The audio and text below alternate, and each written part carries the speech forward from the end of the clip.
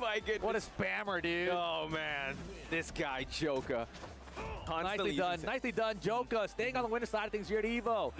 I really can't wait to see how far he goes in this tournament. He's had a couple of close runs lately. So, like, obviously, he went to the DreamHack events. Yes. Like, he was, like, so close to qualifying, just a little bit short.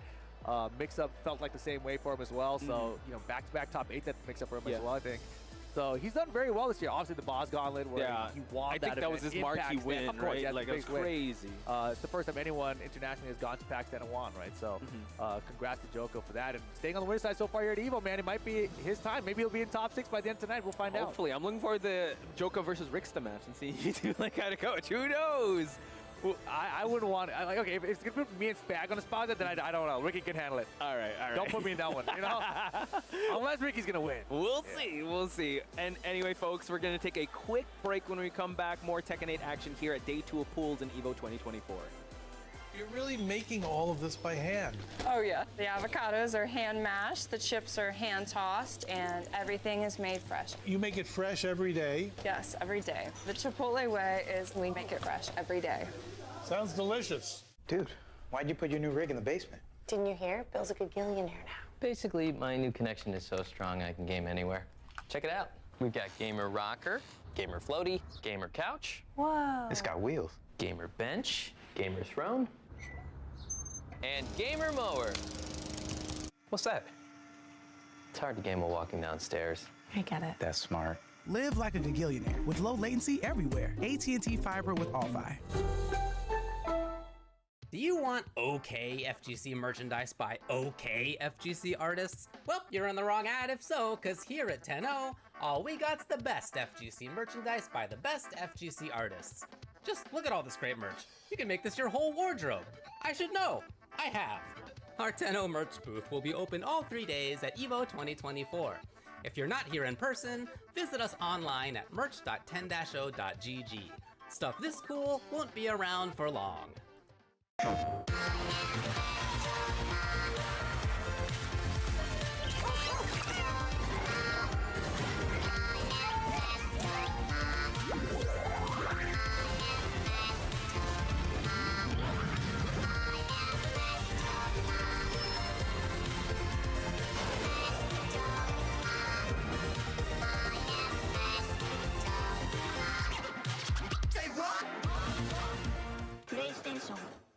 The greatest anime fight of all time. Why would you ask me such a hard question? I'll do Aizen and Ichigo. Ken versus Raud to the North Star. Drumroll. Gaara versus Rock Lee, Naruto. Don't turn your head. I saw what you just did there. Here's the deal.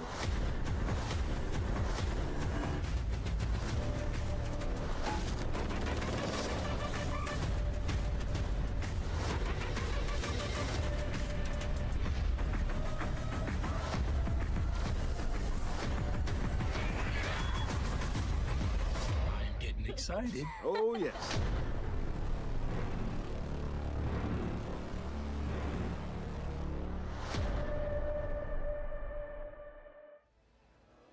Welcome back, folks, to EVO 2024 Tekken 8 Pools action for day number 2. Rip and Podge Spice, your commentators for this block. Rip, how are you feeling thus far with how things have been shaken out? No, it's cool, man. Of course, you know, the matches are getting better and better as we progress through the tournament. As expected, it's round 2 of Pools now. We're going to have round 3 in just a couple of hours, too. Oh, yeah. So things are moving along quickly here. Coming up to the stage next, we got Anakin. You know, we got another NA boy up here. Okay. Another player who has, you know, had a rough start here in Tekken 8, as a lot of the top players have.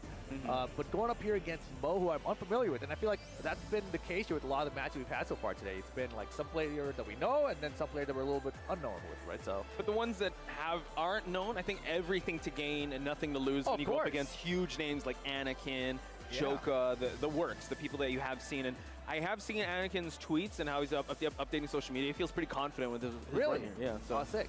He's been tweeting confidently about EVO specifically? I think getting into EVO, like his prepreration, he's like, he's going to do his best, and he's been feeling kind of confident in how he's going to perform. Oh, that's so great. We're going to see how he performs in this matchup. Yeah, it's weird because you don't usually, you never in the past had to see a tweet like that from Anakin because he was already like doing so well. Yeah, so he'd be like, why would you ever have to see that from him, right? So it was, I remember seeing a tweet similar to that from him, and I was like, this is so weird. Like, yeah, you know, it's like, Again, like we pointed out, right? It's just the early stages of the game. You know what? A lot of the pro players are still trying to figure things out and find their own play style, and we're still learning the game as it goes. So, yeah.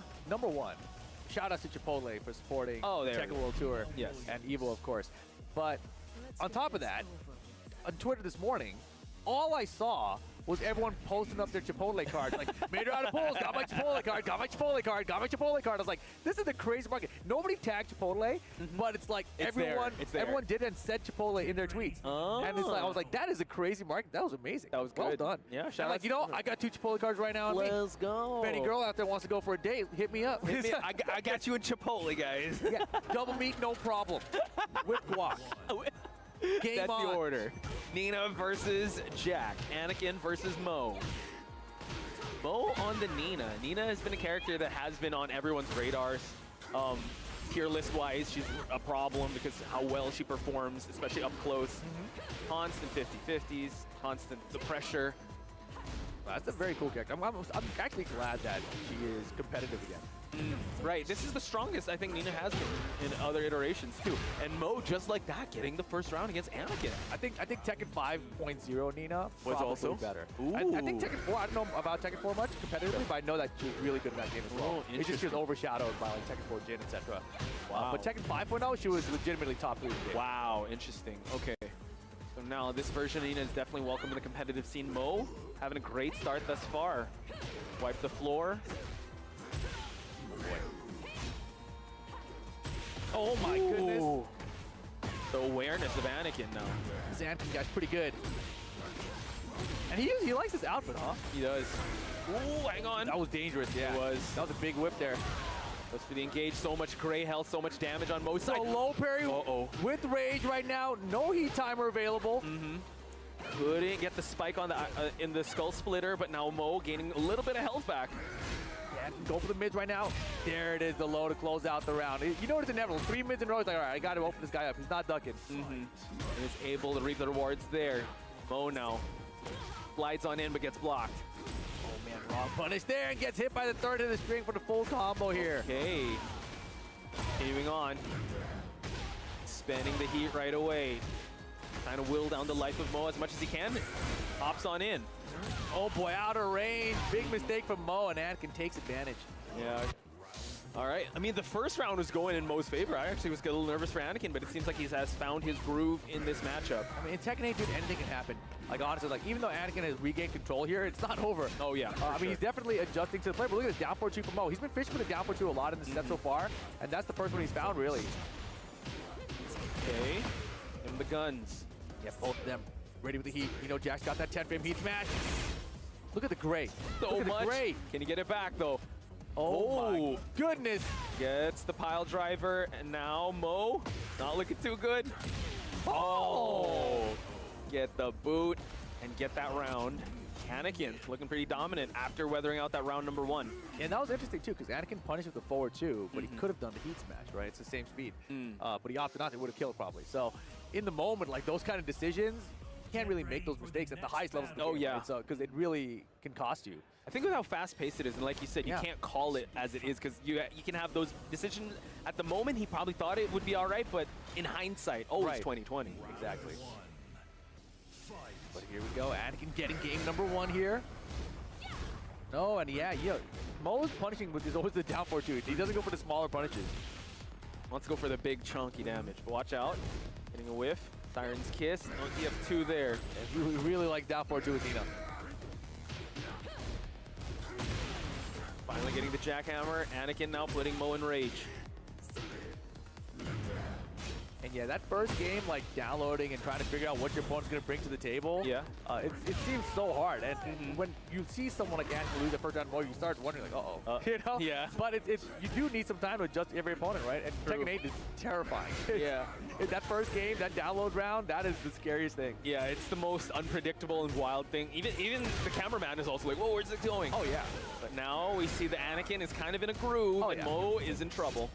Yeah, he's seen what his opponent's bringing to the table now. He knows what he's got to deal with. He's he's a lot more comfortable. Here's the blonde bomb start.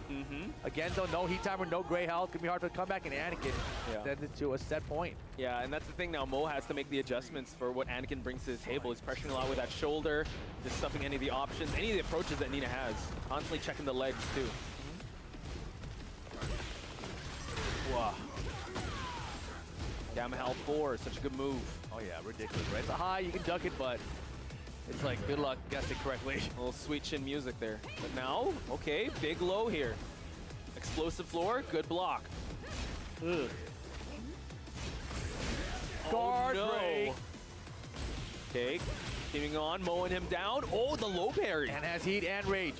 Floor explodes too. There's the heat. Oh, you're right. He's gonna spend it. Oh, I would just do that comp. No rage art, doesn't matter. Wiping the floor on the board again. Okay, Mo. This is what's dangerous because he didn't spend the floor blast. Anakin can spend it now. Yeah, but he could also spend it himself. True. He's like, I'll leave that next round. But Anakin gets the down forward, and he actually stepped to the right there too. Did. Finds the wall as well. Gets the, the explosion on the floor. Hey, drill him. Half-life. Oh, pancake press. Not quite. Oof. Oh, I thought the damage was going to work out. Nice throw escape by Mo. A lot of gray health. Man, if he had that down forward too there, or reverse ivory cut or something, could have been a good start. Really wants to trying to pancake. Uh-oh. Whoa, counter. Whoa, that was crazy confirm almost. It was. Throw breaks are on point on Anakin's side. Oh, the trade. Unfortunate for Mo. Anakin moves on, though. Yeah, a little bit earlier, and Mo got the counter on it. Could have been a combo, but Anakin hangs on, as you said. Staying on the winner side of things out here, so far, so good. Yeah, so, I mean, I was honestly very nervous in that round number 1, but like you said, that download round is the most intense, and you can't just call it then and there, because it always kicks that final round. Mo had some shining moments, I would have to say, going for the down forward twos, but I think some combo routing here and there could have changed things up, but all in all, he had a great performance against Anakin. No, definitely. Not a bad start. Mostly in the tournament as well. That's the winner side of things so far, so surviving out here in the round 2 of pools at EVO. And it's been such a cool event so far, man. I mean, I haven't even seen 99% of the Tekken players, like legitimately. I walk around the pool areas in between our commentary sets and everything, and I see some players. I see some old school players. I saw Chet Chetty last night. That was when I saw Jimmy J. So I've seen these guys out here. I know they're here, but like I never see them any other time, right? Wow. So it's one of those events where if you see someone that you like interested in saying hi to, don't say hi to them immediately because you may never see them again the entire weekend. That's serious. Actually, yeah, I was on the way down here. I made sure to like say hi to whoever. I saw Bailey. I saw everyone. Like, hey, what's up? Because like yesterday, I was just so overwhelmed because again, I was really nervous for a commentary block and whatnot. But yeah, you're right. Every time you see someone you know, just say hi. Even though they're going somewhere, just introduce yourself and be like, hey, big fan. All right, picture if they're not. Reinhardt, I just saw Reinhardt. I'm like, hi, I just want to say hi. He looked like he was going somewhere. Yeah, I mean, it's Saturday now. I still have not seen Chasey Steve. Dude, I haven't seen him. I've seen him more in the commercials. In the commercials?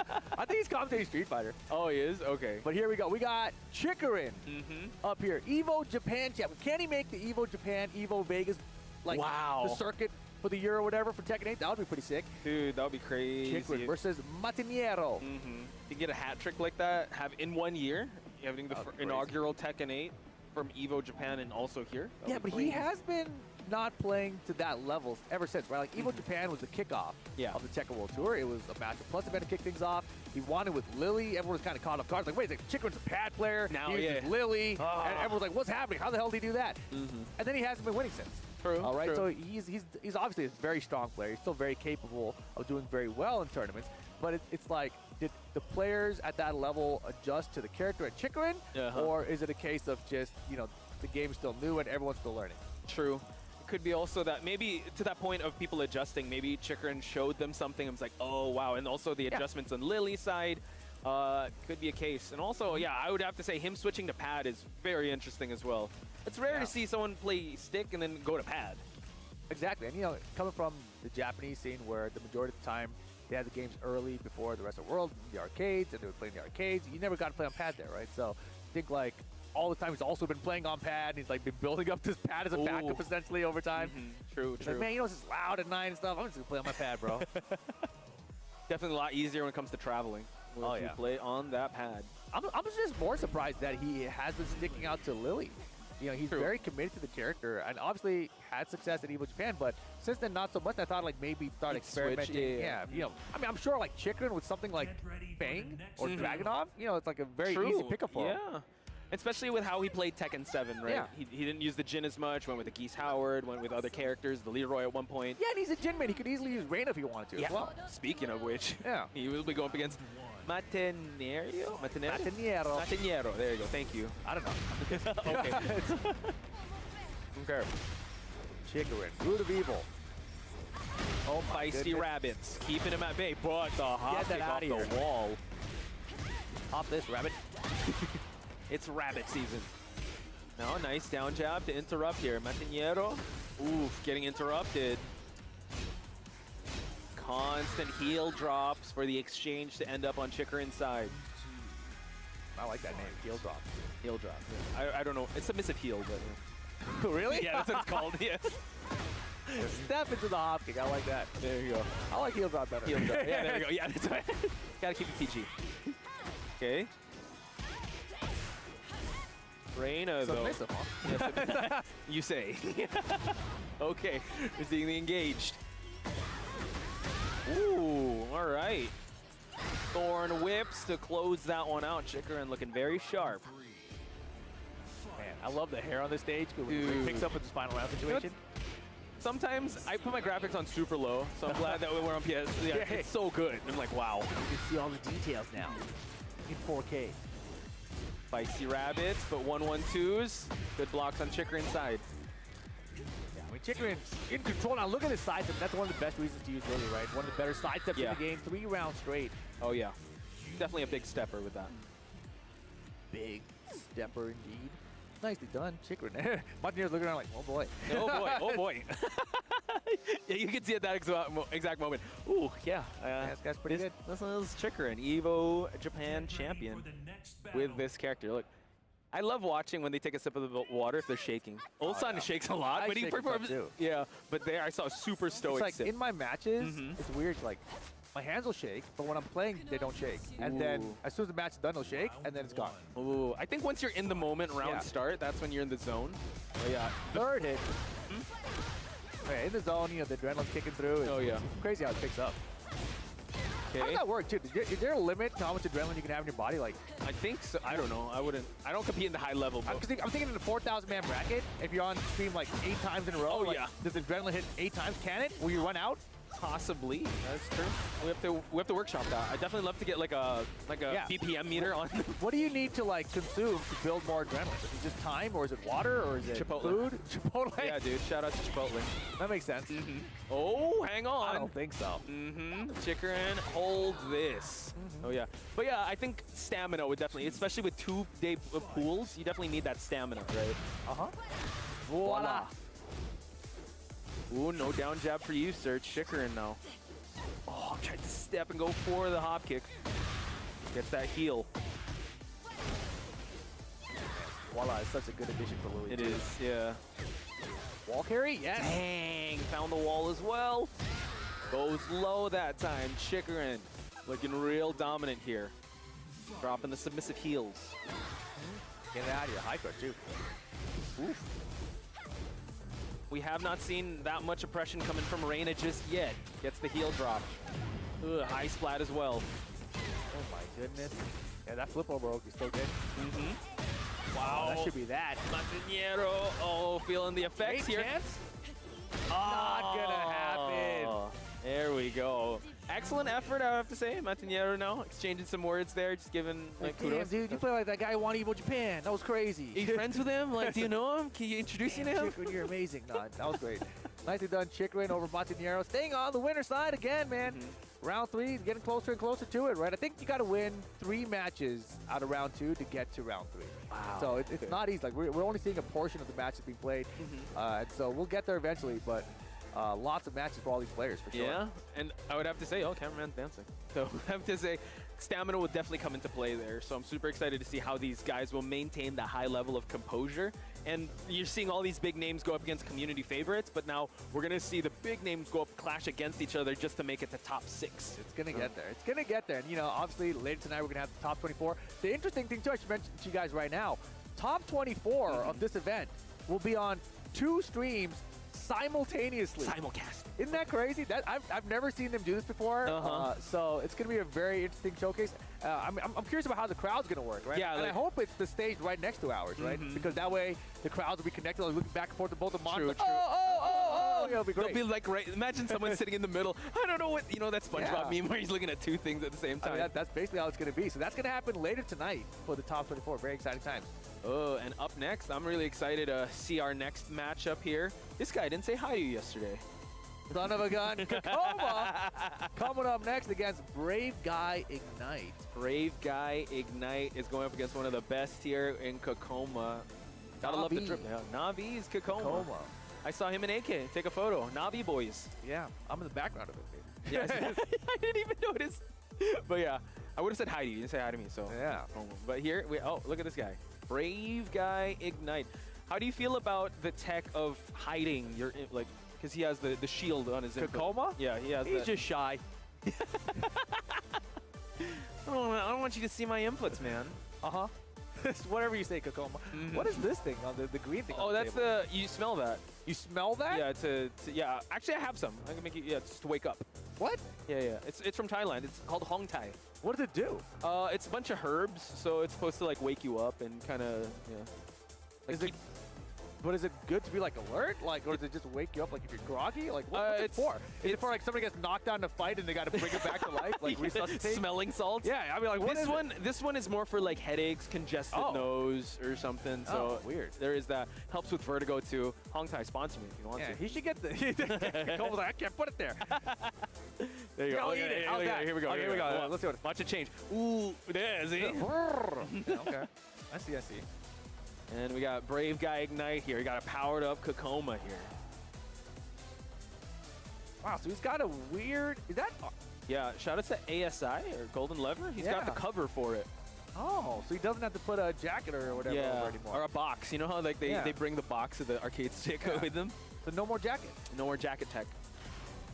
Darn. That was fun. The jacket tech? Yeah. Where you tie the sleeves around here and then it looks... Yeah. Kakoma in the jacket? Mm-hmm. A little compromising, I'd have to say, but yeah. Especially side. Are you a fan of side-by-side or head-to-head setup? I don't care. I don't care. I mean, obviously, like some scenes, they aren't used to it and they prefer one over the other. Yeah. Like in Japan, it was a lot of head-to-head cabinets, right? Yeah. So for them, side-to-side is probably awkward as well. Pakistan players have complained about side-to-side. Korea also probably, right? A lot of these players that had the arcade where you played head-to-head, obviously side-to-side would be different. Right. Coming from the U.S. scene, our arcade cabinets always side-by-side. Side-by-side. And it's very different, obviously, because you can see what your opponent's feeling. You can sense them beside you. The energy panic. is Exactly. there, So I love that about side-by-side more, actually.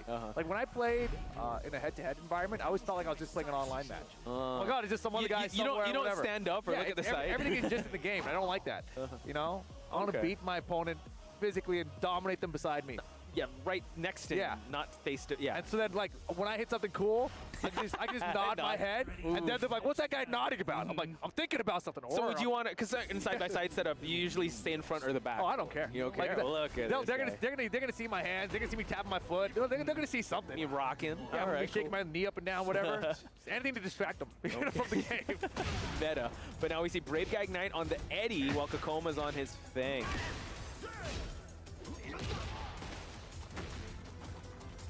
Yeah, Kakoma rocking his Fang way. Also been playing some Dragunov throughout the year so far.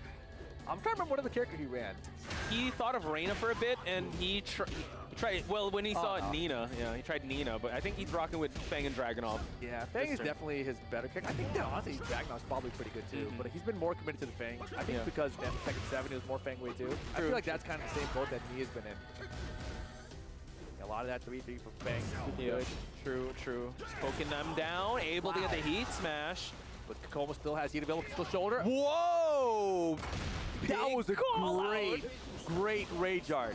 I mean, that guy is brave. Yeah. Brave guy, Ignite. Igniting. Let's go. Get the homies in, and now we get the round. That was a good call out because it was so obvious he was going to do the shoulder heat dash. Yeah. It's like, whatever, bro. I have enough health to survive that. True. Great calculation. I would have to say also, I get surprised with the rage arts most of the time. It's like those panic rage arts, like, whoa, able to get it. Dang, okay, right. Now Kokoma has to be wary of it. Look at him just chipping away at the life. No gray helm at all. Oh boy, now the side. Step in. Oof, just stuffing any power crush options now. Kokoma smells blood in the water. Brother. Oh, brother. He is so fast, dude. He is. The decision-making of Kokoma, just constantly overwhelming Brave Guy Ignite. Like, yeah, you got that first round. Let's see you try that again. Forward, two, for the heat engager. Mids and pressure. Yeah, and all day, right? I mean, yeah, that's the fan gameplay. He's got solid tools for like 90% of his pokes. True. Those counter hit options as well, constantly guessing. Yeah, I like to tell people, just pick a direction and a button, it'll be good. It'll work out fine. You use Fang. Jabs. Oh, blocks the low.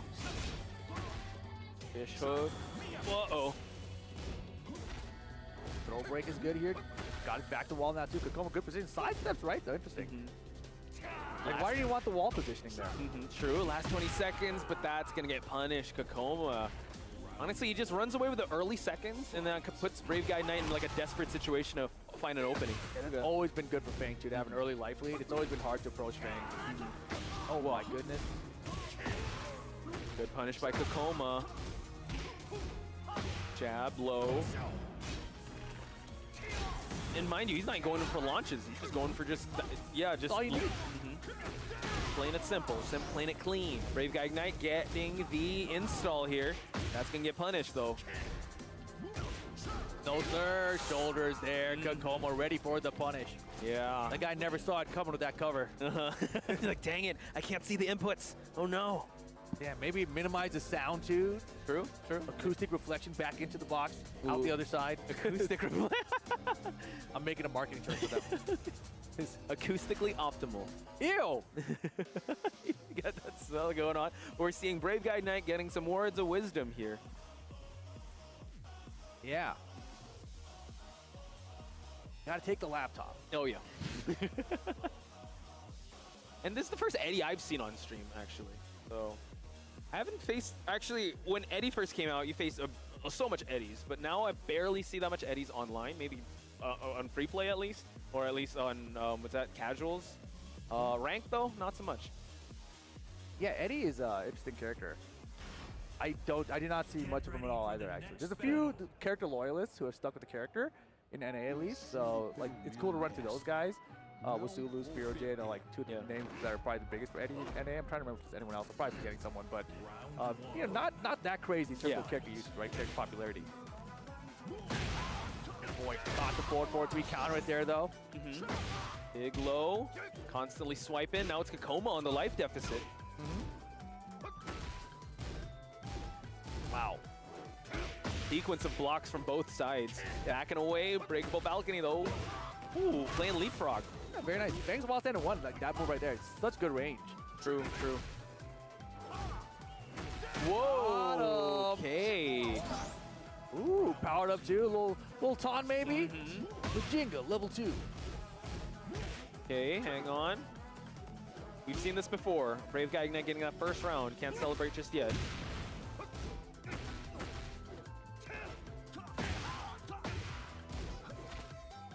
Okay, putting himself in a precarious situation here. Boy. Oh gosh, okay. Precarious indeed.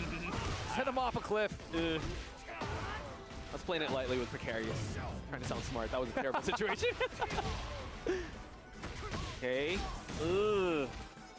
Oh, no throw break. And now Kokoma ties things up. Yeah, very nice. That's the thing about Kokoma, right? He's such a veteran because he's traveled so many tournaments internationally. He's been around the world, obviously. Seasoned.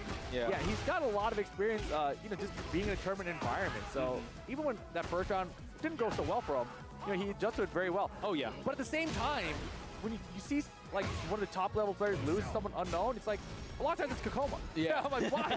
Why is that the case? How does he not get the top 8? He always loses before he gets the top 8. I'm like, why'd you let that happen, bro? He's like, I don't know, man. You know, it's like, even when you ask him, I don't know. It is what it is. He's a character, guys. Yeah, I will say like, I'm trash. I'm trash. That's where he goes. Yeah. Oh. Uh-oh. These are coming out. Set point for Kakoma, looking good right now against Brave Guy Ignite. Wow, Oh, hits give me him another out. one. Yeah, Oh, another shoulder's coming too. Oh, the heat smash, okay. Okay, constant knees, wall pressure here coming up to Kakoma. A step though on it, Brave Guy Ignite. Okay. Kakoma hit the brake really hard. Just hit the buttons, man. Damn. Dang, and there you have it, folks. Kakoma moving on now. Brave Guy Ignite. Stick thing, Yeah. dude. That thing is crazy. He was actually dismantling it in front of me yesterday. It's like you need a pin just to dismantle the top cover. It comes in four panels actually. It looks like a stick designed for, like, you know, Minecraft or Fortnite players. You know, like you gotta assemble it and everything. Yeah. Too much building involved for me, bro. Yes. Kakoma staying on the winner side of things. Yeah, very nicely done there. If it works, it works. But yeah, I would have to say, like, when it comes to travel time, it's a little tough. But yeah, it is what it is. He's able to make it work. Exactly. Yeah, nicely done to Kakoma, staying on the winner side, trying to make his way over to round 3 of pools. But we're not quite there yet, chat. We got to take another short break. Don't go anywhere. EVO 2024 pools will continue after this. So how would you describe the chicken to someone who had never tasted it? Literally melt in your mouth tender. We don't have a freezer, you know? It's almost like a farmer's market. When you walk into the restaurant, you should hear the sizzle that you're hearing right now. Just sends all those waves up to your mouth. You're making me hungry. Sunglasses in the day, blue light glasses for the gaming at night. Zenny's got affordable eyewear for everyone. Vibe in style while protecting your eyes. Evo sunglasses, available now.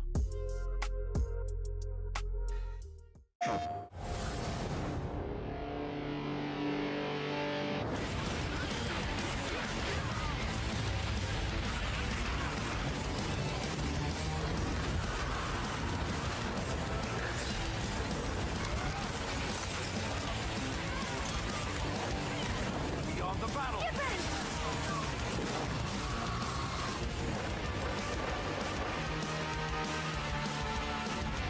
PlayStation.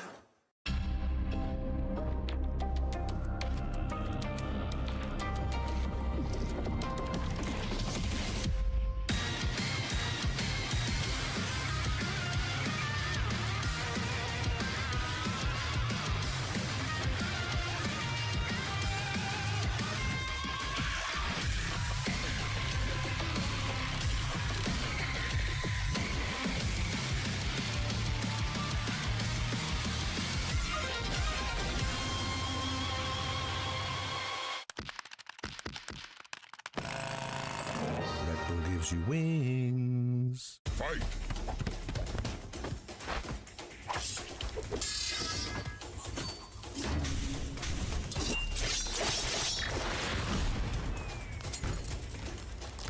Fatality.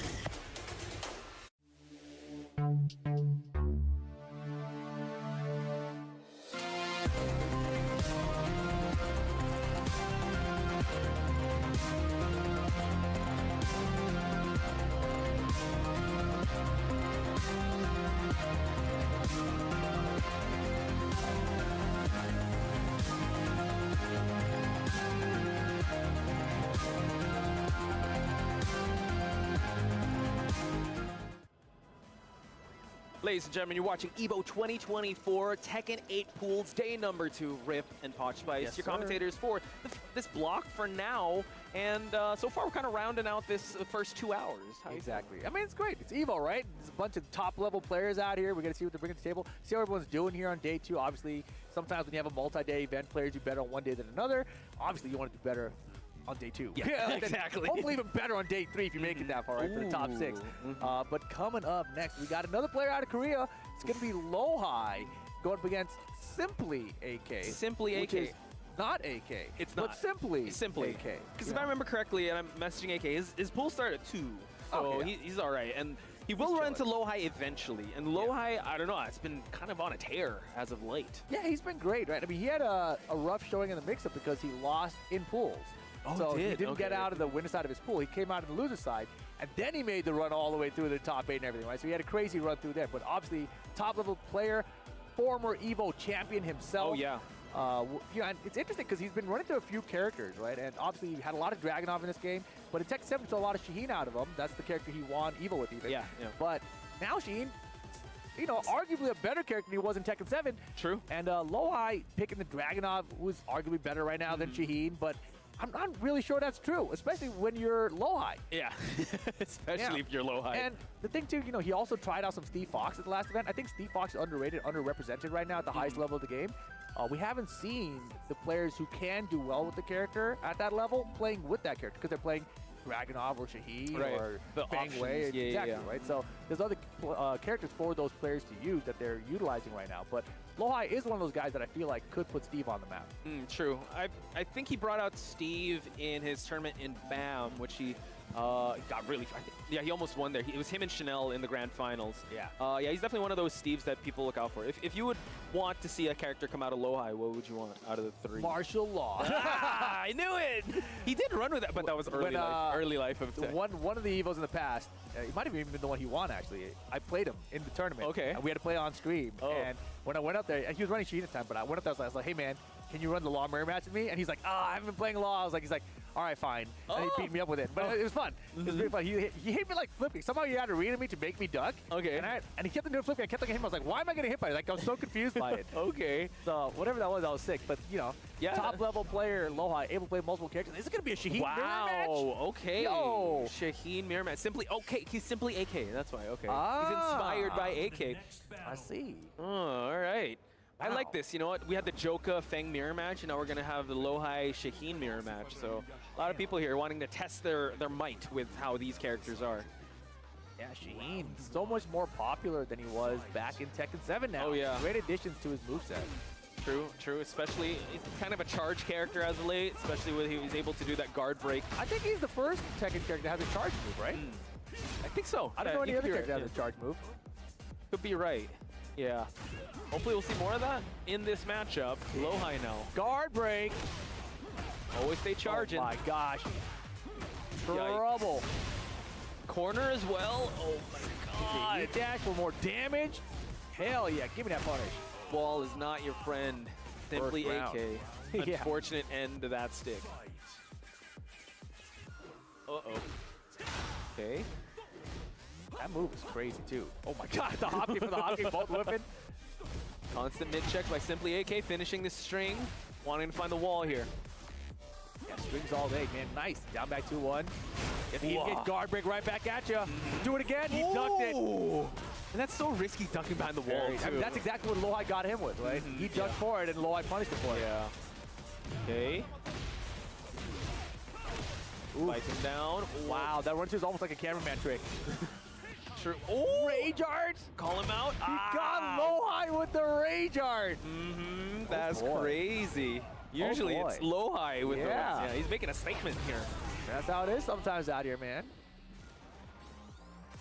So let's see how he's going to carry this momentum. Continuing on the process here, Simply AK getting hit a lot with these pokes. Beautiful. Duck the down back 2-1 high. Get the wild stand 2. Full combo here. Wall's there. Gonna activate Heat 2. Yikes. Okay, unable to get the Shaheen steel pedal here. Oh boy. Low parry, what a choice. Not much damage out of it, but finds the running 2. Okay, mid checks, homing. Oh my gosh. Yeah, almost. Launch for launch. It's almost 12 o'clock. It's almost lunchtime for us. But now... Yeah, sounds like you're getting hungry over there, Ponce. Can I borrow your Chipotle card? No, hell no. I need to earn it, dang it. I'm looking for a lady, man. My bad. But now it's Simply AK looking for the finish here, but no, Lohai denies it. Lohai bringing it back. This is pretty evenly matched, actually. True. Ooh. Stab. Hanging in there, Simply AK. Oh, this step. Unable to punish it, though. There it is. Oh, but he doesn't get the combos. He finally got the hop kick for the hop kick. Slide, unpunished. There you go. That's a much better punish for the hop kick. Let's go for that classic, that 4-1. Exactly. Oh, gets the engage. That's pretty rare too, right? Finishing that string, but now... Wow, off axis. Weird. Doesn't go for the dash. And now Lohai. Oh, like a moth to a flame. Ran into it. We got the combos. Give it his wall. Rising 3 just for the wall pickup. Hey. Wow, clean. But I have to say, Simply AK, you know, he's not backing down. He was really hanging in there. Oh, you got to be. This is exactly the mindset you got to have. So got to keep playing your game, keep running the mix-up. And, you know, in this situation, too, especially with the way Shaheen is right now with that guard break situation, like, it's really just a coin flip. So yeah, you just true. got to run it. Like, what are we doing? We duck in? We block in? I don't want to say it, but what I want to do, I want to just pick Shaheen, and I want to just do guard break into guard break. Okay. Twice in a row. And then I feel like you don't want to get hit by 3 guard breaks in a row, so I'll do wall stand 2. There you go. That's the mix-up. There you have it. You could I'll take no guaranteed damage. Just guard break into guard break into guard break into wall stand 2. Boom. Scratch. There you go, folks. This is why I'm not good. Who knows? It could work. It could work. It could work once, and it'll be cool for like a YouTube short or something, you know? Put on the TikToks. Now, Lohai, though, gaining that health back. Simply AK. Not looking too good as the midway point happens. And now Lohai scoring that first round. Yeah, very nice, man. Down by 2-1 whip punish. It's cool to see Lohai back in Shaheen. I don't know who he's been running throughout the rest of the tournament, so it would be cool to see if this is going to be like a Shaheen-only run for him or not. That's true. Definitely battle test that, but now Simply AK. Able to dominate the early seconds, but Lohai coming right back. Whoa, another low parry. Yeah, this is a great round. I don't like the combos. I feel like he could have optimized the combo better. Maybe we could have closed out the round if he got to that wall. True, and if you leave a player like Lohai, oh my god, able to call him out, and he has the health to spare. Yeah, he's like, yeah, I like that rage you hit on me. Forgot who I was, kid? Oh, yeah. Give me that receipt back. But he's got to close this one out now. He also has heat. Oh, yeah, rough situation, Simply AK. That big life lead is gone. 50-50 down jab. Doesn't get a float conversion. Oh my. Slide. Doesn't get the finish. Oh, this is going to be so dangerous. But Simply AK with a big exhale on stage. That was close. Better. Whew. That was wild. He almost threw it away twice. But yeah, him to earn that second round is huge. Let's see if he can carry that momentum in the third round. Nicely done. This time the side to right. He had some side to left earlier. Side to right here for the down for 2 this time. There it is, the down back to 1 for the wall carry works out. That's the proper range for the combo. Whoa! It's a cameraman trick for sure. Dude, that's crazy. But now Simply AK running on minimal health, chipping him away. Wow. The steps. Yeah, Lohai using the third dimension. Rotating all around the place. Uh-oh. Slide coming in. Lohai now having rage. Oh, he canceled the... Okay. That was an interesting choice. Might have been an accident. Could have been, but Lohai's definitely going to get the better end of that. Oh, yeah, without a doubt. Low parry, though. Simply AK. Not going out just yet. Okay. Pressure now at the wall. Look for the home attack. Lohai. Safely step into lows. Oh, my God. Yo. All the lows. Caw! Get him there. And now you see Lohai having the heat. What's he going to use it for? Dashes in for more pressure, calls out a rage art. A lot of life, still a good call out, but how to close it is what we're gonna have to worry about. He still has some heat to work with. Gotta find activation is not gonna get punished. If he does a raw one here, he should be okay, but he's not gonna even do it there, okay? Okay. Finding heat again to be optimal. Maybe a down back 2-1 whip punish. Get that gray health back as well. Less than 30 seconds on the clock. Lohai's just chilling. Boy. No, sir. Kick. Oh, crumbling under the pressure. Lohai making sure he secures his path to out of this pool area. So again, Simply AK really hanging in there, but I would have to say, it was a Hail Mary with the hop kick at the end there, but obviously, you know, if Lohai had gone with the low to try to close out, all of a sudden that hop kick is it's a perfect read, right? So nice try, Simply AK. Doesn't get it done, moves to lose the bracket, but Lohai staying on the winner's side of things out here. Yeah, and the question is he running Shaheen the entire time, battle testing it out? Because it looks really good, but like you said, I want to see that Steve. He has the Dragunov as well. He has a lot of characters he can boast. The Dragunov has definitely looked like his main for the last few events. So I expect to see the Dragunov in this tournament, but you never know what's going to happen. You know, we've seen me with the Dragunov today. We've seen Lohai with the Dragunov in the past. So I feel like if these guys played their fullest, they could be in the top 6. You know, will we have more than that? How many other Dragunov players are here? We got JDCR, Nobi. Nobi's here. Can we have all 4 of those guys in top 6? Oh my gosh. No, in the top 6, all using Dragunov? Bro. It's the year of the Dragon. Hey, isn't it Year of the Dragon? Year of the Dragon. Is it? Oh, I'm a dragon. Oh, no. There you go. Oh, yeah, you're right. It's Year of the Law. One law is going to make it. Let's go. We'll find out. One law, that's not me. It could be Mangja, you never know. Mangja's here. Having an excellent performance also in EVO Japan, qualifying also EWC. Yeah. That was excellent stuff. I think you got 9th at the mix-up too, so, you know, top 10 finish there. And, you know, it's weird, like, top 10 seems like, oh, it should be good for you, right? Oh, no, it's not top 8, though.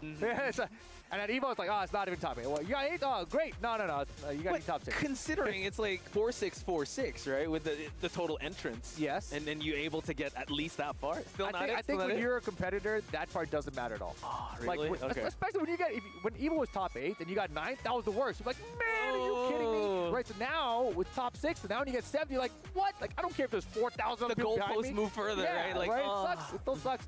Coming up next, we got Zucchini versus Tone. Tone, okay. Yeah, PDX's friend coming to play right now. I'm super excited to see the he man. Has the Brian Fury. Does. I'm excited to see Tone himself. There we go. Oh, there it is. That's like that camera. Oh. Yeah.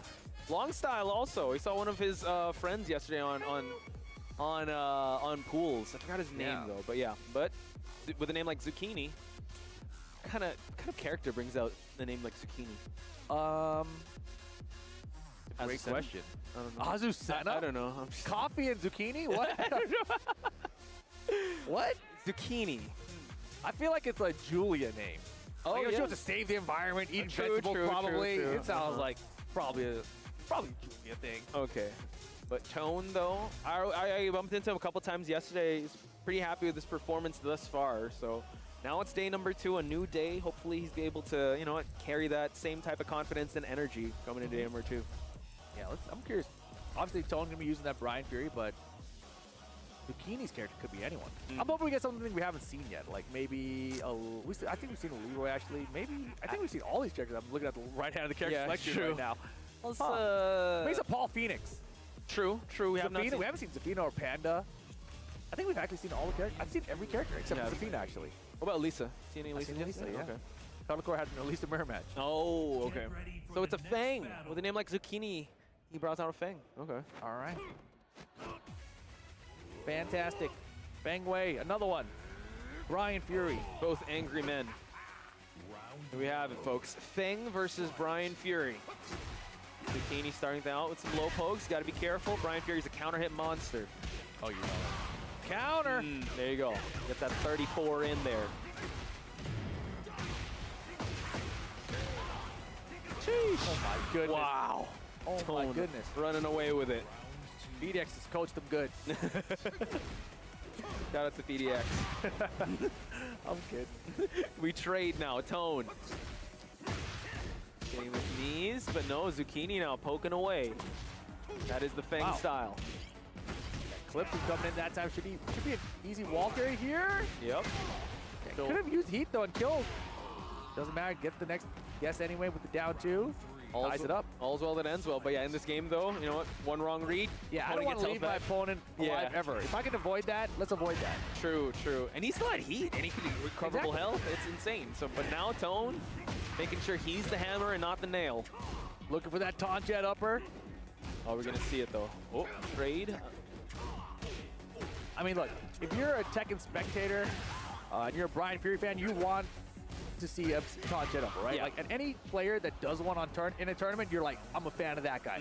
So, like, as a Brian player like Tone, you're like, this is your opportunity, man. Big stage like this. Evo stage to hit a taunt jet upper, dude, that's what you want. It's like a bucket list thing. True. Okay. Wow, look at the damage. And now Tone, hitting a counter hit low. Watch out, Zucchini back on the offense. Nice side step. He's like, give me my Evo clip, bro. You gonna get it? Oh, big low. That's what Zucchini's gonna give you. Ooh, still able to get it. Now Zucchini. Uh-oh. Pressing against the wall. Tone now. Good parry. Punish. Not enough damage there. Oh, blocks the low. Oh, good nice jab. Final round situation. Tone might be reconsidering those taunt jet uppers. Let's see what happens. Or he could double down on it, try to go for orbital start. Hop kick. Taunt this. Keep going for the hop kicks. And Fang not having the best hop kicks, still able to land it though. Hatchet. He's going to do it again. He's like, oh my goodness, never mind. No need. Okay, back one. Counter throw broken. Zucchini now looking real strong here, holding on to the heat. Oh my god, as I say that. Wow, standing 3, counter it. There's some knees. To the wall we go. Tone in total control. Taunt. Oh, heat smash. Cheater. Cheater. It's him, folks. It's him. That was not cool. Where's the taunted upper, bro? Uh-oh, here comes Landon. Okay. Is Zucchini going to get some coaching, too? That is the question. He's like, hey, I can't be alone on stage here. I need vegetables. There we go, long style. Oh, okay. I forgot the name of his coach, but he was the Steve yesterday that I commentated. Okay. So there you go. Oh, I know this guy, actually. He came by me after my pool, and he's like, hey, Rip, I'll see you tomorrow. And I was like, what? He's like, yeah, if you make it out of your pool, we'll play or something. So I don't know if I play him, like, immediately or, like, later if I keep winning or what. I don't know. So was he good? Good Steve. And he's a Steve, and he's good? Yeah. Where's he from? Long style. I don't know. What the hell? USA, but like, I don't know, man. But he performed pretty well. He's very confident too. So. Oh yeah, no, he called me out. Like, I was like, dog, I haven't even started my pool. Why you calling me out? Like, hey man, just calm down. You predict the future too. I made it out of winners. Shout out to the long styles out there. Hopefully Zucchini getting a word of wisdom. I don't want to play that guy. Shout out to him. I forget. I have goldfish memory. I couldn't remember his name. Here we go. Tone though. Continuing on, getting the taunt, and a lot of damage here. Hatchet kick after hatchet kick, and Tone getting the kickoff to start round number 1. Yeah, dominating round. Okay, unable to get the pick up there. Getting damage on the table, super important here. Oh, I like that. Tone. Wow, just do it. Yeah, I like the spatial awareness. Tone getting his back away from the wall before he pressed the offense. That's a great point. Whoop. Back turn, no 3+4 for you, sir. Wow. Good call out. A lot of mileage on that hop kick, I'd have to say, for Zucchini. Back and forth they go. Yeah, this is actually a very close match. Like, first game went down in the final round, obviously. True. Second game here, also back and forth, down 4-3, counter. Quite competitive for both these guys. Zucchini now hoping you find the wall here. Side wall, though. Oof, continuing on. Oh, no. Danger. Yeah. Oh, so much danger. Tone is so patient, ducking, looking there. True. Late on the heat first, though. On. A lot of plus frames here. He still got the snake eyes installed. Oh, hit him out of the heat. Oh, my God. He had faith there. Yeah, wait. This wall is not going to get in the way either, man. Zucchini's in trouble. Wall carry. Yikes. You're dead. Oh, my God. That was so much damage. Tone. Set point. Yeah, staring down the battle of a set point. No break. We're going downstairs. Chains of misery, and now party time. Yep. Coin drop. Where's Okada, the Rainmaker? And towards. Oh, he wants a moment. He wants it. Give me a moment. Do it now. Do a taunt setup. Tone. Now's the time. Big lead. So much time left. He's still got heat. What's gonna happen? God. Here we go. Oh, boo! Tone moving on. Hey, by hook or by crook, he got the W. Nicely done, Tone.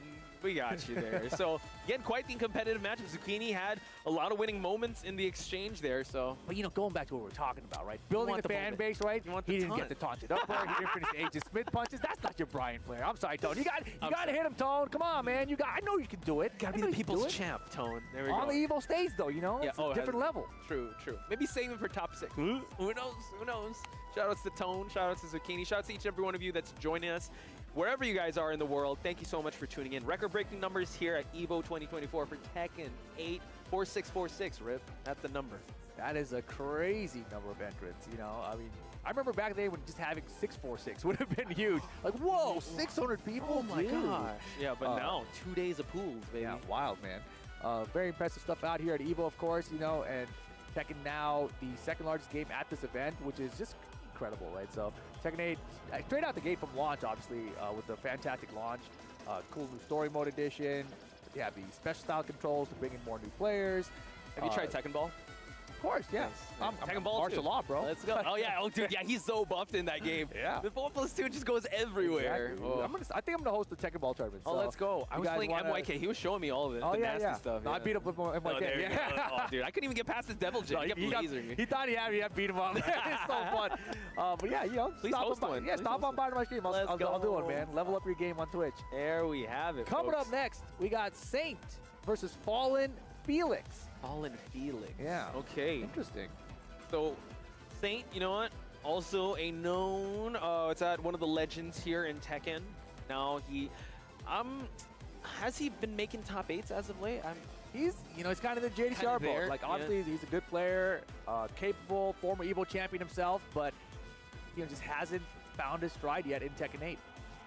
True, true. So let's see if Fallen Felix can, will he be just a journeyman for Saint, or will he actually be able to make a moment for himself here at the Evo stage? We haven't seen an upset yet, right? We haven't seen any of the known notable players actually lose a set. Like, Shadow lost the game, and that was kind of interesting. Like, oh my. He lost a round. He lost a round to I'm a Cutie Pie. Yeah. That's one of them. That's one of them. But yeah. It was interesting, you know.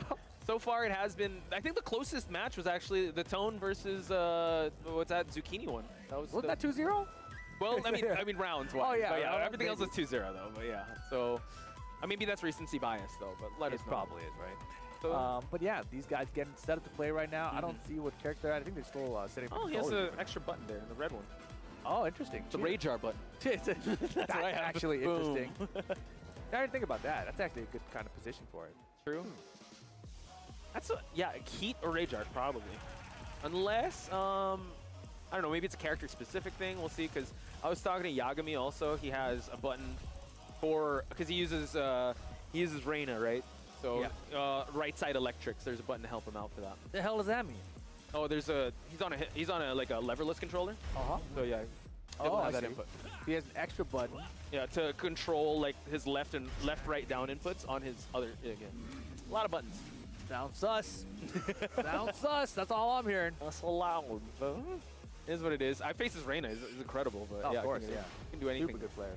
Get ready for the next So, battle. Jack versus Huarang. Okay. Fallen Felix versus Saint. Fallen Felix. My brain wants to be Fallen Phoenix. Yeah, that's what I was thinking. Yeah, I have to keep looking at the Fallen Felix. I feel like all the Koreans are super good against Huarang. Like they kind of have to be. I feel like, with how much high-level Korean Huarang. There's so many players out there in Korea who want to use the character, right? So like in your region, you probably got to have a bunch of them you got to run through. True. Yeah, I want to find out if MYK ever played it now. Huarang. Well, he's in the room. We can ask him afterwards. Yeah. Is he? I think he was. Okay. I think they're going to hit the next block, but 30 seconds on the clock. We're going to see the Peacekeeper for him to go to the dash. Whoa. Violence. Swing it, both players. Fallen Felix having Rage first. Whoa. Getting the grab. There. Oh. Wall, too. Round 2. Saint, first round. I was looking pretty confident. Nice down for two. Saint's down for two timing is so good. I feel like the other Jack players, they've kind of fallen off a bit. Like, they don't use the down for two as like a keep out tool as much in Tekken 8. That's the Saint we're talking about, yeah. One of the signature moves, calling card moves he has. Playing an excellent keep out game. Whoa, where are we going? Yeah, everything's just whiffing ball. Gets the pickup, windmill punches, combo conversion now. Trying to push for the wall, getting the tornado. And the Heat's going to probably take him there. Oh, no, just real estate advantage at least. Guard break, you're done. Oof. That 10 framer, man. Yeah, and taking advantage early, right? Testing the guard break situation. Like, do you know about this? Do you try to duck here? I want this data immediately in game number 1 so I know how the rest of the set's going to play out. Constant checklist on the side of Saint here. Whoa, look at that. Oh, baby! That is such a... I mean, when you pull that off as a Jack, that's high-level stuff. And now getting the floor explosion, too. Blue sparking as well. One. Oof. Oh, good stuff. Hang on. Absorbing all that. Fallen Felix in huge trouble now. Getting the shoulder, getting the stomp, and the round. Yikes. Clean. This guy, Saint, came to Evo to play. He's a problem, folks. He's a problem. Looks so calm up there, man. He does. He does. Man, is it just me or is it cold in the venue? Yeah, I was going to say it. It's really cold, right? I mean, outside in Vegas, it is hot as heck. It's super hot. Yeah, so maybe the AC is like higher than usual in here right now? I don't know. Or maybe the tension's in there. No, that's making me freeze? I don't know. I don't think so, bro. is definitely the AC. Yeah. Actually, it's actually pointing right down to us. Oh, is that what it could be? Anyways, game number 2. I was curious more about the players than myself. Like cause Sandy's like just a short dude up there, and he looks so calm. Oh yeah, you're right. Not even a jacket on. Not even shaking. Maybe it's warmer out there. Possibly. Hey, Fallen hey. Felix though, great start in the early 10 seconds. Uh-oh. Stop sign to the blue spark. Just mogging on him. Just flexing on him. Get him. Ooh. Closing it out, Fallen Felix. There you go. Yeah, important, right? Get an early round in game 2 especially. Nice jab so far to contest. Low pokes as well. Whoa, getting the grab too. That keeps position my into the God! back throw. Damn girl. That was crazy. Okay, Saint wasn't feeling too good about that first round, but he's got to feel good now. Ooh. I got throws too. And countered it even. Oh wow, the armor cancel into down 3-4. Okay, backed away, went for the engage. Yeah, the burst, I mean. Now, Fallen Felix. Down Hal 4. Pushing for the wall. Ugh, so much damage, Fallen Felix. Oh, boy. charging it up. Oh no, up, pancake bread. Oh, the drill, damn. Double drill to close that one out. Saint staring down the barrel of the set point here. Bro, the drill is cool. Yeah. That's true. Yo, constant pressure, Fallen Felix on his last stand here. Yikes. Oh my goodness. It's definitely looking like last stand. Forward 2 from Sane. Handshake makes up. Sane got it there too. He's mixing him up off stage as well. This man's on point. Look out for him, ladies and gentlemen. Saint moving on in pools. Yeah, staying alive on the winner side. That means everyone that we've seen who's like a notable name has won. Yeah. Which means they're all going to play each other later. Oh gosh, you're right. The Jokas out there, the Anakins, the knees. Yeah, think about like just Knee, Saint, Joka, Anakin. And like they're all on the same side. They're all in the bracket on the same half of the bracket. Right? Same on the upper side. Easy, yeah. And they started off the day really well. Oh my goodness, you're right. And there's still so many other top level players that we haven't seen that were just in these first couple of hours here today. Oh yeah, so it's super important for you guys to keep tuning on in because, like you said, pool round 2 is happening now, but round 3, that's when things get super dicey. And then I think you're covering the top 24 to 6. That's going to be even more intense. It's gonna get split up. I should be back before then too. Yeah. So we'll be on and off the mics throughout the day here. I am curious about if we're going to get another match though. I don't think we are though. So I think we are going to take a little break here, guys. But as we just talked about, the pools are underway still. Round 2 pools right now. Round 3 will be coming up after that. And then, of course, we're whittling our way down to that top 6. So don't go anywhere. Tekken 8 will continue here, EVO 2024. Get ready for the next battle with Tekken coins exclusively from Chipotle. Use promo code EWGF623 when you order any entree in the Chipotle app and get 500 Tekken coins. Visit chipotle.com/Tekken8 for details. Hey gamers, does your room look like this? Tired of having no art on your walls? You need Displate. Made with high-quality metal and customized finishes, with Displate you can transform your room or office from lifeless walls into a stylish space. Featuring officially licensed posters from your favorite IPs like Street Fighter, Tekken, Mortal Kombat, and more. Say goodbye to hammers and nails with Displate's magnet lock technology. It never fails. It's as simple as snap and hang. Bang, bang, bang. Visit displate.com/EVO and order now. Use the discount code EVO at checkout. Damkina! Go ahead, take a picture. Don't stare, darling. I love a good soirée.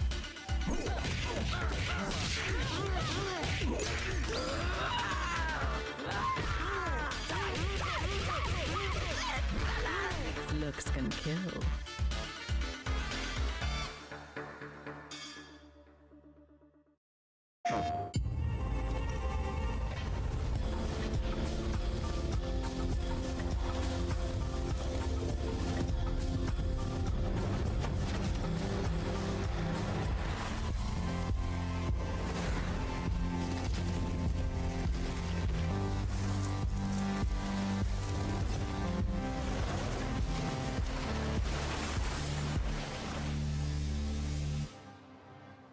PlayStation. テンション。 「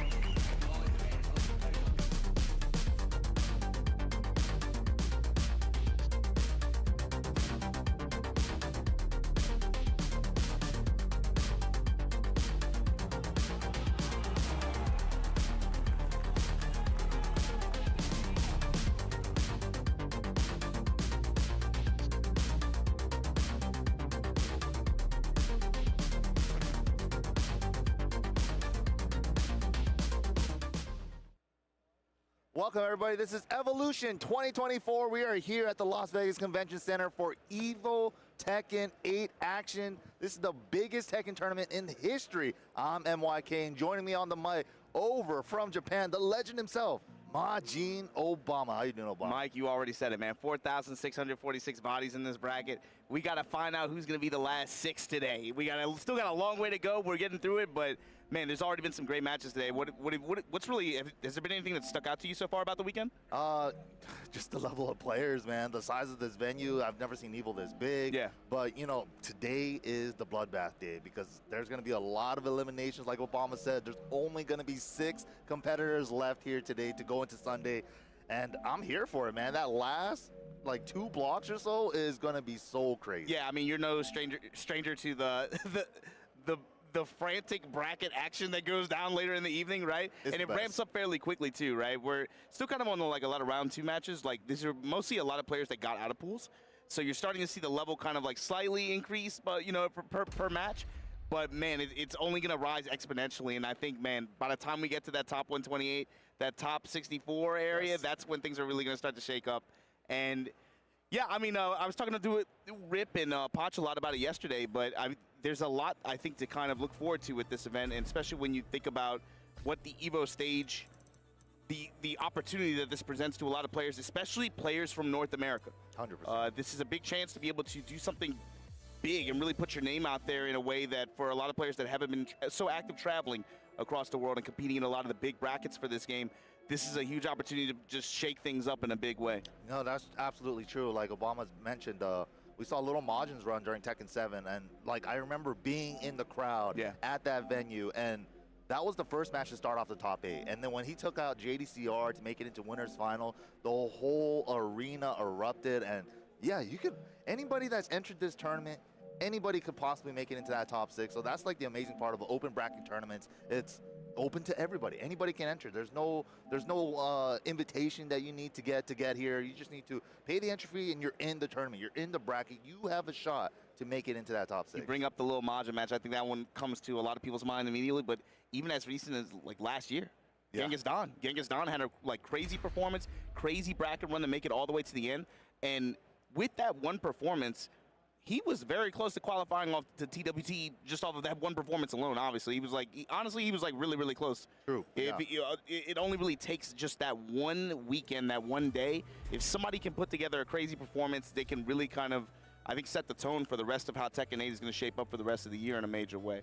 Especially, there's a sense of desperation, I think, now, especially for North American players, just because compared to a lot of other regions who have already had like a lot of representation and consistency in terms of event results, and qualifying for major events, Tekken World Tour leaderboard gains.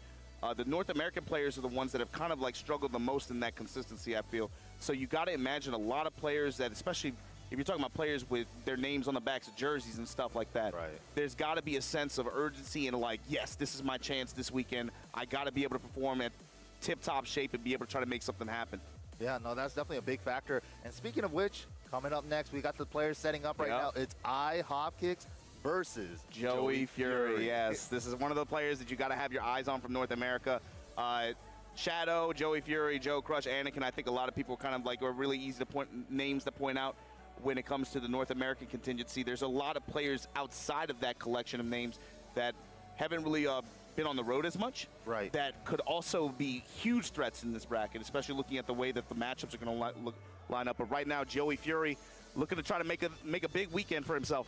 And that's kind of one of the things we've been talking about, right? Like Tekken 8, brand new game, especially coming from a previous Tekken. Like other previous Tekkens, you kind of just learn the new system mechanics. But Tekken 8 added a ton of new system mechanics with the whole heat system and stuff. Heat dash, heat burst, heat smash, like heat engagers. There's so many different ways to utilize that bar. And it's something that Tekken's never had before. And also chip damages on top of that, recoverable health. There's so many things to think about, and so obviously some players are going to have a little bit more of an easier time adjusting to the new system. A lot of players are still trying to find that footing. You know, it hasn't translated directly like it has from 7 to 8. You know, like sure, maybe when they don't play with the heat system and they both run out of it, they're just playing straight up Tekken. But there's that extra layer of strategy that you have to consider with that heat system now. I mean, you nailed it. It's especially in the context of, like you said, for Tekken, there's never been a Tekken game with this many system mechanics and this many spinning wheels that are, you know, not just aside from core Tekken gameplay, there's so much to consider with this that not everyone is going to adapt at the same speed. Right. Obviously, you know, some players are blessed to just be able to just, you know, very quickly just hop in, get instant results, but it's, you know, similar to like sports or going to the gym, whatever the case, comparison you want to make. Not everyone is going to adapt and achieve mastery at the same speed, at the same rate. It's not like a good or bad thing, it's just a thing. It's just how it is, yeah. But here we go, the classic, one of America's finest Jack players, Joey Fury, bringing out the T7 Jack custom. Yes. Oh my God, that was a back roll catch, dude. You'll hold me back. The machine. Wait, is it toggling simple? The combo breaker simple? Is this a butt check? No, I think that's intentional. He's trying to get him to drop his combo. I've seen this tactic online before. My man was Gamma howling on him. Oh my God. Yeah, there's the back 1+2. Man, super far reaching, fast mid-range heat engager like that. Yeah, and just the luxury to have be able to heat dash off of a big button like that. Especially fast buttons. Yeah, there's definitely some characters that have a certain type of heat dash moves, just like Jack's back 1+2. Jack has back 1+2, Fang has the shoulder, like Steve with the Sonic Fang. Even when you heat dash it, they're not launchers, but just the speed and the coverage that they represent. Yeah. And like you said, the heat dash potential, right? Just another opportunity to be able to get that mix-up or that last touch if you need to be able to close out a round. Right. Speaking of heat dash, there's the back 4-2 heat dash. Splash. Look at that damage at the wall. Sidestep 4, and then the low kick. Oh, man. High hop kicks. Nice response here. Round 3. We got instant starting up with the funny good. Sidestep low.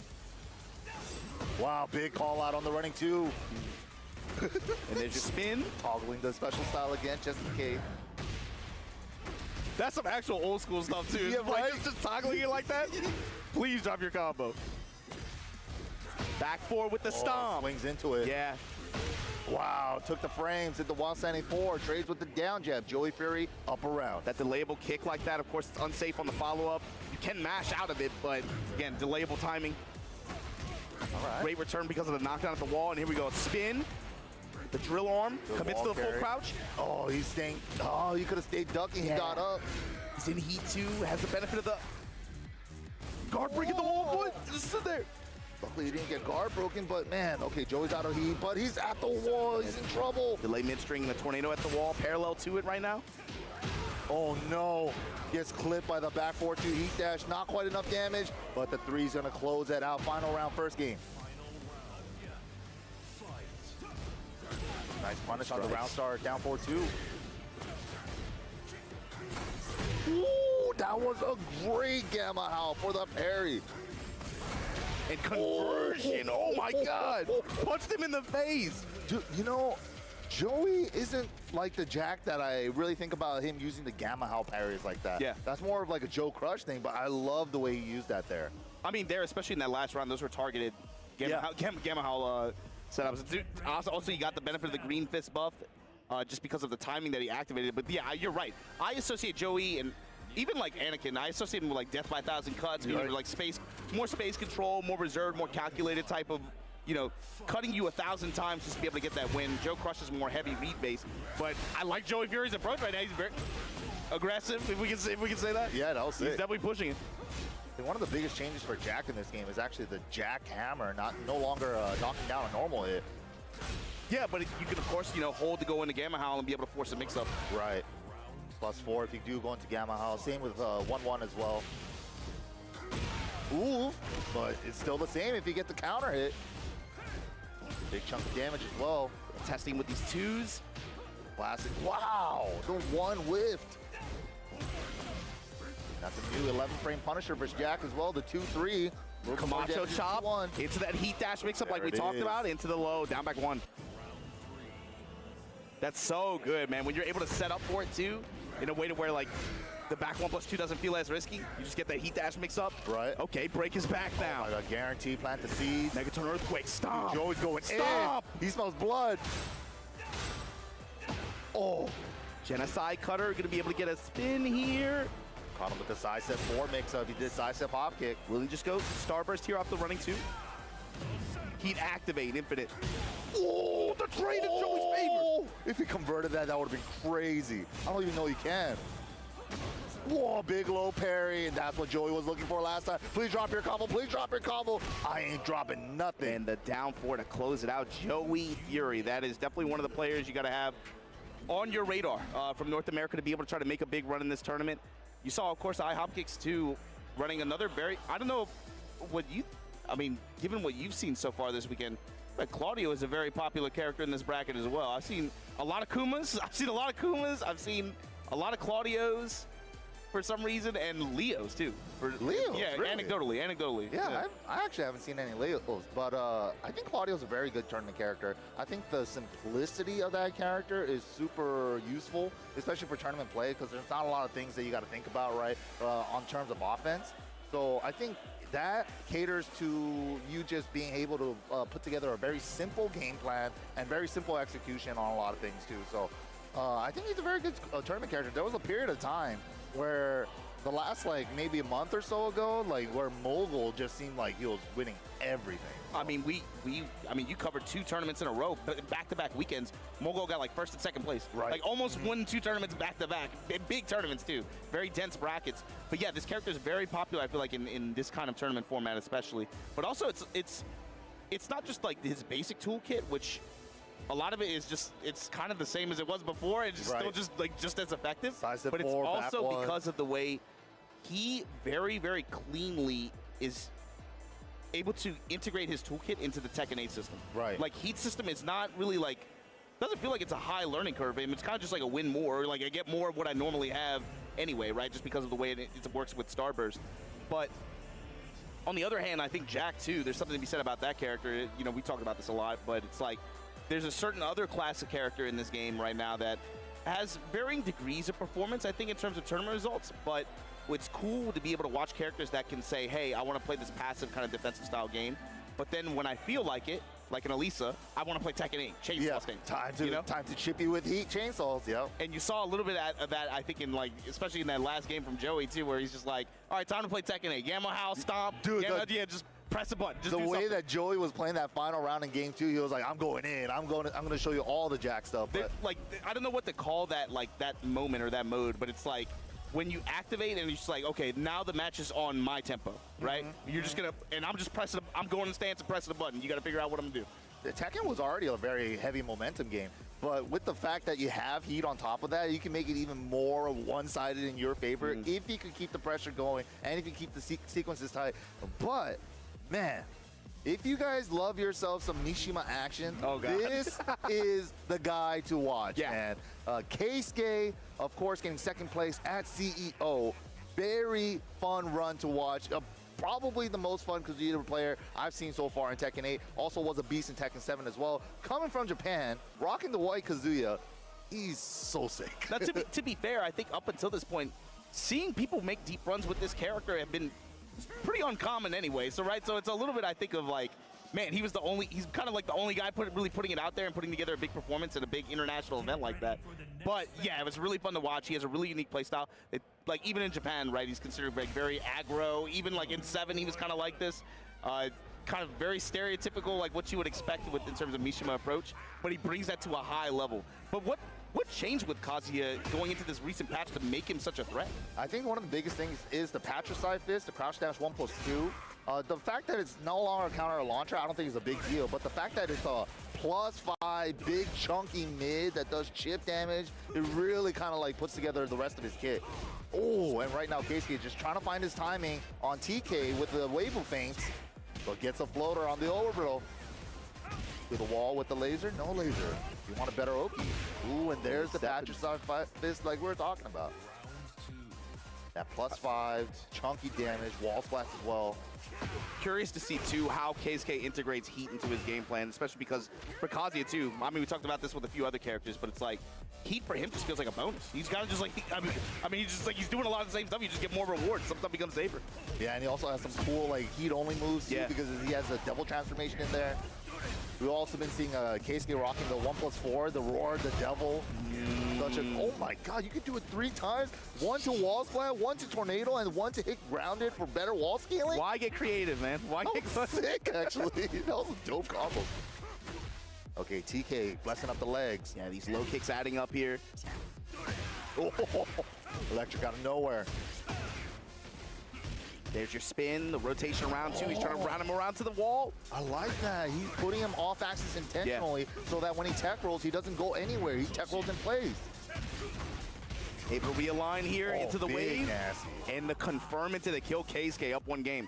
Zeta Division KSK, this is out of the 3 players that Zeta Division picked up, it's been what, double KSK and that was the center player. What's his name? Help me out here. Watanabe. Yeah, Watanabe. Yep. So far, I think 2 of them have been, since they got picked up, had really big performances and really big wins, right? Or CEO, of course, for KSK, where he got 2nd place, but then you recently had double in France. Had picked up a big win.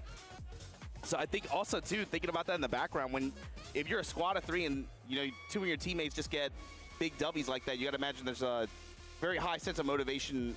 Like you said, sense of urgency almost. Like, man, I got to put something together for this game. I can't be the only guy on this team that hasn't, put together a big I can't be the one slacking on the team. Yeah. Definitely got to hold your own weight. But, yeah, that's the rough part, man. So much pressure for a lot of these players. It's just like everybody's looking for their first big dub in this game. It's like almost like a little reset in the timeline with, the tournament history. Yeah, kind of. And like I said, there's an additional layer of pressure if you have your name on the back of a jersey. That means, somewhere a company pledged to you and they're expecting results at some point, right? So, motivation is very high. This is a very stressful game to compete in, man, at high level. Yeah. Cannot imagine. Oh, man. KSK right now, bringing the pressure with the electrics. Weird wall angle, but it still works out. Still kept the combo pretty safe. Oh, here comes the stature. Yeah. Oh, stature, big pressure, and weaving in his sidestep right to be able to try to maintain wall control here. Trying to create a whip. Activate.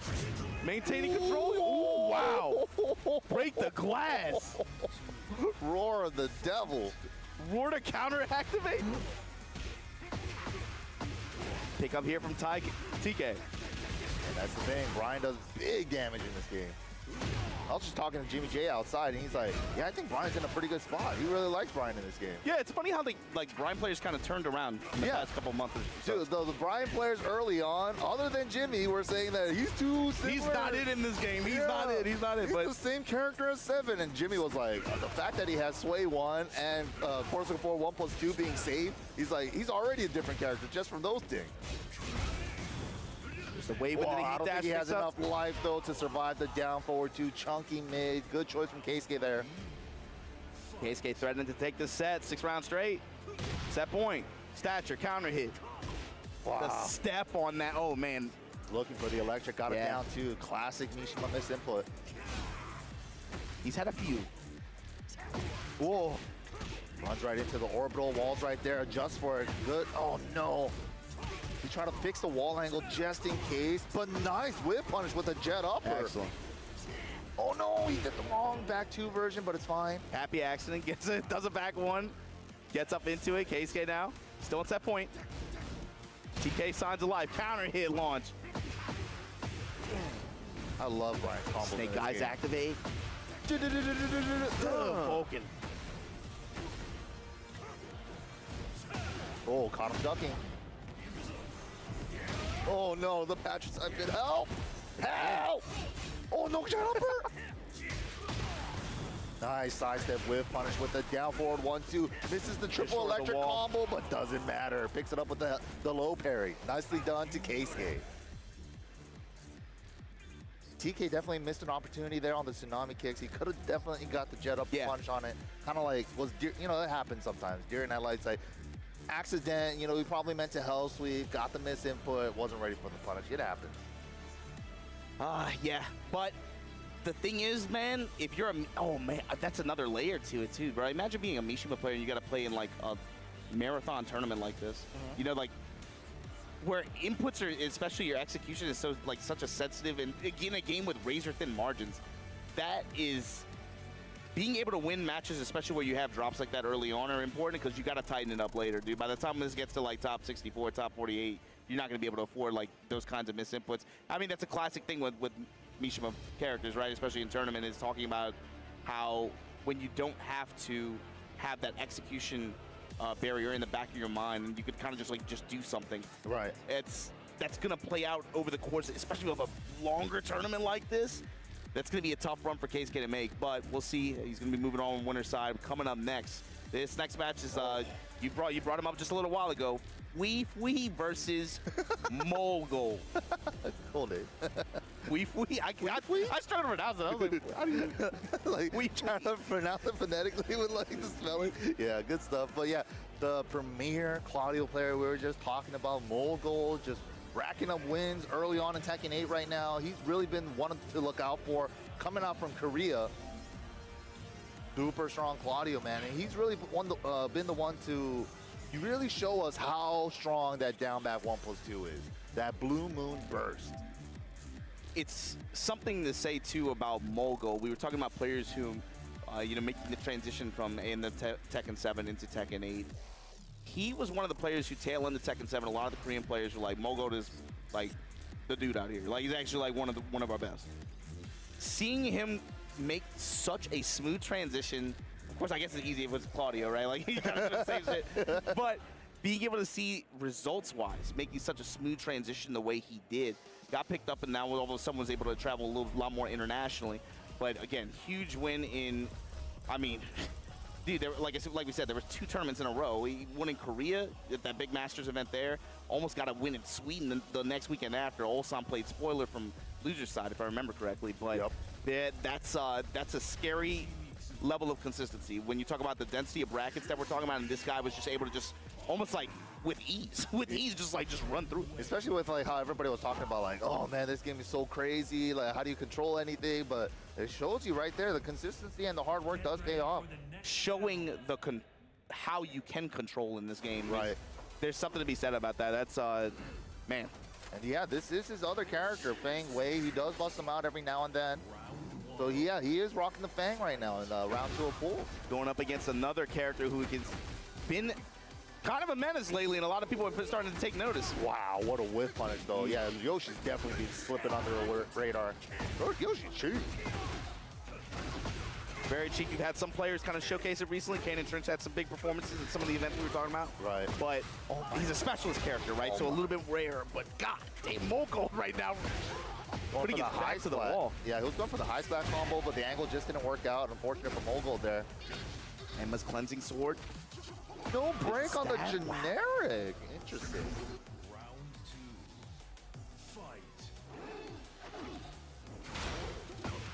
Wow, took the frames off the 3-1. Didn't quite get the wall carry though. All 3 hits. Oh, that spin went nowhere. Spin went nowhere. He went right into the wall. Dude, first place to go. I like how he spun the other way right after. He's like, oh wait, I gotta go the other way. Okay, Mogul cleaning it up, tying it up. Ooh, the backwards avoiding the foe, just in case. Caught him ducking, safe mid launchers, why not? There's your lift kicks. Jabs to be able to space it out and get the wall. Shoulder at the wall, minus 50%. Down back 3. That's something else about Yoshi too in this game. Oh man, the back to 2. Engage. Right back at you. Lift kick. Put you right back on the wall. Right back where you came from. Activate. Mix. Shoulder just for the heat. Oh! I thought you were going to give us another one. Perfect bait call out. He was aware. Flash is always on Yoshi's mind. Ooh, good power crush. Back 3 counter. Big damage. That 3rd round, I really liked how he went heat dash into it, and just like, man, if you put yourself in his shoes, up until that point, I felt like he didn't really use Flash that much, right? So you're like, that's the moment where it made the most sense. Pump the brakes, you see the Flash, bait and finish. Then you saw him go to it once again at the end of the last round too. Just good presence of mind, good read from Mogul. Yeah, just kind of playing out of the range of Flash, and not kind of like over swinging, especially against Flash, because it's the fastest move in the game. So definitely got to be cautious on Yoshi. The one weakness it does have is launch punishable, and it's short range. Ooh, good punish on the crouch dash 1. Caught him ducking after the heat engager too. Going for the big boy combo. Oh my goodness. Max carry, wow. Oh, good OP. E-smash is good, and the side split. Oh my the finish! God. Wow! What a conversion.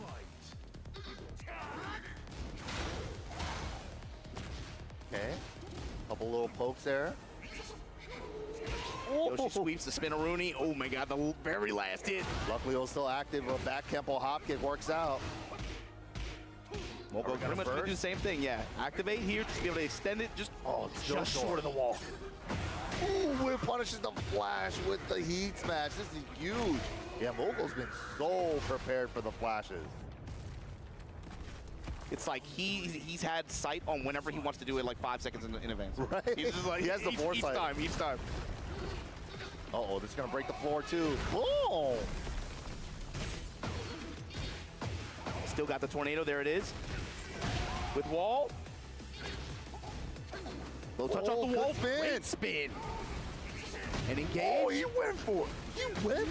Are you mad, man? He went for it.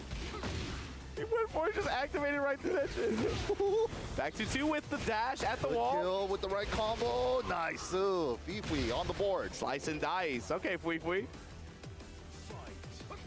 Okay, the backward avoiding the player working out on the round start down back 3. Oh, it's a floater. Wow, the 3-3 strings are working so well for Mogul. Yeah. Catches them with the down for the 3, and that's going to be it. The low-mid mix in general was just really, really good for Mogul. Kept Fui all bounce the entire. What was he like? They definitely said something to each other. It's like, how do you beat every flash like that? Like, are you psychic, man? give me 5 numbers and a mega, please. Man, Yoshi, though, is a character that, like we said, because of his specialist nature, you don't see a lot of the players that kind of specialize with just like core Tekken gameplay, and then they maybe swap from character to character that are not, you know, they kind of follow the same kind of generic game plan, but they switch to the ones with the higher dividends and payoffs. So you don't see as many players hard commit to playing him and running him in tournament like that. Right. If you're not like actually like pledging to about it. Yeah, you got to be about it for Yoshi. You got to sacrifice something to be a Yoshi player. You know, it's like you got to become a party animal. If you're already that type of personality, great. But yeah, Yoshi players, man, they're fun to watch. They do love to party. But yeah, what is fun to watch is this round 2 of pools, and we're going to be back right after this ad break for more Pool 2 action. Don't go anywhere. You're really making all of this by hand. Oh yeah. The avocados are hand mashed, the chips are hand tossed, and everything is made fresh. You make it fresh every day? Yes, every day. The Chipotle way is we make it fresh every day. Sounds delicious.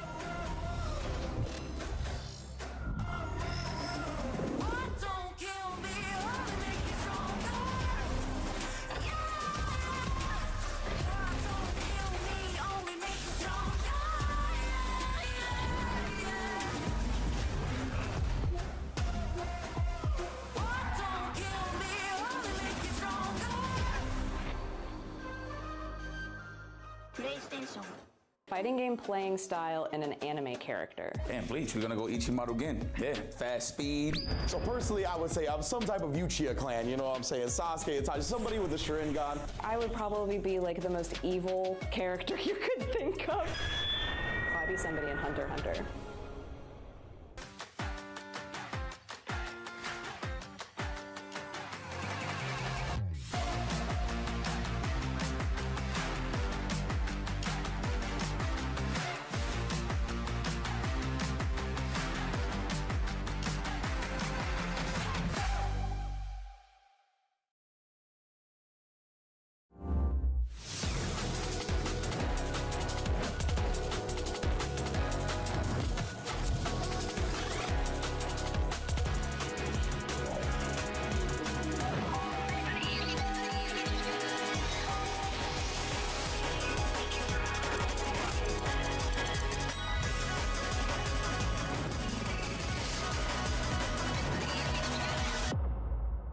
Dude, why'd you put your new rig in the basement? Didn't you hear? Bill's a gagillionaire now. Basically, my new connection is so strong I can game anywhere. Check it out. We've got Gamer Rocker, Gamer Floaty, Gamer Couch. Whoa. It's got wheels. Gamer Bench, Gamer Throne, and Gamer Mower. What's that? It's hard to game while walking downstairs. I get it. That's smart. Live like a gagillionaire with low latency everywhere. AT&T Fiber with All-Fi. EVO 2024 live from Las Vegas, Nevada, and we are here for the inaugural Tekken 8 tournament at this event. Over 4,646 entrants. My name is Majra Bam, and I'm joined by the illustrious MYK, and we're going to be going through round 2. We just saw Mogold with a big win over Mr. Fui-Fui. Mr. Fui-Fui Yoshimitsu. Mogold obviously is going to be another one of these players that we're looking at. You have to kind of have your attention on him, I think, just because of how consistent and how strong his performances have been so far this year. But coming up next, we have a challenger from Japan named, should be no stranger to people who have been watching Tekken for a long time, Ao going up against Sabiel. Yeah, super strong player. He's been rocking the Elisa and the Victor as of late. I currently thought that he was going to drop the Victor. I thought he was going to go full-time Elisa again, but he's still rocking both of them in tournament. I think that's a good idea. Yeah, recently he definitely kind of warmed up to Elise a little bit more. I definitely felt like early on in Tekken 8, he was rocking the June a lot. Yeah, he was kind of like soul searching a little bit weirdly, but I guess it's not that strange when you think about how kind of his Tekken has gone, especially Tag 2, 7. He's kind of like gone here and there, and then finally settles on, okay, this is my ideal character. He takes a while to find that and figure that out, even if it's through playstyle and not necessarily, you know. Yeah, obviously. You would expect. Yeah. If you guys remember last year's EVO, he did rock the Kunimitsu, made it to grand finals in the Kunimitsu Mirror against Arslan.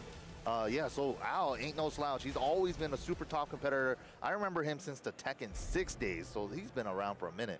Yeah, I mean, since what, the first international final rounds, right? But this is like back in the 2010s against Anakin. Yeah, MLGs and stuff. Yeah. I remember teaming up with him and Just Frame James for the team tournament. It was actually pretty fun. But yeah, Seb over here, also an old school player, been around for a minute. I wonder who we're going to see for the character matchup. Maybe an Elisa mirror? Yo, this is the content era too. I like he's recording himself. It really is the content era. You know, you got to get the IRL streaming equipment ready. So many people doing the IRL streams here at EVO as well, bringing you guys the matches that you might not be able to see on the streams. That's going to be a lot of fun to watch when that top 24, top 32 Also, I just like tournament vlog perspective, you know, just like being able to show, yeah, this is how my trip went, how my tournament went. You know, being able to see that first-person perspective like that is always pretty cool. But here you go. You see the character selection there. Ao on Elisa. This is another character we talked about briefly earlier.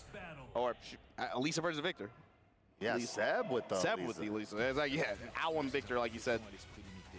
All right. You know, Victor, at first I was like kind of harsh on him. I was like, might be the worst Tekken character they ever made. But then after playing him, I'm like, okay, he's kind of fun. The worst? The worst. The worst? That's brutal. I'm just being honest. Dude, one sword wasn't enough. He had to get 2 knives and a gun. Yeah, he definitely showed up to the martial arts tournament with some with everything. He's like, man, all right, I guess we're John Wicking it, okay. But this character too, I mean, we've seen some players have like really, really strong performances up until now, but marquee wins? Feels like a lot of people haven't been singing his praises up until the recent balance patch where he became a much more similar to Odds with Center, right? They really wanted to emphasize sword stance with him in particular. Right. So whether it be through new attacks, new combo routes, and also the ability to just like throw in feints to really, really keep your opponent on defense guessing.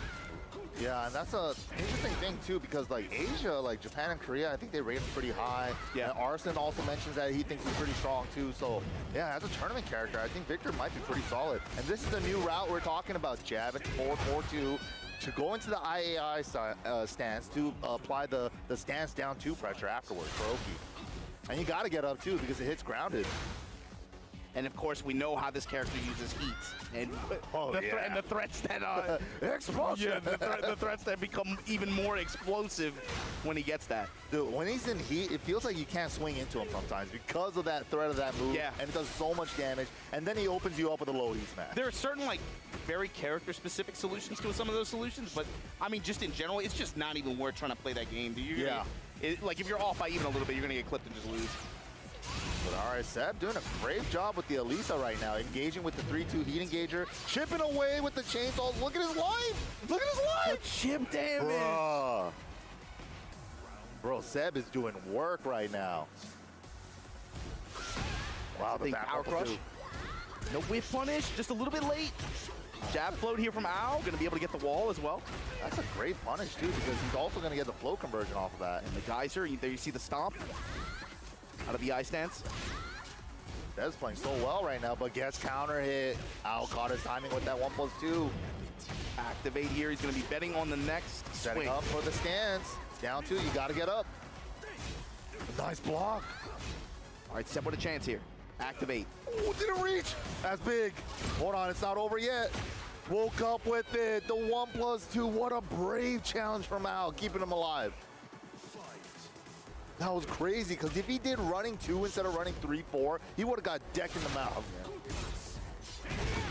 See that running 2 pressure in the stance now. That's a new change as well.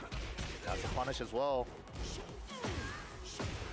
Ooh, Al getting fancy with the stance. Accidental jump, though. Accidental. He meant to up forward 1. Got the direction before the button. And Al cleans it up. Yeah, nice composure. Counter hit down back 4 to close out like that. Like you said, good composure, because that definitely could have gone Seb's way, especially at the end of that, what, 4th round like that? Yeah, it's like Al recognized what was happening. He's like, down 2 rounds, he's like, I got to wake up. That's exactly what we saw there. That was good stuff. Deb, though, played that first game really close, man. So he's not out of it yet either.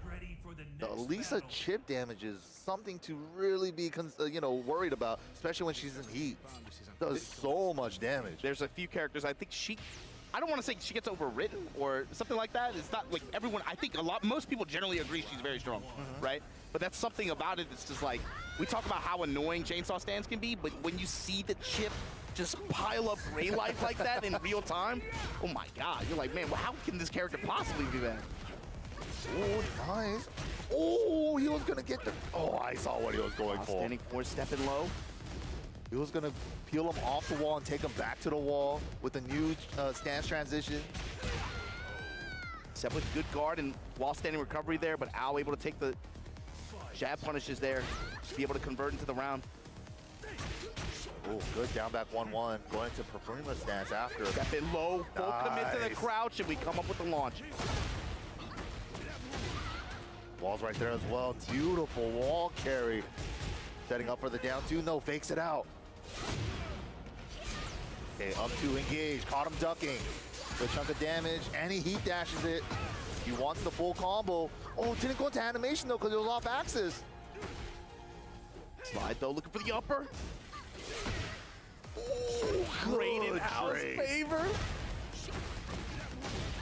Nice delay to get the grounded scaling as well, and running 2 for the round. Al on set point.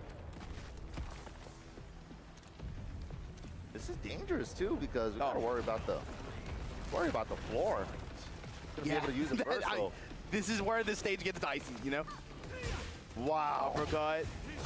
Nice sidestep left to avoid the down back 3. Finds a big whip punish, gonna be able to get good return here. He tried to break the floor, but it hit grounded.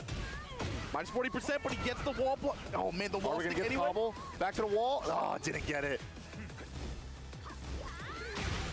Nice, good stuff from Al there. Reading the down 4 and staying crouching just in case the 1+2 comes out. It jails on hit, but it does not jail on block. Yeah, Seb, I think showed it quite a few times throughout that set, and Al at least half the time was willing to, on guard, commit to the full crouch like that and comes up with a big return on while standing. But yeah, good stuff to Seb. There was a couple moments there where it felt like both, it's like 2-0, but it was close. Like the meme, it kind of felt that way, honestly, especially with the way that first game played out. But Al going to be the one moving on here, winner's side, round 2 of pools here at EVO 2024. Yeah, good stuff to him. Good stuff to Japan. Al just doing big things again in Tekken 8. Been doing great stuff since Tekken 6. Tag 2, he was a beast too with the Elisa Miguel team that I had a lot of fun watching. But yeah. Okay, coming up next, guys, we got a Chipotle extra match. Shout out to Chipotle. Yeah, big ups to Chipotle, of course, for supporting this event the way they have. But yeah, let's see what our Chipotle extra match is going to be. Here we go. Oh, Hayes, a Raven specialist. Yeah, one of NA's finest Raven players. going up against Snipe God Wade. That is the most Dude, I had to like zoom into the monitor because there's so many letters there. The scoreboard and the way his name is presented, and then the name itself is the most wrong level stuff. Gamers glorified. Snipe God Wade. Snipe God Wade. I play wrong. Yeah, I be doing low high kick. Yeah. That's too funny. Okay, check on the slide. Ooh, okay. Into things. Yeah, ground explosion. Could be able to get the wall here. Okay. Activate stick. Wow. What an interrupt. It comes up with that's the while standing 1 after 2. Yeah, right after the get up 3, took his frames. Activate. There's a wall, side wall though. He thought it was going to be straight wall, but good confirmation to not complete the wall combo. Shadow clones in the mid. Ooh. Nice step around the command throw.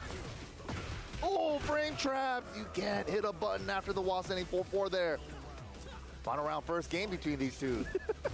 Snipe God Wade. Snipe God Wade. with the Dude, that was sick. Up 3 to punish the high after the dunk.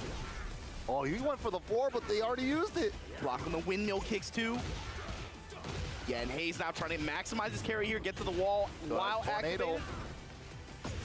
Oh, grounded hit to go into the cold stance. I forget what the stance is called. That was sick. Shadow clone able to tag him out of his attack attempt. Into the 1 grab. Wow, just got him with the down back two. Classic Raven Ender. That's his 13 frame mid. A little weird because it's like an elbow that leaves him back turn, but he does have a high follow up. Yeah, you have the benefit of a follow up, but then of course, back turn, but it creates that kind of mind game situation because of the threat of the follow up, but then of course because of his back turn counters and stuff like that, then you have to think it creates a kind of layered approach that he can make in conjunction with his full crouch mix up. Yeah, which is where Raven really thrives, but Raven players, of course, with the risk of the sweep being blocked, they really got to use that very well. But I think Hayes mixes that up. Like, I run into Hayes all the time online, and he beats my ass with the Raven, man. I can't guess the mixies. I feel like he's, man, good like short set character. Yeah, I think so too. But it's also like, it's a double-edged sword because it is a 50-50. Sometimes the players are going to guess right and you die. Yeah. That's the life, man. And it's like, even though his frames in Tekken 8 right now are not like so kind to him, that's probably one reason why a lot of players, I think, remember early on people were like estimating him very, very high value, but over time I think people cooled down on it the more they looked at the frame data, and there's like, lack of, he's another kind of like pseudo specialist character, right? Yeah, definitely. You need the player really to step up and represent him, but hey, he's trying to be that one. You definitely got to understand your situations a lot too, because this character does end up back turn a lot and stuff like that. Yeah, and it's also, you have to, because of that, your game knowledge has to be very high. You have to know like a lot of situational awareness, but also, whereas some characters like Mishima characters, execution is going to benefit you in terms of being able to do certain attacks, combo consistency, etc. Raven is the kind of character where execution shines in your mobility, in your ability to move. I agree. You have to be able to do that. I mean, that's really what you're grinding with him, is being able to move well, be able to kind of use his crouch dash in conjunction with his other mix-up potential. But here we go. Heat smash, active 4-2-3. Oh, he went for the 4-2-3 backswing blow. Gets hit out of it though. Snipe got Wade pressing now with the heat dash. Wow. Roll a choke. And that one is still a homing move. Yeah. One of the exceptions. Yeah, one of the exceptions. I think it's only him and Paul because the input is 2+4 back. So they still get the 2+4 homing property, and it's a command throw. Which is random, kind of, but we will let him have it, I guess. All right. All right, nice wall carry from Hayes. And the tornado. What are we doing here? Force looking forward, one grounded hit to go into Soul Zone. Yeah, I remember this dance now. Soul Zone. Into the heat smash. Just out of range, too, and just like because of the projectile property on it. Ooh, backswing is good. And the down back, too, to be able to close out. Goes mid. Hayes. Nice stuff to Hayes there. Big shout out to Chipotle for bringing us the pool matches that we weren't seeing on stream. But yeah, big shout out to Chipotle for the extra match. Yeah, both of those characters, I think, man, Raven probably a little bit lower valuation, in my opinion, but Warong, too, kind of feels like he's middle of the road for as much as, even though he took, I'm told it's a big nerf. I'm told it's a big nerf. That's what they'll tell you, man. It's almost like that character can do down 3 by itself and not commit to the 4 to play that little mini game. You're a top player. I mean, I go with what you say. So, but it's funny, too, because I feel like when you consider like Edge, when you consider even like K-Wiz having the performances he's made, when you consider all, there's like a wrong player in every region, and they're always like lurking just outside top 8. You know what I mean? Like they're always right there on the cusp of a high impact performance like that. That's another character that in this kind of bracket, I mean, I feel low key this tournament is like low key kind of littered with him, honestly. Yeah. I feel like in pool is probably a really popular pool play character. And he's a scary character to go up against in tournament too. It's like you could just get steamrolled so hard. It's also because it's because of the way Tekken 8 is too. Yep. If you again, this is like a game of razor thin margins where if you're not willing to leverage the 100% correct answer against something, that could very well give the opponent the opening, especially against characters like Nina, especially against characters like Warong, where all they need is one touch to be able to get some health back. We don't even have to hit you. Just block. If you block it, just give me some health back. Like that's all you need sometimes. If you give that character with the slightest opening, and it kind of creates like a perspective change, I think, with Tekken 8, especially compared to like 7, where you can kind of circumvent maybe a weakness that you have. All right, I might not have the 100% correct answer against whatever kind of pressure or what, you know, this wrong player's going crazy, where he's in flamingo stance doing whatever, blah, blah, blah. I'm just going to hold back. That's not good enough in this game. You actually got to have like 100% correct answer. It's like what they say, man. You need that active defense. You need to make an executive decision really quick before that life bar disappears. But here we go. We got another high-level match coming up for you guys. We got Riot coming out of Saudi Arabia, going up against KNR. Yeah, Rife, another player who's had recent success on the tour front. Had a couple good tournaments. I want to say in Brussels Challenge. He was able to take the win there at the Challenger event there. But also in some Masters events, he's had posted some good results as well. So going into this tournament with, I think, a bit of a high motivation, probably trying to make something happen out here for Dragons on behalf of Saudi Arabia. Yeah, that's the thing too, right? It's he's one of the strongest Jhin players in the world, and I really love Riot's Jhin. In terms of like closing out the round, he plays a very, very tournament-safe Jhin, like 2-1, back 2-1, down 4, down back 4. Just really simple, but just using that with movement and timing, and he really closes out the round very safely. It's like core skill, reactions. I feel like he'll go to parries, and compared to like some of the other Saudi Arabian Jhin players that like we've watched throughout the years, I feel like he's not like the parry fiend kind of like Jhin player either. He definitely sticks to his core, but sometimes when he gets a hard read, he will go for that as an option, and he will leverage it. Right, absolutely. And especially if you're doing like certain strings that are parryable for Jhin to leave him with an opportunity, he will definitely snipe those out. But all right, here we go. Going into game number 1. What stage are we getting? Rebel Hangar. Got the balcony. We got the explosive walls downstairs. Let's see how they use it. Special intros. You're not my son. You're not my dad. I want a DNA test. I want a DNA test. I believe. 4-4 punishment. Great step on the dive kick attempt. All right, now. Movement active here. 4-4-3-1 strings. Going low, right? Ooh, had the opening. Wow. KNR with the side step on the 4-4, but didn't get the tornado. He was super off axis. The back 2-2 flipped him over. And Rife all too ready to come up with that while standing launcher. Activation here, just in front of the breakable gate. Kind of stature kick, and then, yeah, just will he go into the heat engager mid combo to be able to close out the round there. Rife starting out with 4-4 in the hook fist. Ooh, caught him ducking. Wow, the sidestep electrics have been doing so much work. Yeah, KNR showed it very early that is something he's very capable of going into, especially at that range 1. You got to imagine Rafe taking notice as well. Big counter hit there. He could have got a wall splat. If he did 1+2, the round would have been over. Activate stepping now. He went for the hard electric. He had to show it to us. Roar of the Devil, though. Get off of me. Do it again. Oh, no, that's going to splat. He's dead now. You got to keep it simple. He should have just did the counter hit down 4-2, 1+2, sidewall splat. It was over. Or even down back 1-2 link. He did not need the perfect electric there. Yeah, KNR, first 2 rounds, he's had opportunities to be able to close out like that. Just wrong punish. He could have launched too. He still got the twin piston.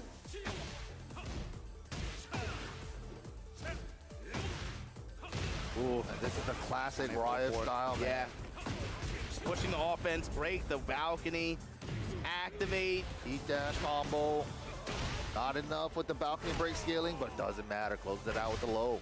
Rafe building the momentum to be able to close out that game one in last round, pretty dominant fashion. KNR, what's your answer? He had opportunities. He made some really good reads and had some good call-outs in the first 2 rounds. Got to be able to finish, though.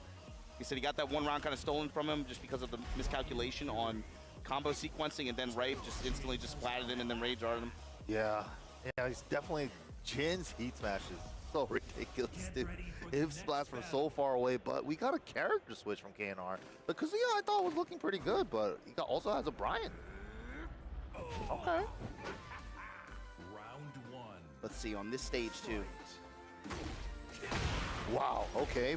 Maxway 1. Big counter to the wall. Tekken 7 combo. Interesting.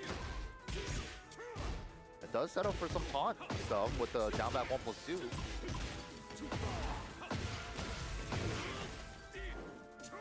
Grounded hit on the tornado, so not going to be able to get it. But the back 2-1 round ender, such a good round ender for Jin. Safe, half string, mid. Ducks the sway 1 this time, big launch. Could be the wall. Well, takes the spike ender and gets the Oki. Oh my goodness. Again, look where he is, too. It's always on the wall or off the wall. Rife so far throughout this game has he's done a very good job of like weaving in sidestep to maintain wall positioning. He's gotten these big conversions into wall damage. And there we go. We talked about it earlier. Here you see it. Oh my God, that was ridiculous. Trying to break the glass. Oh my God. Cross up. Oh my God, the parries are coming out. In the parry. It's Tornado, got the wall. Sheesh. Swords of Savages. Help. Get me off this wall. Oh, he had a big read with the Rage Art, but Riot does not bite. Nicely done. Very solid Jin. Always love watching him play. Yeah, that was 2 rounds, I think, of just picking up the momentum that he had at the end of the first game. He's just, the question with that stage is always like, who's going to find wall control, and then who is going to find the glass to break it, be able to make that big conversion like that, even though hazard damage overall was kind of tuned down a little bit with the most recent update. But it's just, yeah, but it is still about like being able to make those conversions, and that is still like essentially damage that you are, just lots of damage piled up, and ultimately Rafe was able to take most advantage of it. Had some really good call-outs, some while-standing launchers too. Yeah, as great well. reads. Yeah, great ducks on some high, non-jailing high strings that KNR was putting out there too. Dude, that made some high impact. Parries in that last round was great. I can't believe he parried the 3+4. Like, he stood right at the range where Brian's like to hit that 3+4 when you're trying to like approach with buttons, and he's like, I'm gonna wait right here, and you're gonna do it right now. And that's so sick. And I feel like the way that came into play, that too is kind of more how I associate, like, especially like parries in introducing it into the flow of a set like that with Rafe. He's willing to wait a little while and just be able to see, like, okay, I have an idea for what your timing is and what you really want to put out in this situation. Right, yeah. And now I have an idea what to look for, and now I'm willing to play a little bit more loose, actually take some gambles a little bit and, like, put it out there like that. Yeah, I mean, he was 100% on his parries, too, in that final round. He got 2 parries in a row. 2 for 2, yeah. Sheesh. And that's the true sign of a Jin player. I mean, a lot of Jin players try to, like, downplay him. The parry's not as strong before, but if they're successful parries, they're still just as strong. It's like, there's that aspect too, but even so, like, his core game is still so good. The 2-1-4 doing a knockdown now? Yeah, like, who like that, bro. that? Y'all are bugging, man. But here we go, guys. Once again, EVO 2024, live from Las Vegas, Nevada. A record-breaking amount of entrants, unique entrants for all the tournament, for the event here. And, man, a ton of attendees. This place is packed. And we got to talk about this inaugural Tekken 8 tournament here at EVO. 4,646 entrants. We're making our way through the bracket. We're going to find out who our last 6 are tonight. But before we get to our next match, we got to take an ad break. Don't go anywhere. We'll be right back. So how would you describe the chicken to someone who had never tasted it? Literally melt in your mouth tender. We don't have a freezer. It's almost like a farmer's market. When you walk into the restaurant, you should hear the sizzle that you're hearing right now. Just sends all those waves up to your mouth. You're making me hungry.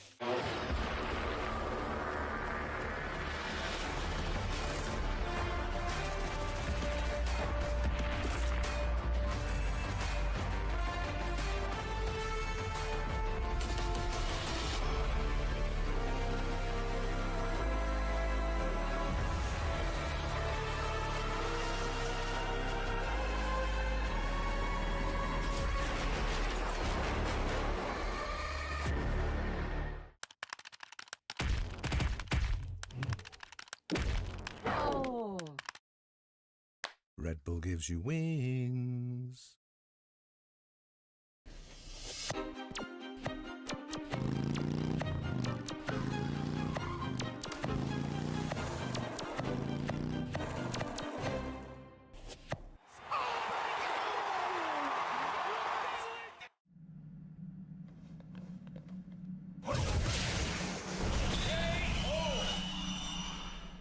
And that's how AT&T All-Fi KO'd weak Wi-Fi.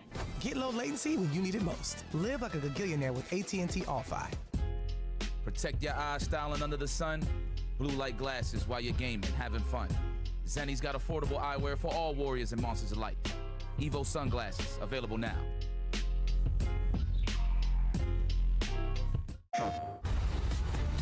This crew will go anywhere. Take any job.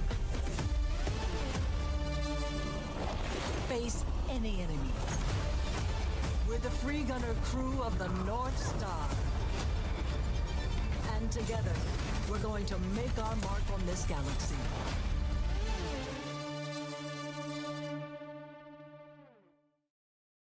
PlayStation. And we're back here at EVO 2024 at the Las Vegas Convention Center. More Tekken 8 pools action here. Round 2 pool action, so we're going to get a lot more high-level action for you guys. I'm MYK, joining me with Majin Obama. That's right. These are all the players who did battle yesterday. They made it out of their pools on winners or losers side, able to qualify for day 2 of the action here. And like I said, it's 4,646-man tournament, MYK. We got a long way to go to get this down to 6 players, if we can see who's going to go down in history tomorrow night, man. Right, and also if you guys are here at the venue, we have the Champion Wall of Hall of Fame as well. Somebody's going to be the first ever Tekken 8 EVO champion this weekend.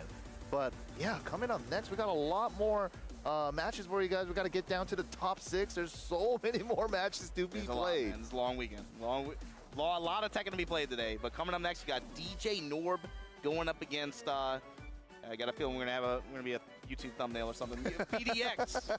DDX. Yeah, he's definitely been killing it in the content creation game. Also, one of the coaches for the Sajam Slam, and a lot of the team for PDX is here as well. So that's really sick. Yeah, we saw him doing double time yesterday, helping out with Scara, Box, a lot of those guys, and on their own unique journeys through this bracket and through this tournament, which is always pretty cool to see. Like, you know, it's always something when people just kind of pick up the game and then they, you know, it's like whatever again. But when you see people stick with it and then they actually come out to events and stuff like that, that's always really cool to see. And, you know, PDX has obviously been a part of that. But at this point now, it's about his personal journey in the bracket too, you know? Right. You got to be able, he's definitely, definitely competitively driven, right, for this game. And I think he's still looking for a really, really high impact performance, I think, to put on his resume for Tekken 8 so far. I got to give PDX a lot of respect too, because like he had a huge success with his YouTube content lately, but he's still at heart very much a competitor. And it's like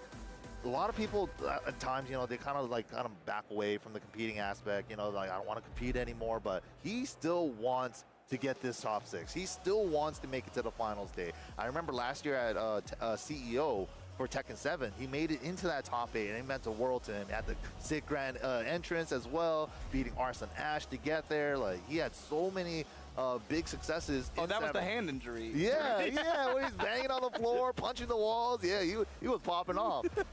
But yeah, you know, recently too, he just beat Isharib as well from Pakistan with the Lily.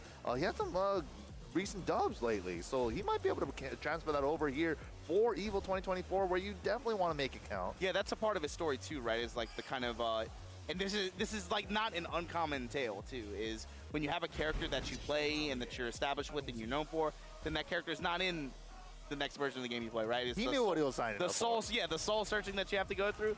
And so it's interesting to see like what characters that he kind of lands on. Yeah, too. He's definitely been rocking the Steed and the Lily. Lily, kind of like splitting time between both of them depending on the matchup and the event. Which I'm 100% down for, because I definitely agree that having 2 characters at tournament level is great for you. Just to have that that comfort of being able to switch off of them when one of them doesn't work out. All right, here we go. DJ Norb with the Victor pick. Now, why would he go with Steve here, though? Like, what does Steve offer him that Lily wouldn't against Victor?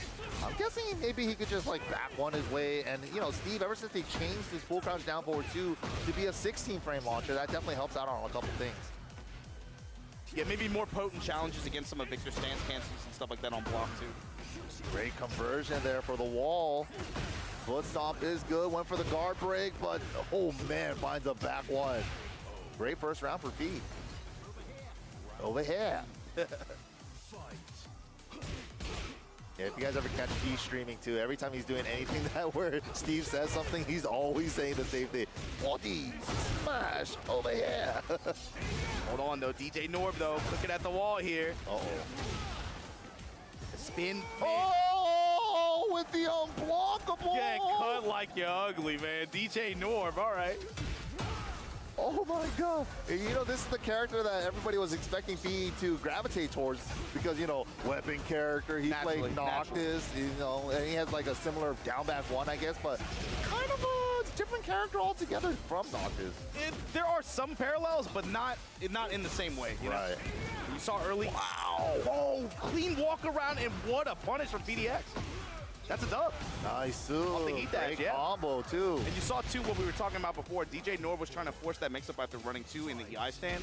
BDX had the perfect call out for it. Back one, counter hit. Obviously takes it to the wall, builds some momentum from there. Ooh, what you were talking about earlier. Oh, my God. He was playing duck, goose. In the clinch, break it. Wow, didn't have the life to survive. Great choice from B there. Now Steve looking good. Get a swig of that water. Big bottle of water. Almost looks like a shoe. The shape He's of that doing bottle. shoeies. He's doing shoeies. Shoeies with water. Gallon shoeies. Get ready for the next battle. All right, Into the Stratosphere is going to be the next stage. He does have some ways to utilize floor blast and floor break. Let's see if it comes into play. Round 1. Yeah, the walls aren't cleanly divided. They're kind of like separated here on the stage either, so. Yeah, B just went for the round star Shoryuken. Not working out though. Getting about 40-50% for it. Down back force had the duck on the highs here. Ooh, because it's a high power crush. Yeah. And Steve has ducks after certain moves, so he was able to avoid that completely. Oh no, didn't get the ender though. No duck on the high there. Rage art. Not good. Good patience from B. Oh, he's trying to up forward 3? He must have tried to Shoryuken or something. Was that a mistake? Yeah, it had to be. Right? Ooh, DJ Norb right now just going in, but nice walk around from B once again. I like how he's been varying his answers to that situation too. Saw him before willing to challenge with back one. Now he's willing to sidewalk, create for the whiffs. Ooh. Trying to go for sidestep Shoryukens as a whiff punish. Hit break. Whoa, he's going crazy with it, but no launch from DJ Norb, so why not? Keep doing it. He's gone for Norb. Yeah, heat off the table now. Punish. Oh, the triple peekaboo down one. Fee just going for his ankles with that. All right, the floor is active. Who's going to use it first? Over here, over here. Oh, he tried to use it with the 1+2 throw. Back 3-1 is good, though. Big chunky damage, too. He's only been touched like 3 times, and he's already down 50%. No combo damage either. Punish touch. Ooh, not that bad. Big touch, block. and then big launch punish. Going to be able to get the wall advantage here. Bull was looking for activate, maybe? No, he was trying to do 4-2-1, got 4-1+2. Accidental input, but nice walk around again. And this should be it. Great stuff to feed there. Very clean set. The peekaboo lows. I felt like he got like 60% of a health bar off that whole set just off of peekaboo lows. Yeah, and he definitely likes to loop them over and over and over again. It's like until you want to duck it, he's just like, I'm a better all on the shore. You can screw it. Why not? A little bit of duck goose there. But yeah, BDX gonna be moving on winner's side. I believe that was a winner's match. But yeah, we're out here round 2 pools action here at EVO 2024 for Tekken 8. BDX still in the mix, and now it's gonna hit that point soon where a lot of these players that we're seeing kind of getting their round 2 wins like this, Now they're going to start to run into each other, and then it's going to start to fold over once we get to that. Only gets harder from here. Every set. Keep going. Every set. You're going to... Woo! There's so many players that are just going to run into each other, and only one can move on from each set, man. That's the craziest part. 4,600 plus.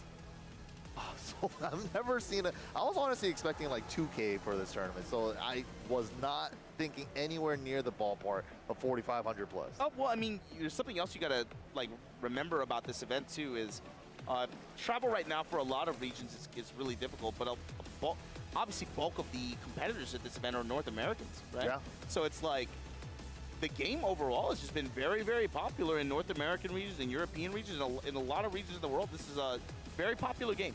So it's not that strange, I guess, to see it kind of balloon the way it has at this event, especially for its inaugural event like this. This is typically the way things work, right? Where you have a initial launch release and everybody's really excited about it. So you see people come out in big numbers. But my question is, where does it go from here? Because as you know, like Tekken 7 was kind of the exception with this event, where actually as time went on, more and more people were getting into it. That's not common. That doesn't usually happen. And in my mind, I'm like, was that a lightning in a bottle kind of sensation? Maybe it was. Is this just becoming that much more popular over here? Are more and more people getting into it? And when it seems like, if you look at the events that we've had up until this point in the year, you know, it feels like more and more people are getting into it. So maybe there is something. So sick, man. I never thought Tekken would be at the spot it is now. And it's such a treat to see, man. Now, being a treat to see, this next match, Toon versus, this is a North American player that I think a lot of people probably, if you don't watch like a lot of American events, you probably wouldn't like recognize the name exactly. But this is actually, I think, a player who potentially could do some damage in this bracket. For sure. Dr. the Jake Man MD. Yeah, Dr. the Jake Man MD from SoCal, one of our finest King players here, with Jasandy as well. They've really been like making a household name for themselves with the Kings, knocking out hella good competitors like top level EU, Jake Man, also taking out Arslan Ash at Combo Breaker earlier this year. But yeah, Jake Man's going to be going up against Toon, and Toon is a Mishima specialist. Kazuya main, also played like Heihachi and all the other Mishimas 2 and 7. But yeah, very good player as well, so definitely don't sleep on him either. Specifically when it comes to the conversation of King, right? This is a character who, although of course with the recent patch there may be some changes that maybe people aren't riding as high on him as they were, especially in the initial months of the game, right? For sure. But this character is still very strong. And I'm thinking like, when we look at the results that we've had so far in the year, results from the John, results from Polton, results from, there's a variety of King players who have put up like really, really good performances here and there, but we're looking for one to run, like actually like make that campaign and put that stamp on the character like, yeah, he's real as hell in this game right now. Right, and just take the big dub and we can finally get him nerfed instead of buffed every patch. I'm down. I'm ready. Okay, yeah. But no, honestly, since the system changes to like how they change throws in Tekken 8 early on from launch, it got changed now where all throws aren't homing, right? So command throws are no longer homing, and counter hit throw break window was way smaller earlier on. So, and also blue command throws from King, Shining Wizard, Giant Swing, and then the Tijuana Twister, right? So all of those had a smaller break window, but when you add counter hit on top of that, I think Jasandy was saying it's like a 7-frame break window. It's really tiny. So he was really benefiting a lot from that system change early on. But since the latest patch, now that you can step command throws, they made it a little bit easier to deal with King, but they also gave him a Mishima-style wave dash. So here we go. Game number 1, underway, Tooney versus Jake Man. Mobility got buffed, obviously, but even like with the way the heat system works with him too. And again, you see showcasing that armor. He has armor options for days, man, and they're all good. They're all good in different ways. Dick back 3, up forward 3+4, muscle armor. It's ridiculous. Muscle armor in particular, we really saw to showcase. Bruh. Oh my God. Are you serious? he just ran up with the armor and just, okay. Ooh, the jab check. Nice punish there from Tooney. Got the Weibo action mid-check, but nice stab. Great walk. Clean in the activation. Takes the spike into the ground laser, unscaled. Jake Man! With the Eye of Agamotto, he saw the future, man, the possible timelines with the Rage Art. Wow. Round 1, that's how we feeling? That's how we're feeling? Yeah, it's tournament time, bro. It's tournament time. If you try to make a deep run, you better be willing to rage hard at this stage of the tournament. Can't be scared, man. You got to believe in your reads. Dashing giant swing, Oh, you man. sneaky son of a gun. After the 4-4 neutral 2-2. He masked the Shining Wizard giant swing so well. Oh, big counter hit. Okay, first to extend the combo. Didn't get the 2 at the end, though. It threads the needle on the heat smash. Unfortunate. Toonie Toon got away with murder there. One interaction away, and there it is. Yeah, closes out. Toonie Toon. That Kazuya Heat Oki, though, with the ground laser is so nice. Are we using the wall? Yes, we are. And it's going to fix the axis for him. Put him out. Into the drop. Jake Man right now. Okay, runs into the electric. The wall's right there. Beautiful. With wall control now. Takes a flip over to get the patricide fist, Oki. The lows and the bows. Point him out. Heat dash it. Yeah. Into the touch to finish. Beautiful. In the drop. Boom. Great system usage there. And that's exactly the thing, man. When you use heat dash in the middle of a combo like that, it's going to fix the axis for you. So that was a really smart decision for Jake Man. Oh, a little sticky on the last wave there from Toonie. Got the windy instead of an electric. Nice punish. Had the duck. Didn't get the wall standing 2. Got standing 2 instead. Activate through it. That's so cheap. Oh my God. Muscle armor, you can't counter hit him with lows. Because he doesn't do an attack. Oh! Freaking the very tip, Jake Man. Oh, wow. And just frame James coming up to help out Toonie. You mentioned it before, too, but with muscle armor, I felt like it took a while before we saw Kings really going to it consistently. So good. Like this, and now it's kind of just changed the way you even think about the situation. It's almost like in some ways like it forces you to interact in a way. It sounds stupid because he's not like he's getting anything out of it, right? But it's when he's just sitting there charging like that, it kind of puts the onus on you. How do I want to interact with this? You have to make decisions now, and this is a character that can get very big reward if you make the wrong one. And you also, and a lot of times with how you want to engage with it, you're actually putting yourself in his ideal range. Yeah, exactly. Yeah. You're coming into him, and you can't do any running attacks to him because, yeah, it has a lot of guard stun, but that's the problem with muscle armor. It doesn't take any guard stun because he's just armoring through it. So, like, when I'm playing Bears against King and he's doing muscle armor, I can't do running 1+2 anymore. He just completely gets rid of that approach option for me. And there it is, just threatening with it, right? And he recovers so fast, and you can't counter hit him with a low like a regular power crush. That's just cheap. The only option you have is to try to throw it, but man, right there, backward Jaguar step didn't exactly work out. Oh. That was crazy. Armor through, come through with twin pistons. Pick up here, parallel to the glass wall. Now cornered up. Like that Oki there from Toonie. Going for the down forward 1-2 so that he can't tech one. He can only hold back to get up there. And yeah, that means you're still at the wall. That's a great option for Toonie. Lock cornered up, especially when he still had benefit of heat, right? Yeah. Go for your heat dash mix up. It essentially locks him into that. Ooh, I like that full crash down forward too. Mix! All right, Toonie Toon's on one right now. Toonie Toon's on one. Hold on. Momentum heavily on Toonie's side.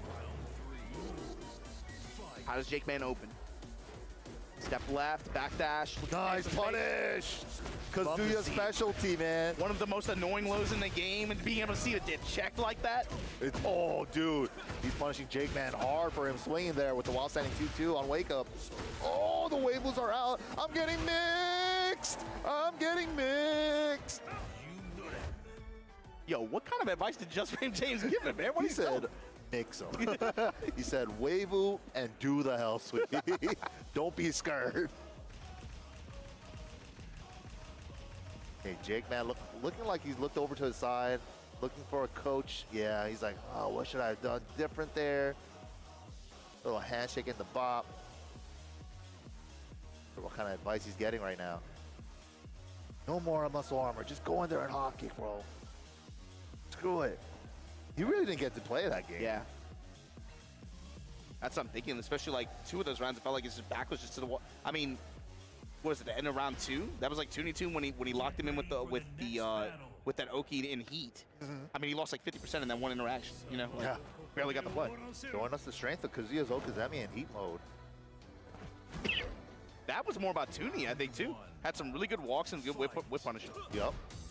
And I like that move usage. Full crouch down forward 3+4, just to try to get under the throws, which has been working here and there for Toonie.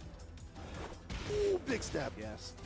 Toonie's side movement, especially sidewalk right, it has been creating opportunities for him. And here you see a big one paying off here.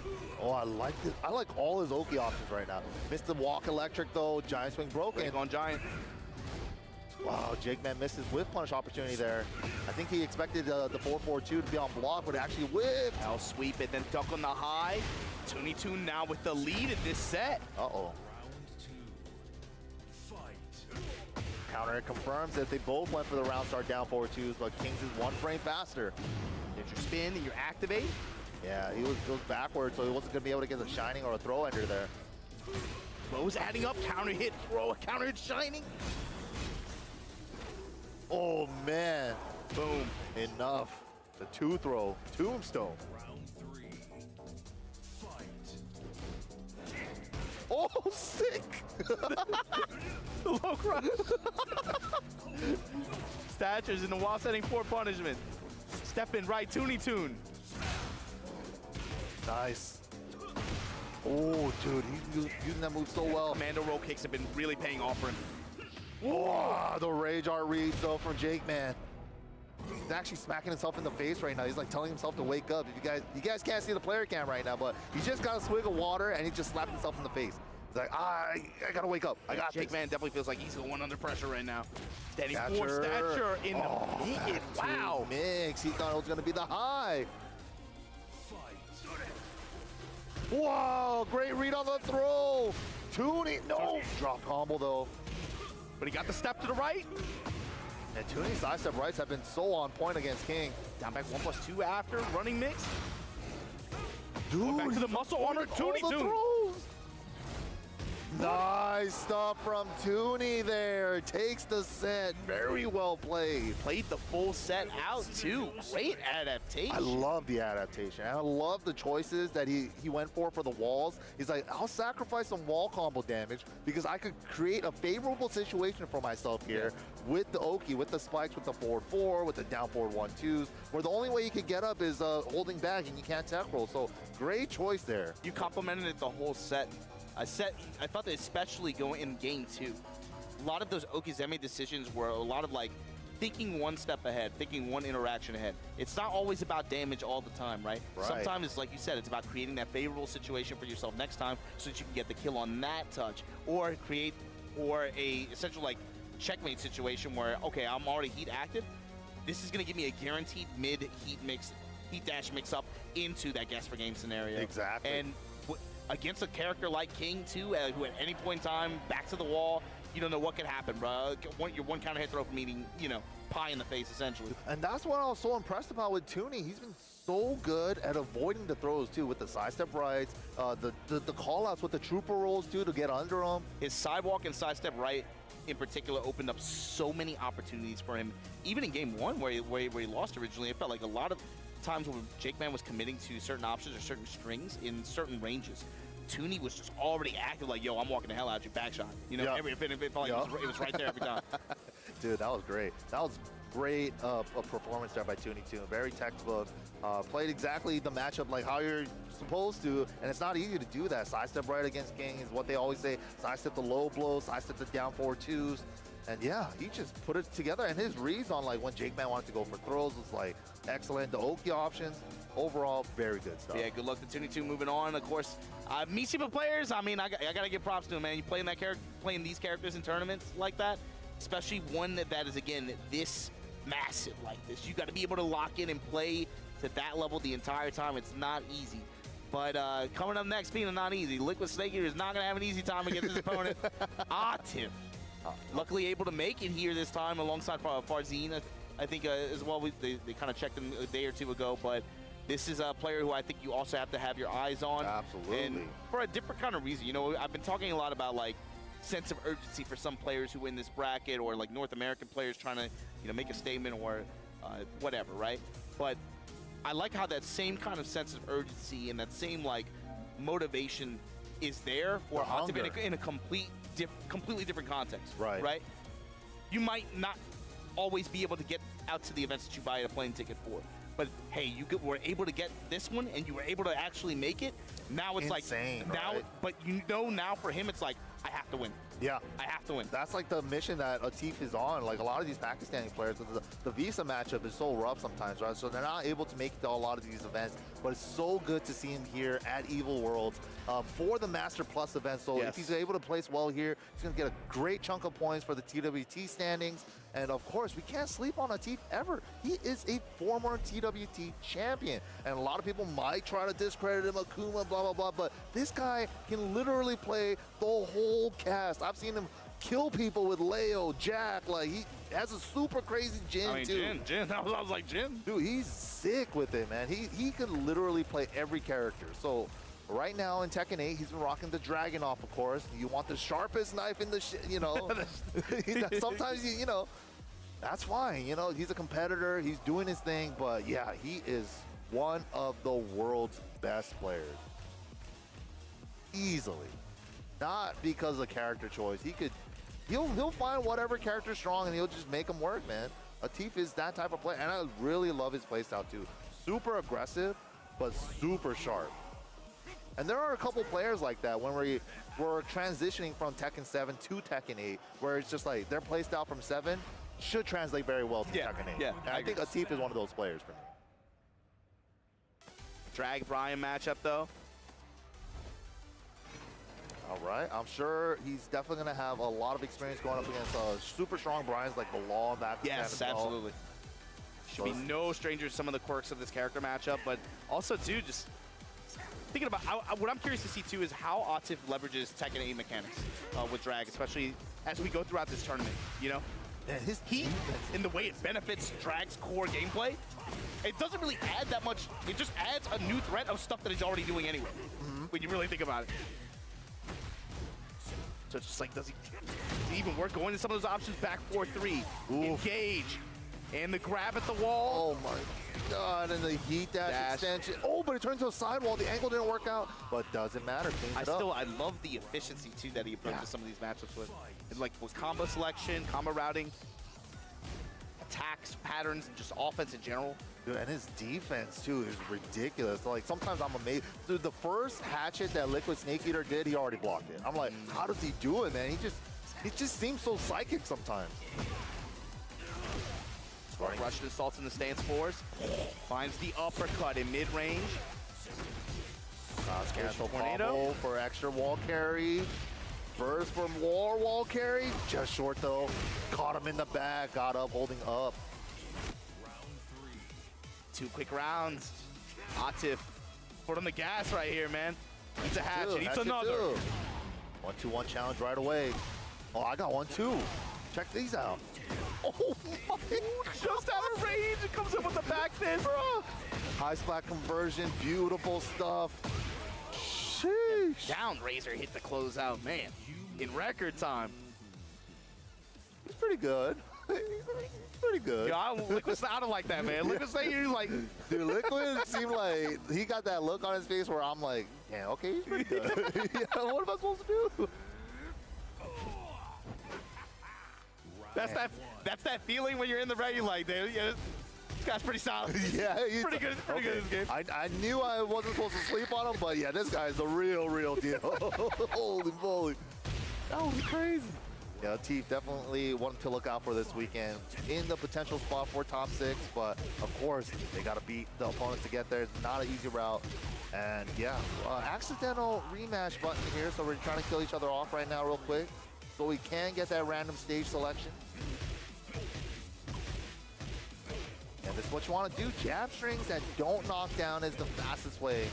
8 seconds, not bad at all. The most efficient way to get through the accidental rematch. Yeah, exactly the way you want to do it. But all right, here we go. We should be going into game number 2 now. Where are we going? Is it the Tekken 8 Classic, or are we going to the exact same stage? No, okay, we're going to subconscious. All right. That happens way too much. After the accidental rematch, yeah, you know what I mean? exact Like, same stage. It's like, bro. Oh man, we could just played it out. All right, so let's see how the what? What kind of read is? How does he do that? With the back pop at the wall in the stance. Oh my God, off the engager.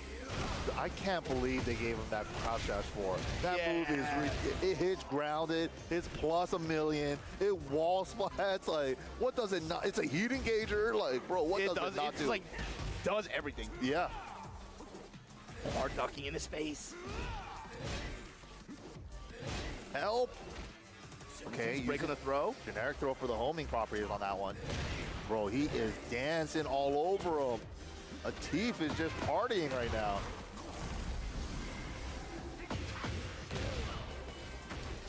Okay, Liquid Snake Eater gets the floor break into the combo. No back rolling on the running two though. But the block on the spring kick punishes with heat engager. Atif backing up, looking for some kind of opening. Dude, Atif is just moving right now. Back 4-3 heat dash mix, break on the grab. Liquid Snake Eater, okay, eyes open. Good throw breaks, that's a real throw too.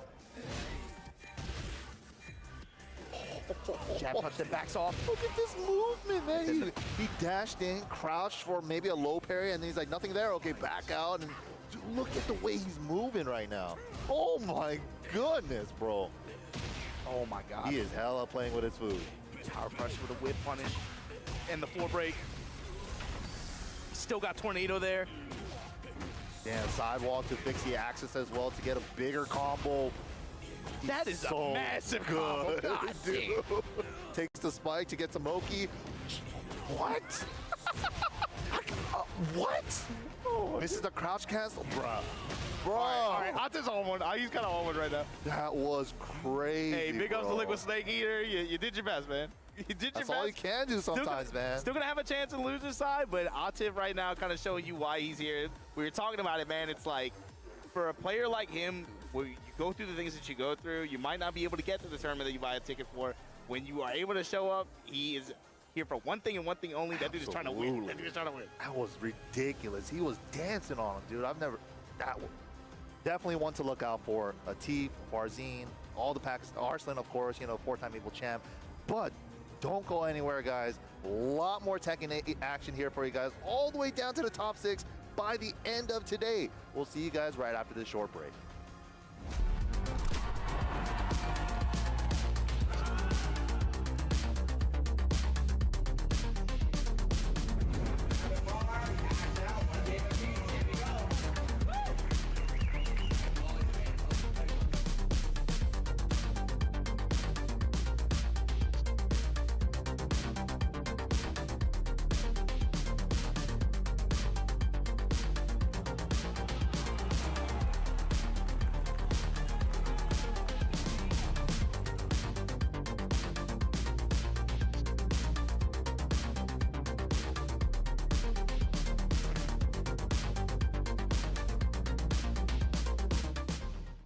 Ready for the next battle with Tekken coins exclusively from Chipotle. Use promo code EWGF623 when you order any entree in the Chipotle app and get 500 Tekken coins. Visit chipotle.com/Tekken8 for details.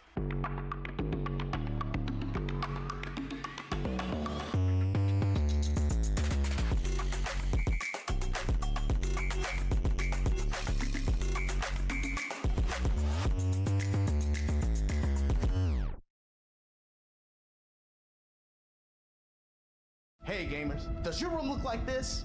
Tired of having no art on your walls? You need Displate.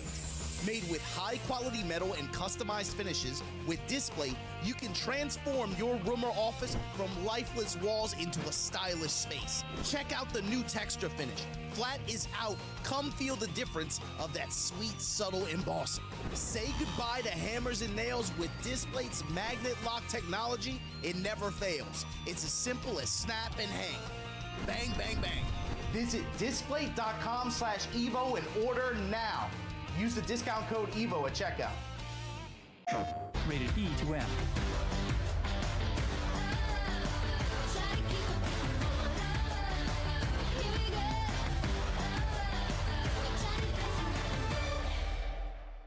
PlayStation.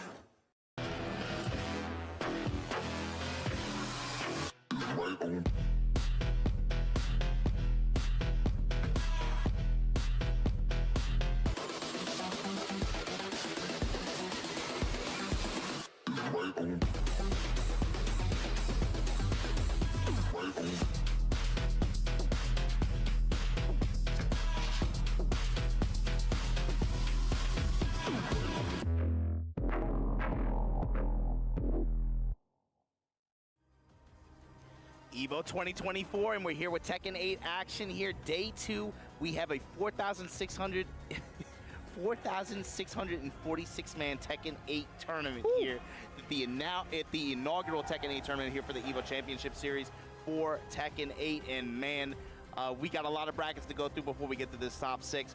I'm Majin Obama, joined by none other than MYK, and we are just, again, like I said, these are all the players who were able to qualify out of pools from yesterday. You see them now going at it here on day 2 here at round 2, round 3 now of our pools action. And man, it's we just saw Atif on stage doing Atif things. Well, pretty much what we'd expect. I guess.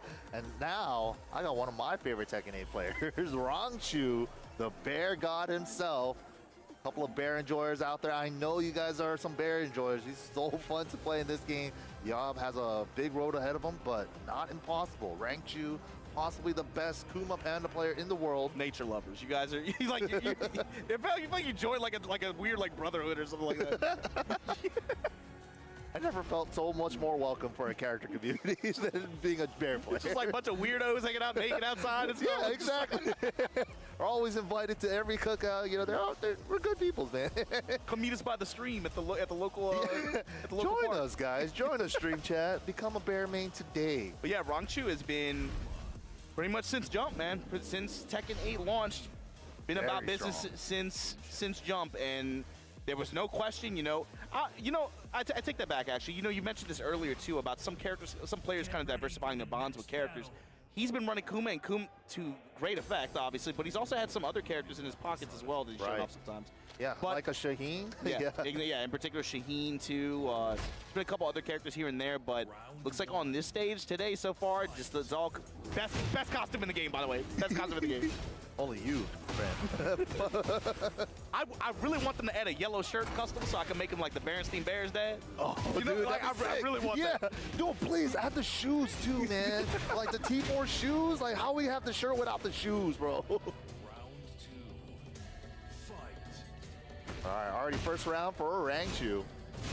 That's the thing with the Bears, man.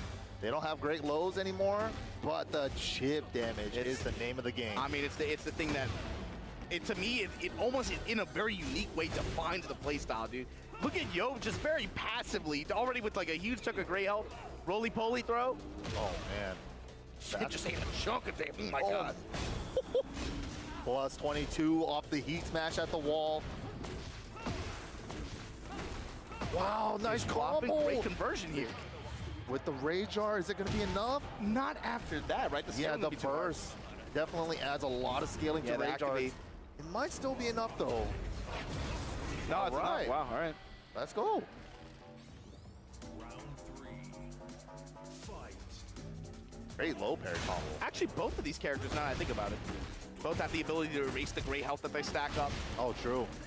Shaheen, along with Nina, is probably the best at it. Kuma only has it from the hunting bear throw. But Kuma is way better at chipping At stacking it. Yeah, stacking that shit. Back one engage. Throw break intentionally because he wanted the wall positioning. Oh, G-Clef is good. Into the unskill, back it up and dump it. Oh my God, he's Salmon Hunter. I've had this kill scenario like so many times. Oh, okay, just a pixel, just a pixel. All of that off of a calculated throw that he knew he was gonna break. Just to side swap and just take the wall advantage. Sometimes you gotta do throws for that reason. If you have a 180 break on a throw, use it for positioning. Bank players use it all the time. Bear players do too. Like if your character has them, use them. I love that it's like if it works, cool, great. I got some damage. If it didn't, all right, cool. I got positioning, which is huge too for the potential damage. But big back forward too for Rangchu here. Sidewall saves lives. And it did. That activation spike would have probably put him in ill position there. In honey stance, okay, Nice. just comes up with the vertical swipes there. Rangchu takes the game as you would expect from a bear like that. Clawing him up, stacking up the chip damage, fighting with an animal. Dude, the damage that Kuma does in this game is ridiculous. He gets so many unskilled booty enders. It's sometimes I play the Bears and I'm like, I landed a hop kick, I just won the round. I'm like, GG, see you next round. Yeah, I mean, it's the chip and then damage potential, right? Obviously, you have some demerits, right? Obviously, big body hurt box, sidestep for you is not going to be as viable an option as it is for a lot of other characters in the game. So you have to kind of have like, you're put in some hard scenarios where you kind of just like have to sit and take some stuff that some other characters might be able to get out of. You might take a worse wall combo. Sometimes their hurt box might save you from some wall combos. You might get hit by more stuff on the ground, little things like that. But you also have shorter legs, so that BNBs might not work on you. And you can also just guard break your opponent at the wall like that and then just turn it into a really nasty kind of sloppy match. Kuma's so sick. He fits so well with the heat system too. Guard break, he has the electric, he has the 13-frame heat smash that hits grounded and does almost everything. Yeah, I love that it's like, you got the guard break, but then also even the electric, the way it works out a lot of times is, it's just more, it ends up being more chip. Yeah. You're just like, yo, take more chip. And the fact that it could go under highs too, both the heat smash and the electric. Oh no. Oh no. We're going downstairs actually. Yeah, oh, break. Oh my goodness. Is he dead? Spin? No, too much scaling. Oh, missed the ender. Oh, doesn't matter. He got clipped by the sit low. One in the back one, yo, trying to find something, but oh man. This is gonna hurt. Actually, this is gonna mess it up because the floor break, doesn't even matter. He actually just dropped it before that. Testing with jabs and twos and ones. Backdashing, trying to find some kind of whip, but that heal from Shaheen. Hey, let's see. Yo, final chance here. Set point for Rangchu. What a block, dude. Wow. And you know, that's the thing with longtime Bear players, where you're playing a character that doesn't have a sidestep and, you know, like Tekken movement like that. And he has been historically on record saying, like, I don't think I'm very good at sidestepping and sidewalking. So it's like your instincts on when your opponent wants to go low and stuff like that becomes so much better. And I think Rangchu, in that department, his defense is ridiculous. I think that's one thing that, to me, kind of showed, like, when he was able to win Tekken World Tour for Tekken 7 against Kudans in the way that he did, that was something to me that, I mean, it stood out just like plain as day. I'm like, bro, this dude just will commit to guard and he will block when he really wants to. And it was something that I think later in the Tekken 7, when you saw him after he moved to Japan, and he was competing with a lot of players like running long sets with like Chikarin and a lot of these other kind of players, it kind of got him into trouble actually. I think like sometimes his insistence on committing to guard, a lot of those players were able to take advantage and really keep him in like lockdown and really hard, especially against characters like, you're talking about like Leroy's and those kinds of characters in 7. You kind of saw that gap kind of fold onto itself where some of those players were able to take advantage of that insistency. But it's cool seeing it play out in such a way in Tekken 8 where this game is just very hard to defend in general. Right. So defense is just hard in this game. But you see players like him who, because of that experience that you're talking about, those years playing a character where you might be used to that situation. Right. And now it plays out in a way where it's like, I'm very comfortable either A, just blocking a lot of the stuff, or I have the answers and I'm willing to levy the correct answer, the 100% correct answer, and reap reward in a huge way because of, like what you were saying, the damage and the way bears in this game, you get hooked up big time damage-wise. Yes. Especially if you're given a wall, if you find the wall, with the right combo recipe, you can just melt health bars. Even in chip or actual real damage, but another heavy-hitting match right now. We got Pina coming up on stage, going up against Mocha Unicorn. Yeah, this is another player who has kind of struggled to find the same success in Tekken 8 that he did in Tekken 7, especially towards the end of that game. This is one of the characters who I think, especially in Asia, most people felt was one of the most improved players in Tekken 7. Judging from like the level of play that he was showcasing, I think maybe like from thinking like 2018 until the end of the game. I think there was that Korea versus Japan 5v5, and then like Pina just taking out Knee at that event was just like, oh snap. Pina definitely leveled up a ton. And especially with this character, right, is like different players have stepped up with Raven over the years at big international events to be like main representation of him. But it's like when each time one steps down, another one rises, right? It's like almost like a Lich King status kind of thing. Pina right now is kind of that one, especially in Asia, right? We were watching Hayes earlier with the Chipotle Extra match, but right now Pina is kind of the one that's globally kind of traveling and trying to make this happen with this character. And it hasn't been easy. He's definitely had to diversify his character selection too. We've seen that from him. Not to the same level of success I think that he would want, but I'm curious to see, you know, especially seeing a player who is like towards the tail end of this game, he was developing like unique strategies, unique movement patterns, unique techniques with this character. You guys aren't familiar, you know, the Weiwu that he does with Raven, they call it the Pina step. Yeah. And it's not exactly the same input as a regular traditional wave dash, right? Like Raven has a quarter circle forward crouch dash, and he also has like the law crouch dash for full crouch. So it's like he's using that in conjunction with each other to create like a smooth Weiwu like movement with the Raven characters. With where you can cover a lot of ground really quickly, but then also you have the threat of the Raven full crouch mix-up. Yeah, right? you get access to it because from the crouch dash, from the full crouch version, you have access to that sweep. That's a huge part of the Raven mix-up game. It's like the sweep in conjunction with the safe counter hit launching jackknife, that while standing 2 that he has, and being able to kind of front load offense with that, and then the fear of that mix-up then opens up the rest of the mix-ups that you can do with, you know, white hole, black hole mix-ups, etc. Yeah, and especially with that full crouch down forward 3 low that they gave him, it's so nice. Now you saw that, what we were talking about earlier, especially in the Hayes match, that down back 2, again on whiff like that, you got to have presence of mind and be able to look out against very, very quick press players like who like to challenge immediately because of the threat of back turn counters like that. All right, Pina looking good, takes the first round. Down back 2-1. Ooh, we saw a little bit of that Pina step going under the flash punch. Yeah, shades of it into the 3-3. No duck on the 4. That's so cool to be a player and then have like a movement type named after you. Like if you guys aren't familiar, that's where Hayashida comes from. Then this guy also has the name Pina step. I think like in fighting games, if you ever have like a technique named after you or like a movement, a combo or something like that named after you, it's that's so like sick. That's like a badge of honor kind of stuff. It really is. Like the Steve Shiro combo, like everybody still calls it the Shiro combo. Or like right? Sako combos, that kind of like Kubota escapes, that kind of thing. That says something about like your level of like your ability to kind of like develop tech within a game. Right. So sick. All right, we're going to go with the wall explosion. He's actually going to lose wall pressure because of this. Spring kick, and it matters to him to keep this wall in this positioning. I actually don't like that wall usage there. I think he should have went for a regular wall combo that doesn't use the blast. Ooh, got clipped with him. Oh my god. Okay. Mocha Unicorn, that got sloppy, but he came up with the dub. Got him with the mixie, 4-4-3. Pina trying to like chip away with these pokes right now. A lot of jab, a lot of down back 2, couple of low pokes here and there. But down forward 2, doesn't get the perfect electro. But we still equalizer. Get the pickup. Wall. Oh, wake up sweep into Soul Zone 2, engage. Oh, didn't quite get the wall combo, but it doesn't matter. Yeah, Good cleanup. I still like what he was even thinking there, right? He gave up a little bit of time, a little bit of frame advantage just to be able to rotate around, and the threat of that bomb wall behind you, you know, like, oh my god. Especially this character with some of his very quick wall splatting attacks that he has.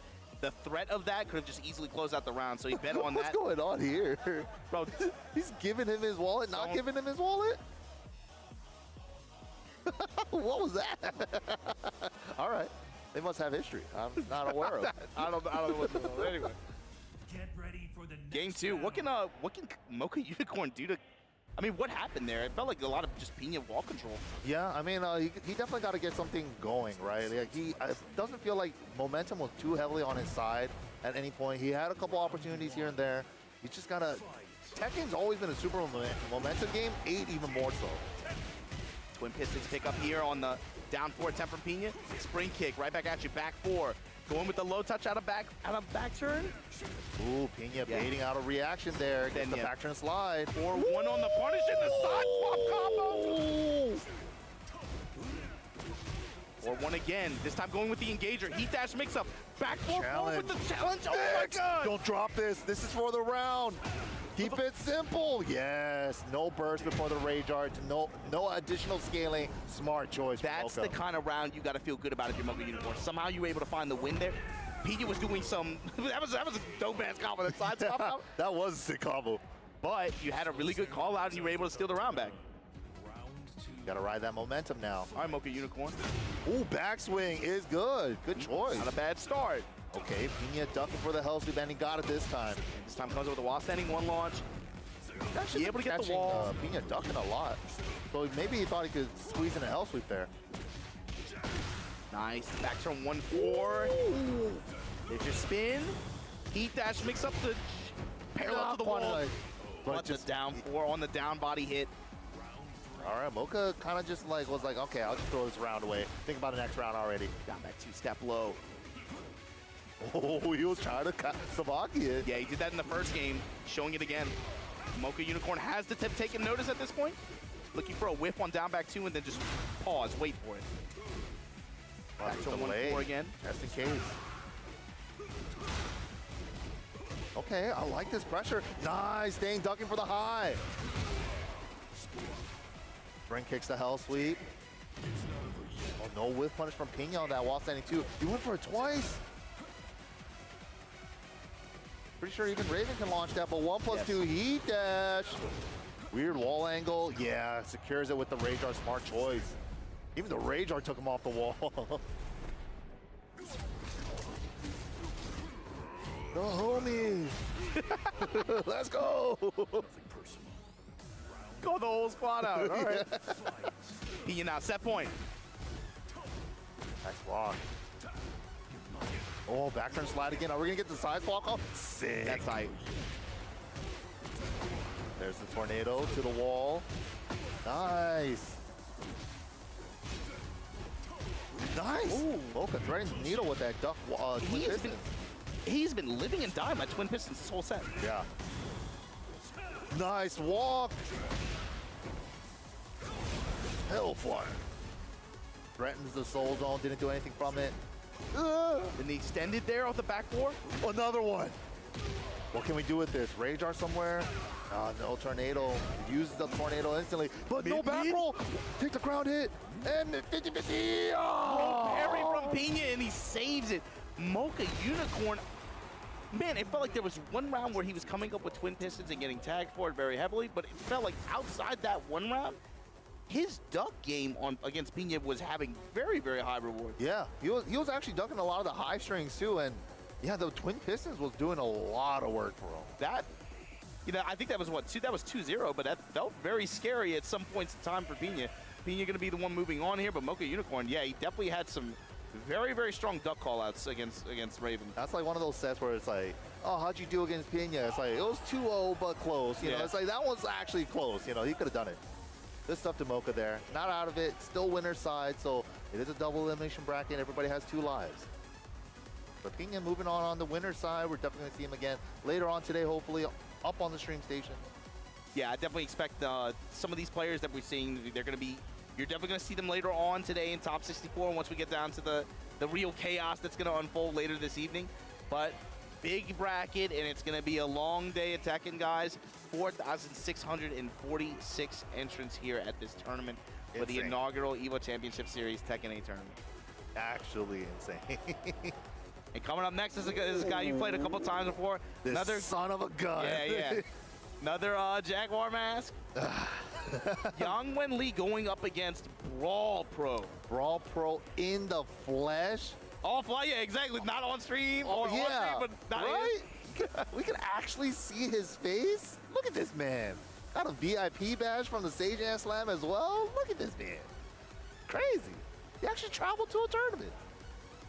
Yeah, but I mean, this is the kind of player that we were talking about before, too, where it's like for North American players, we're used to kind of looking at, maybe like a handful, right? We know those players and we know kind of what promise they bring to the table and really can they put together a good weekend. But my thing, too, is when we zoom out, when we look at this collection of really, really strong players that aren't necessarily going every, they're not really on the road like that.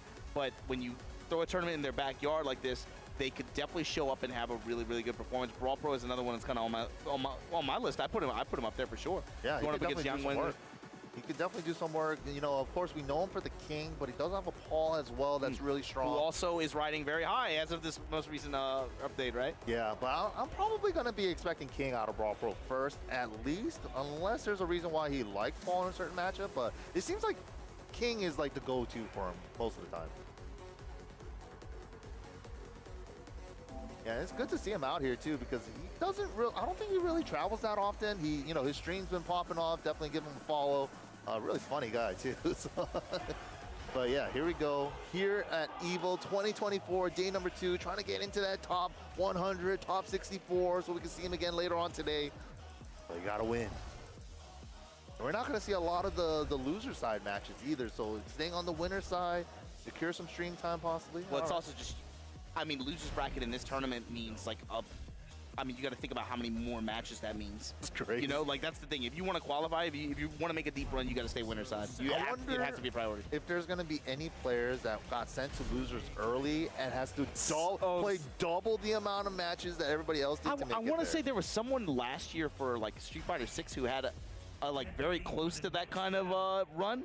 I would love to see if somebody was looking at the brackets, if somebody could pay attention to that. If somebody went to losers round 1 and actually just made the whole run. That'd be sick, dude. That's the Cinderella story I'm here for. So here we go. Brawl Pro, ew. Playing Dragon On Drag? What the? I thought he was a loyalist, man. What happened? What happened, man? Drag happened. That's what happened. Blue Spark Rush that soul. That's what happened. That looked like a character loyalist combo to me on that running too. Let's go, Brawl Pro. Yang Wen Lee from Hong Kong, though, running again. This popular tournament character pick. It is. Oh my God. Got back 1+2 again. Just do it again. On block, on hit, I don't care. Do it again. Wow, good choice. All right, Brawl Pro kind of got scary there with that running 2 drop combo. Round start first though from oh my God, Zhang Wen Lee. You were talking about this attack earlier. I love how Yang Wen Lee heard you. He's like, you know what? Round start, heat activate, let it rip. Let it rip. That was actually sick. Back 1.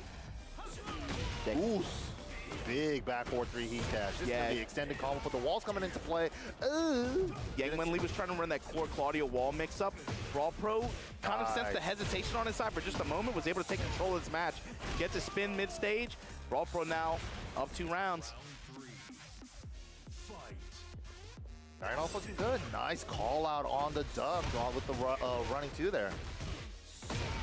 Okay, cashes out with the tornado early. The access was a little weird to get the running 4, so I do agree with that. Great combo decision there. He is cornered though. That time power crushing. Maybe was expecting down back 1+2. 2-1 string this time. Heat dash. Yang Wen Lee, nothing behind it though. Okay. Mid string back 1. Looking to get. Still got 1 in the chamber. He's gonna use. There it is. Yes, another one. Another one. The slight delay on the first one that set it off. Woo. Yang Wen Lee.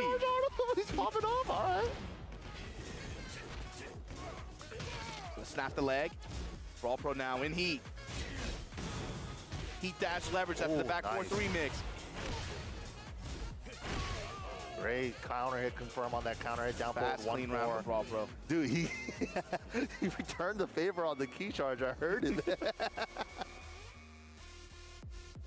Yo, people, Tekken players be mad petty, bro. Like, if you notice that, like, bro, if I key charge, do you get mad at key charging? No, I don't. I just think I think it just opened up the invitations for me to key charge you back, though. So yeah, fair game at that point. It's not even about me though. I'm like, all right, that's cool. You know, it doesn't really bother me. But then, like, some other countries also like don't view key charging at the end of a round as disrespect. It's just them like popping off. It's funny when that culture clash happens, though. I think. Yeah. It's like, oh man, I got some stories. It's just like, you know that accessory that makes it to where you can't see what someone's doing at the end of a round? The mirror or something like that? I didn't even know about it because I don't mess around with customs like that. I didn't know that, no. There's an accessory that you can put on to where you can't see what, like, you can't see them. Oh, that's or something foul. Like that. Yeah. Oh, no, they're doing some. Oh, no. I could already think of all the things they could do. But all right, here we go. Game number 2. Back 1, and again, how is Yang Wen Lee? If he's going to get a chance to run this wall mix-up, but Brawl Pro's kind of denying him. He might get a back one. He hasn't shown sidestep 4 that much at the wall mix-up, but usually in the gap where he kind of hesitates in between attacks, Brawl Pro is just pressed and he's gotten off the wall. Brawl Pro doing work with the Dragunov right now. No respect while standing 1+2. Call out on the spring kick. Great stuff there. Hitting the brakes exactly Dash where block. you need to. Dash and block. Brawl Pro movement active. Nice step. Hatchet. Ooh, look at the wall carry just from walking running twos from Dragunov. Oh my god, third one's charm. Yeah, No Carm combo. trying to move too. Comes up with a 1-3. Oos. Big crouch dash 4. What are you gonna do? Oh my god. Again, and then just finally close it out low. Brawl Pro, all the momentum on his side right now. This is why Dragunov feels like he fits so well with the system. And also the new moves they gave him, they're all very useful.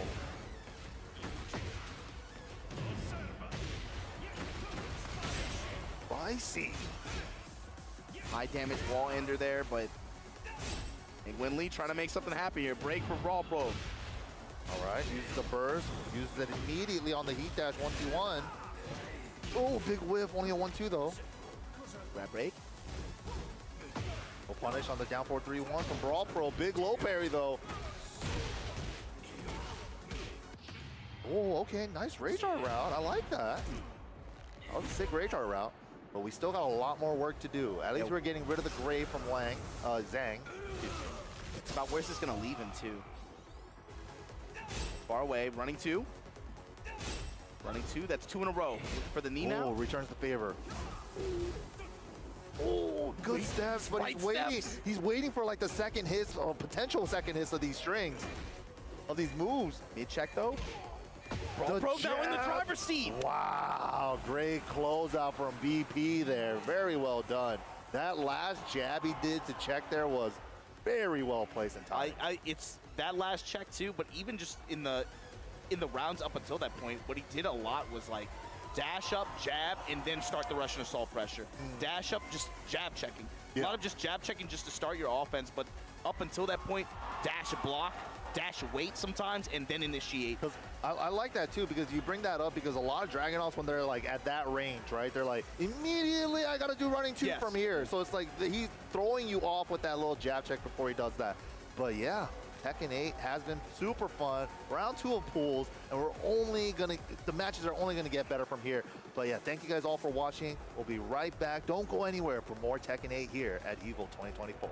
You're really making all of this by hand. Oh yeah. The avocados are hand mashed, the chips are hand tossed, and everything is made fresh. You make it fresh every day. Yes, every day. The Chipotle way is we make it fresh every day. Sounds delicious. Dude, why'd you put your new rig in the basement? Didn't you hear? Bill's a good gillionaire now. Basically, my new connection is so strong I can game anywhere. Check it out. We've got Gamer Rocker, Gamer Floaty, Gamer Couch. Whoa. It's got wheels. Gamer Bench, Gamer Throne, and Gamer Mower. What's that? It's hard to game while walking downstairs. I get it. That's smart. Live like a gagillionaire with low latency everywhere. AT&T Fiber with Wi-Fi.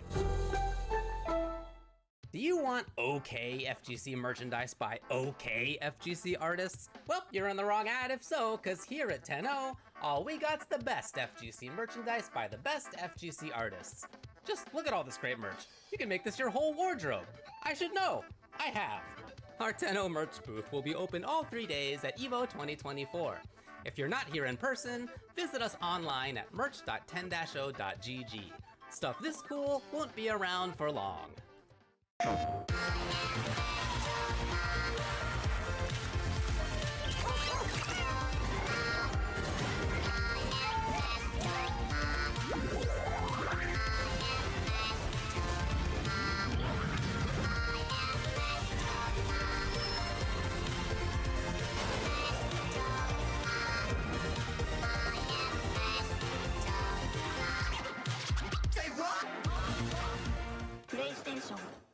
The greatest anime fight of all time. Why would you ask me such a hard question? I'll do Aizen and Ichigo. Ken versus Raud to the North Star. Drumroll. Gaara versus Rock Lee, Naruto. Don't turn your head. I saw what you just did there. Here's the deal.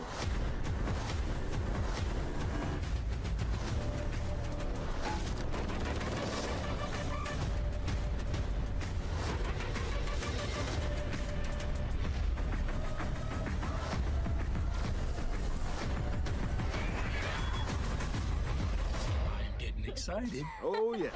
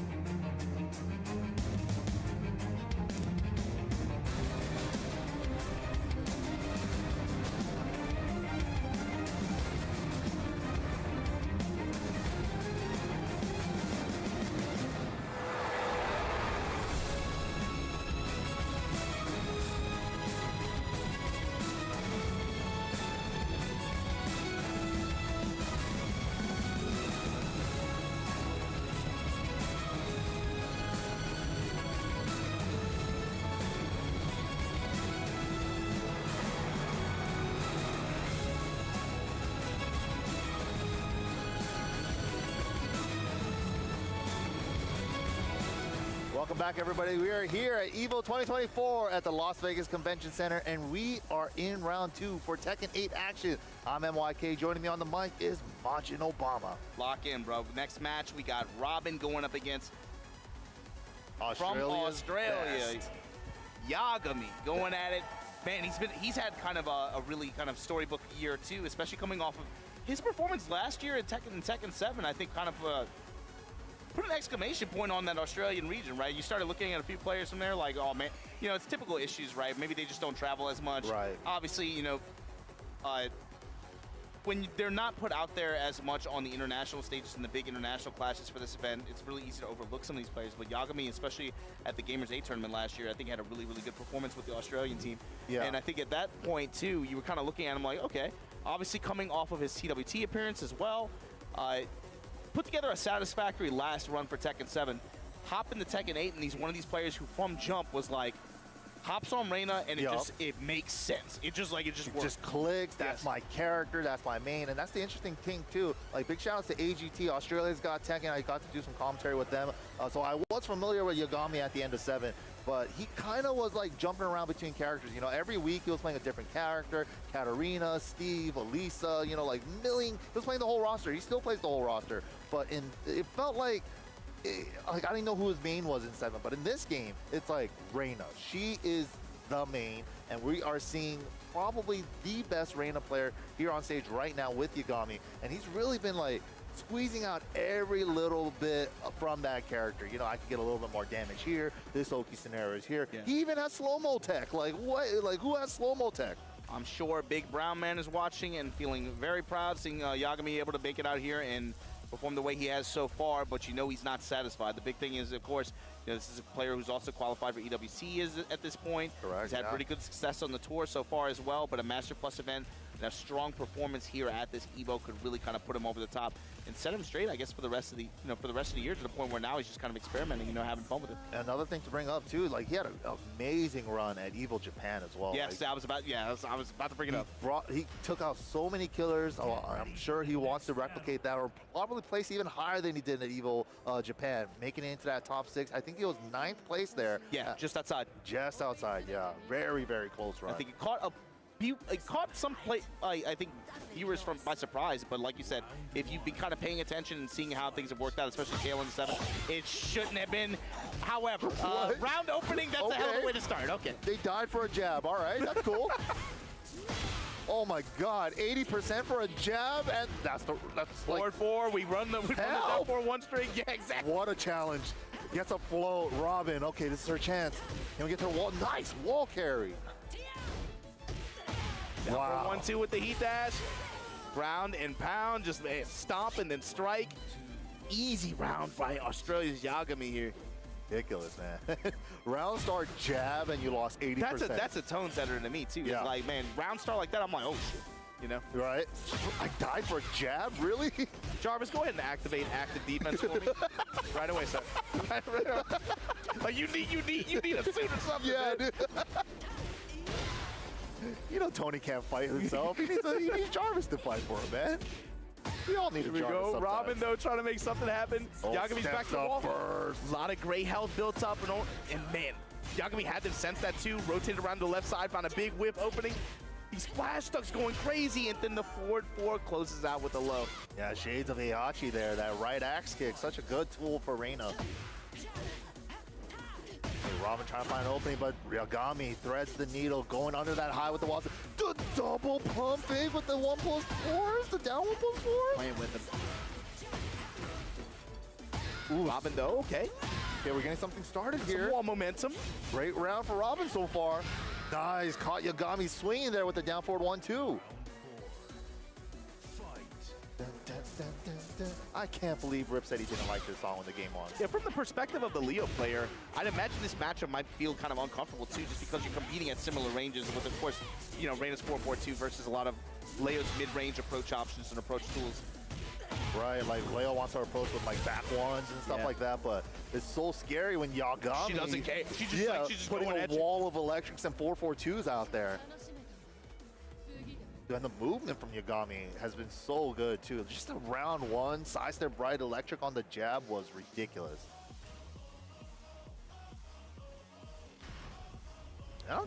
I'm like, he's the one that's selling me on leverless the most. I'm like, dude, he's playing Reina like that on the leverless. Maybe I can do that too. Maybe I gotta learn that thing actually. Super sick to see. Round one.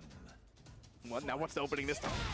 Okay, all right, Robin, all right. Got the install as well. Yeah, lightning blades. Yep. Ooh, he spent it there on the back three. Yeah, these are the mid-range tools approach we're talking about. Approach tools, rather. Robin showcasing here. But as soon as you leave some kind of a gap, Yagami finds that 4-4-2 and a wall now. With the Heaven's Wrath 1+2. Nice spring kick. That was actually a punish. Heat dash mix. Back off. Nice. Okay, Robin on the board.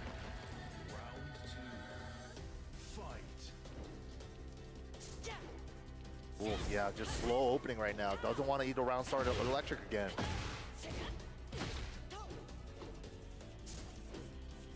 We're trying to control with the jab, but Yagami just always not there. Yeah, usually just out of range, and like you said, just willing to leverage the 4-4-2 mix. Oh, was aware in case the third kick hit. that time. Gets a float, though. Robin able to convert.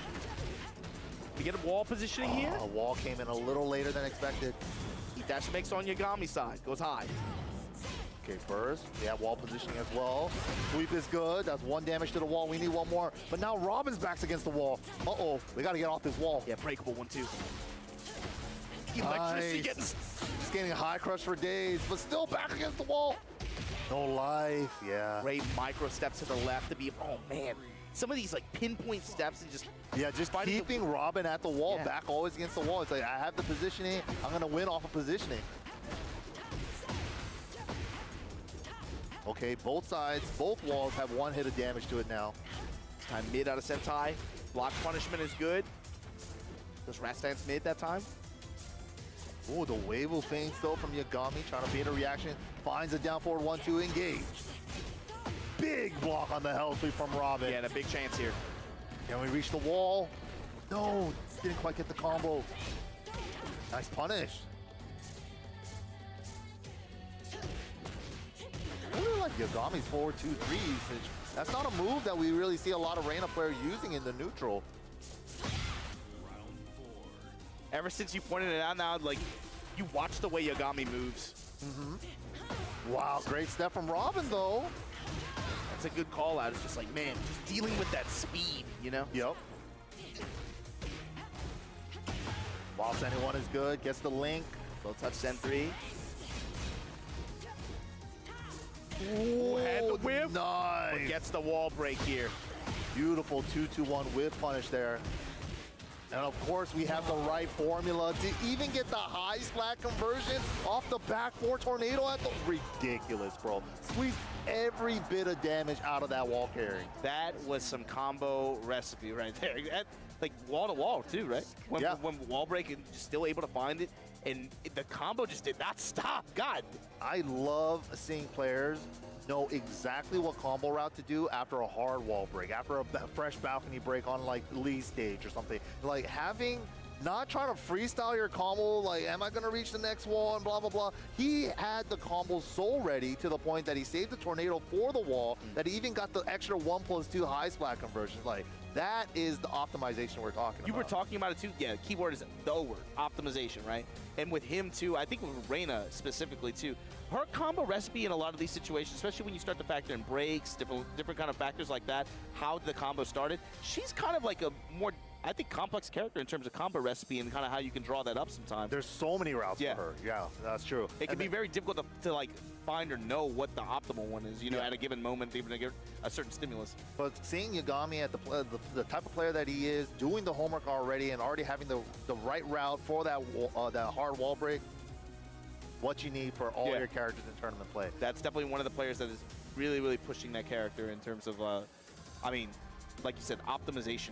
Yeah. And that's something that he really showcases. I would even say compared to maybe some of the other players that have been running her and having really good success. Right. But coming up next, Trill Shola going up against John Ding. Shola versus John Ding. Okay. Out here, this even the bracket. All right, Shola. Shola's doing work, yeah, man. okay. Good to see him out here. But yeah, of course, John Ding, known for the Eddie. Shola, I think before he was always playing like Kazuya and Kazumi in 7. So I'm not too sure who he's playing in this game. Maybe Reina. He's always kind of like favored the Mishima style characters. I envision Reina. I'm with you, but I'm not sure. I haven't seen him play this game yet, actually. Yeah, me too. Good to see him out here, though, man. Shola is definitely one of the homies. All right, here we go. Setting the buttons. Curious to see who he's going to pick. John Ding, I'm pretty sure we're going to be expecting Eddie or the Reina. I think Eddie on point for sure, right? But sometimes he... So far this weekend, I feel like it's been on Eddie on point. I'm curious to see who... Oh, yeah, it is the Reina. Okay. They're predictable, man. They're pretty good at guessing his characters. I wonder if he's one of those, like, is he like a positive Reina choice, or you know, there's like the begrudging Reina selector, or there's like the very like pro Reina selector. Oh, she got nerfed last patch, man. She's like no good no more. Some of those Heihachi dudes are like, yeah, I guess I play Reina now. You know, like they say it like that. Unfortunately, I feel like that's Brown, man, because he was a Heihachi bait. Yeah, like, he definitely was ahead in my head when I said that. I play Reina now. All sad, like she's bad or something. Like, big back 3. Yeah, big back 3 plus 4 is a power crest in the wall. Is these heat active now? Wow, I've never seen whilst anyone hit in the back like that, so he actually didn't go into senpai stance. Weird. Now heat on heat. Okay. Went Fast for the grab, throw. yeah. John Ding had it scouted. Great call. But now you have info, though, from Shola's side. Now he could go for, like, Heaven's Wrath 2, which will be a mid that wall spots.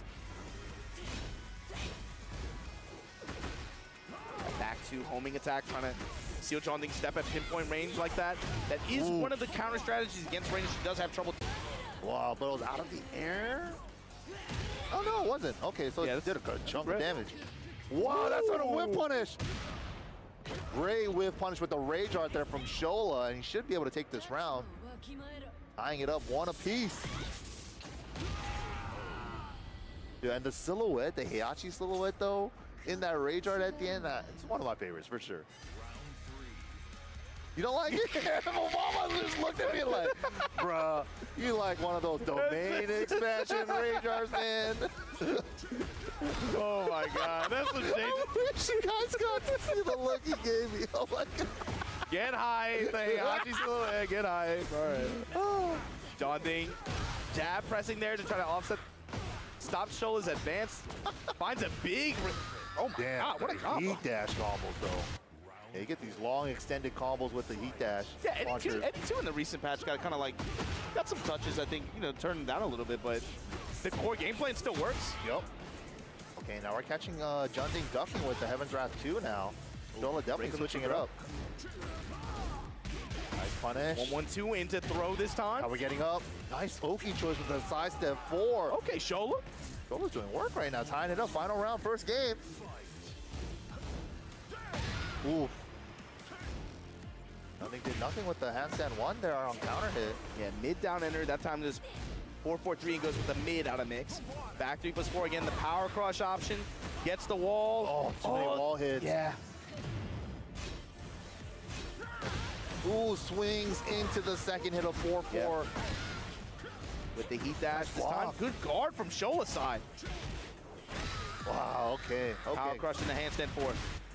Fastest option out of that, but Shola did show some promise in a couple of those defensive situations, especially towards the end of the last round. Oh, yeah. Big poke chop coming up on stage to Coach Shola right now too. Coach Chop. We got Coach Chop. Coach Chop. Big shout out to Poke Chop, man. Rocking the No Round Brown t-shirt as well. One of ATL's finest, where these guys come from. The homies, the 404. Parrying Junding while Junding's trying to sneak in there into the huddle. You're not even on our team, man. What the hell? Você vai ver o melhor da capoeira.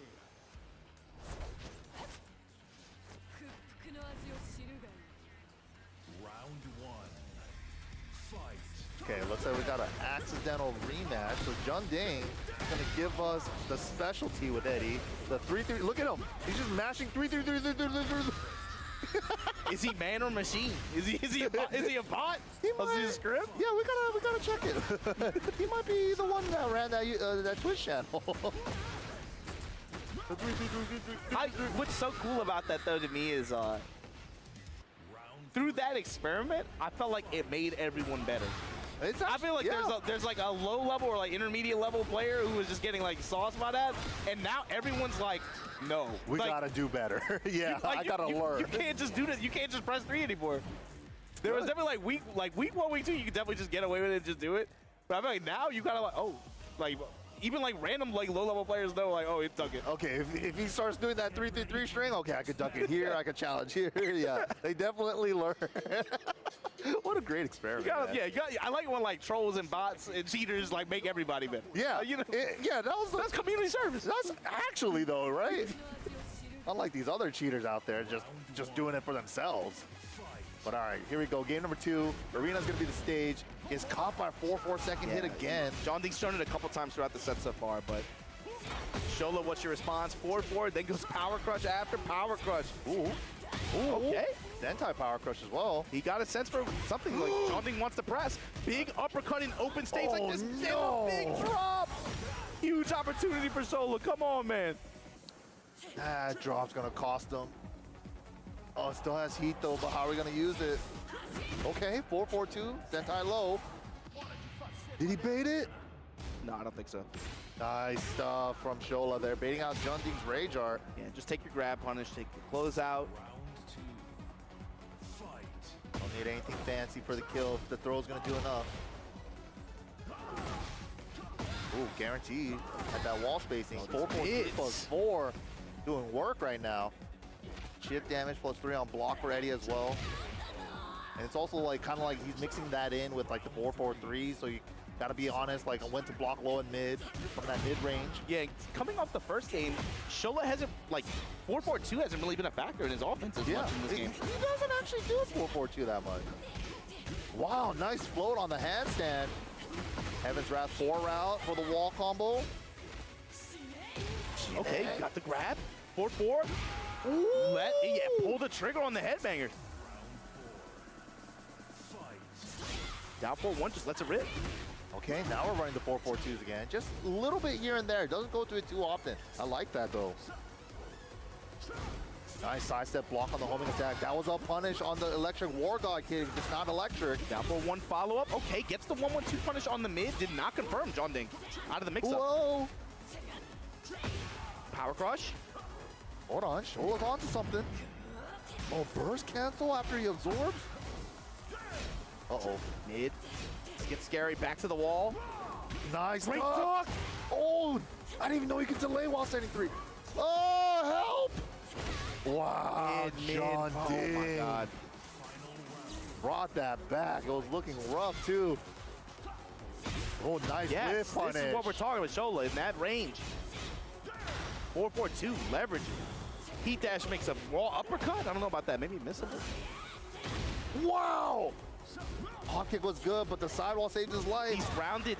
Like, the design of this stage is really, really coming to play against their combos like this. Okay, 2-throw intentionally for the break. Oh, I thought that might have been out of range with the back dash. Ooh, okay, it wasn't counter. Jab down for one mix. Oh, no whip big punish. whip. I think that was a hell sweep. Oh, Rage Art is good. Shola. Hold on, he got one more chance at this. Yeah, this is going to be John Ding in rage. Heat is off the table, too. A real honest Tekken match right now. Reina's going to gain some health back. Double hell sweep low. The challenge from Ding.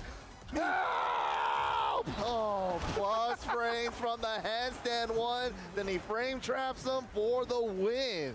Good try to Shola.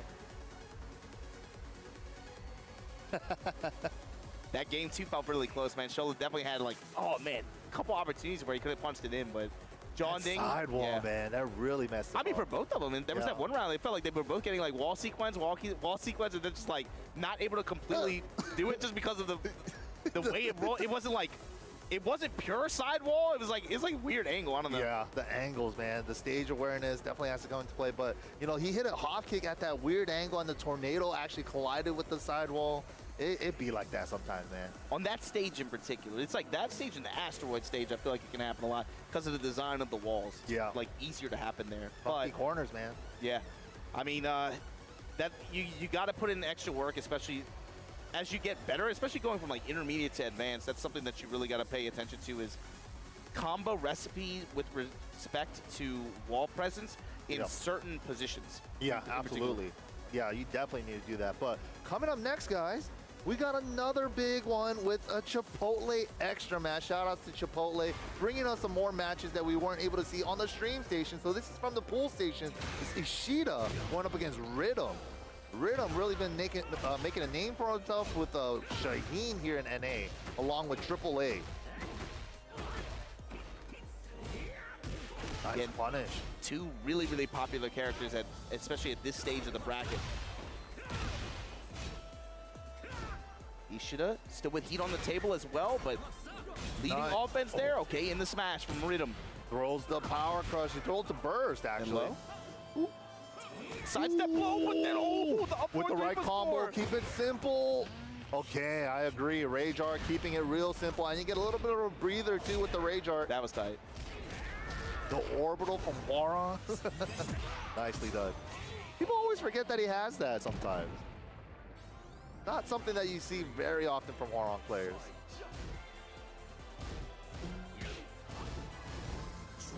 Wow, this is going to hurt. Yeah. Snap the neck. Damn. All that great health. That did 45%. Yeah, it does a lot, too, by itself, even. That's crazy. Great step to the right side. Ishida. Got to be on notice here. Heat engage on Rhythm side, and yeah.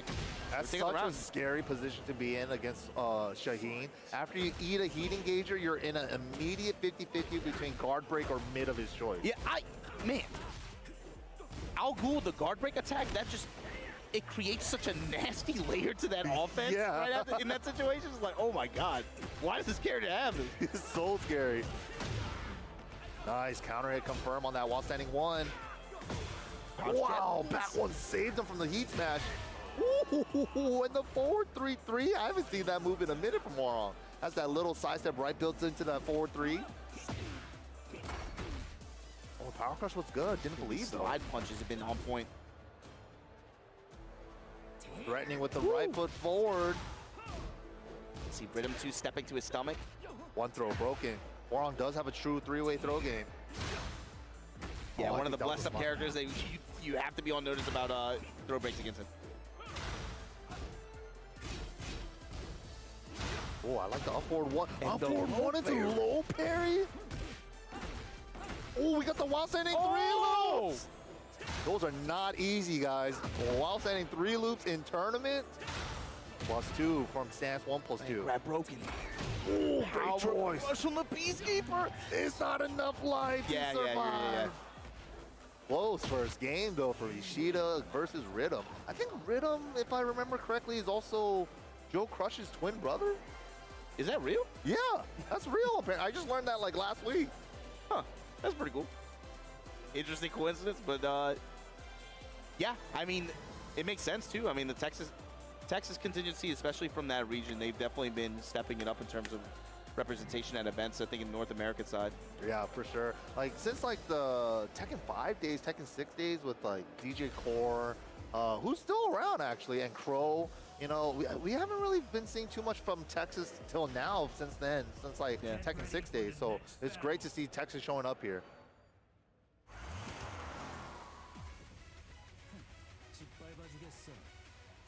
All right, game number 2, though. Our favorite stage, the arena with the sidewalls.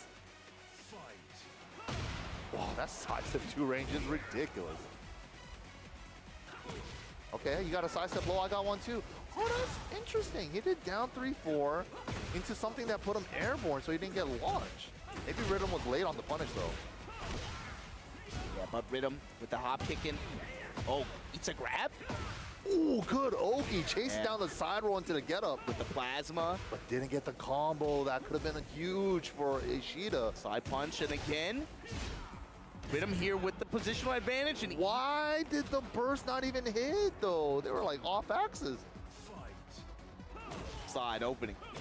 Warner's at the side walls. again. Ooh, the up forward 1 fake out into slide again. Yeah, now how does he develop that pressure, right? You got to mention the hop kick coming soon. I love these up forward 1s from Rhythm. I feel like Shaheen's don't really use it that much, but I'm really liking the way he's using it. Oh, good attempt. Whoa! A little sidestep left built in that up 3 from Flamingo from Wong there. Great pinpoint movement in defense against Wong, though, up close up by Rhythm. So kind of weaving and trying to create whiffs in a lot of these spaces. Great dog. Okay, back one saving his life. Went for the orbital again. 10 strings, where's the low? I don't know, I've never even seen his 10 string either. I got hit. It was the one more hit after that was the low. I love how he set up for that too. A lot of just jab, a lot of 2-1, a lot of just 1-1, you know, right. Just poking and harassing with a lot of jab strings and then just went into it, just let it rip. Dude, I think about 90% of the Texas community got hit by that 10 string. I've never seen where the low comes in. Look on the grab. Ishida. Had the whiff, nope. Scared to pull the trigger, okay. Okay, just like that. That right foot forward, down forward 3. Such a good move for Warong. But only +1, so Rhythm's kind of like challenging it just in case he goes for double up on it. Yeah. Key move in terms of his offense too, right? The right foot forward, down forward 3. But what a down forward 2, interrupting the down 3 from Rhythm. But doesn't go for wall carry and sends him back mid-stage with the up back 3. That's an interesting choice. Rhythm on point with the grab breaks though. And again, back to the slide. Button with it again? No. Oh yeah. Wow, good confirm on the down back 2. Yeah, buddy. Back one after as well. Again, Rhythm now trying to get the back dash, trying to get out of range. He dashed. Oh, airborne though, because he was mid-slide. Oh, he actually ducked it, but got up into it a little too early. Nicely done. That maximum delay on the sidestep, and then hit 2 for the button. Nicely done from Rhythm. That attack, that sidestep low swipe that he has, it hits way further than you think it does. It's so far. Yeah. It looks like a Nina Dragunov down 2 type of move. But it hits from like here. It definitely has a lot of extra range, and of course that was the Chipotle extra mash. So thanks again to Rhythm and the Ishida for putting that on, and thanks to our partners over at Chipotle for giving us that extra match from pools action here at the Tekken 8 inaugural Tekken 8 tournament here at EVO 2024. And again, I got to keep saying it, 4,646 entrants. Insane. We're making our way down to that top 6 to see who's going to do battle on the stage tomorrow night. But before we get to our next match, we got to take a quick commercial break. Don't go anywhere. We'll be right back. So how would you describe the chicken to someone who had never tasted it? Literally melt in your mouth tender. We don't have a freezer. You know, it's almost like a farmer's market. When you walk into the restaurant, you should hear the sizzle that you're hearing right now. Just sends all those waves up to your mouth. You're making me hungry. Sunglasses in the day, blue light glasses for the gaming at night. Zenny's got affordable eyewear for everyone. Vibe in style while protecting your eyes. Evo sunglasses, available now.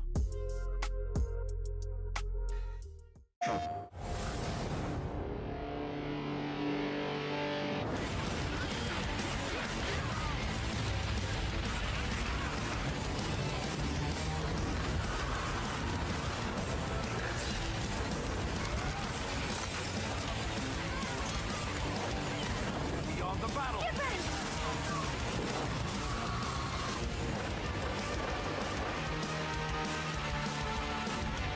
PlayStation.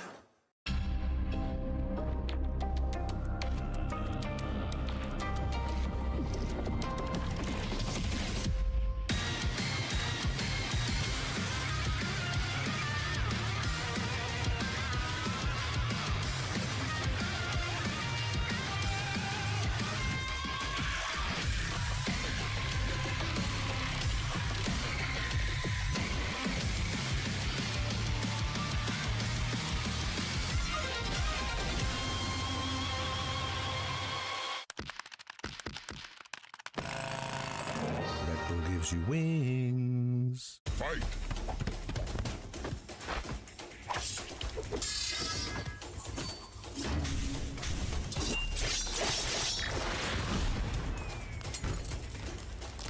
Fatality.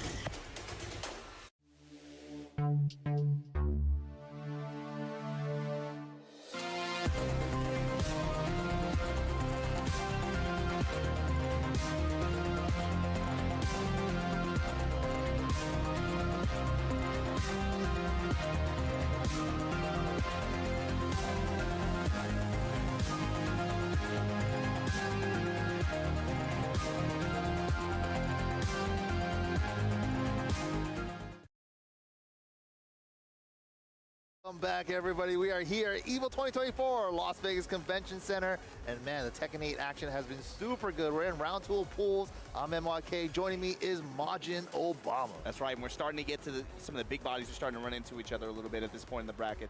But we got a long way to go. Again, we're fishing for this top 6 to see who's going to go at it tomorrow night for Tekken 8, the first EVO Tekken 8 tournament that we're going to have here. And only 6 players can make it on that stage, and this bracket has a lot of strong players. Coming up next, though, Narya versus Peeling. Narya from Korea. Yeah. So it's, I think she plays with CPM pretty often. She got a pretty tight noctis towards the end of 7. I'm not sure who she's running in this game, though. She's running Victor. Ooh. Okay, so she's not. Yeah, she's that case example you were talking about earlier, exactly, where they make the transition. All right.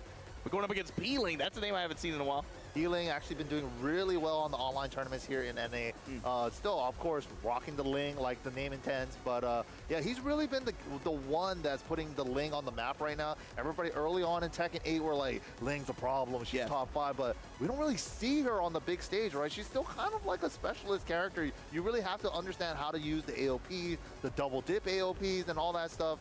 But yeah, the players are coming up on stage. Narya going up against Peeling. That's one of the, I was talking to Rip about this yesterday, but it's like, that's a specialist character who people have been singing the praises of Xiaoyu in this game since Jump, right? But like you said, because she's a specialist character, you kind of need that one person to travel and put the result out there to kind of like, stamp it on like, okay, everybody shut up, she is that good.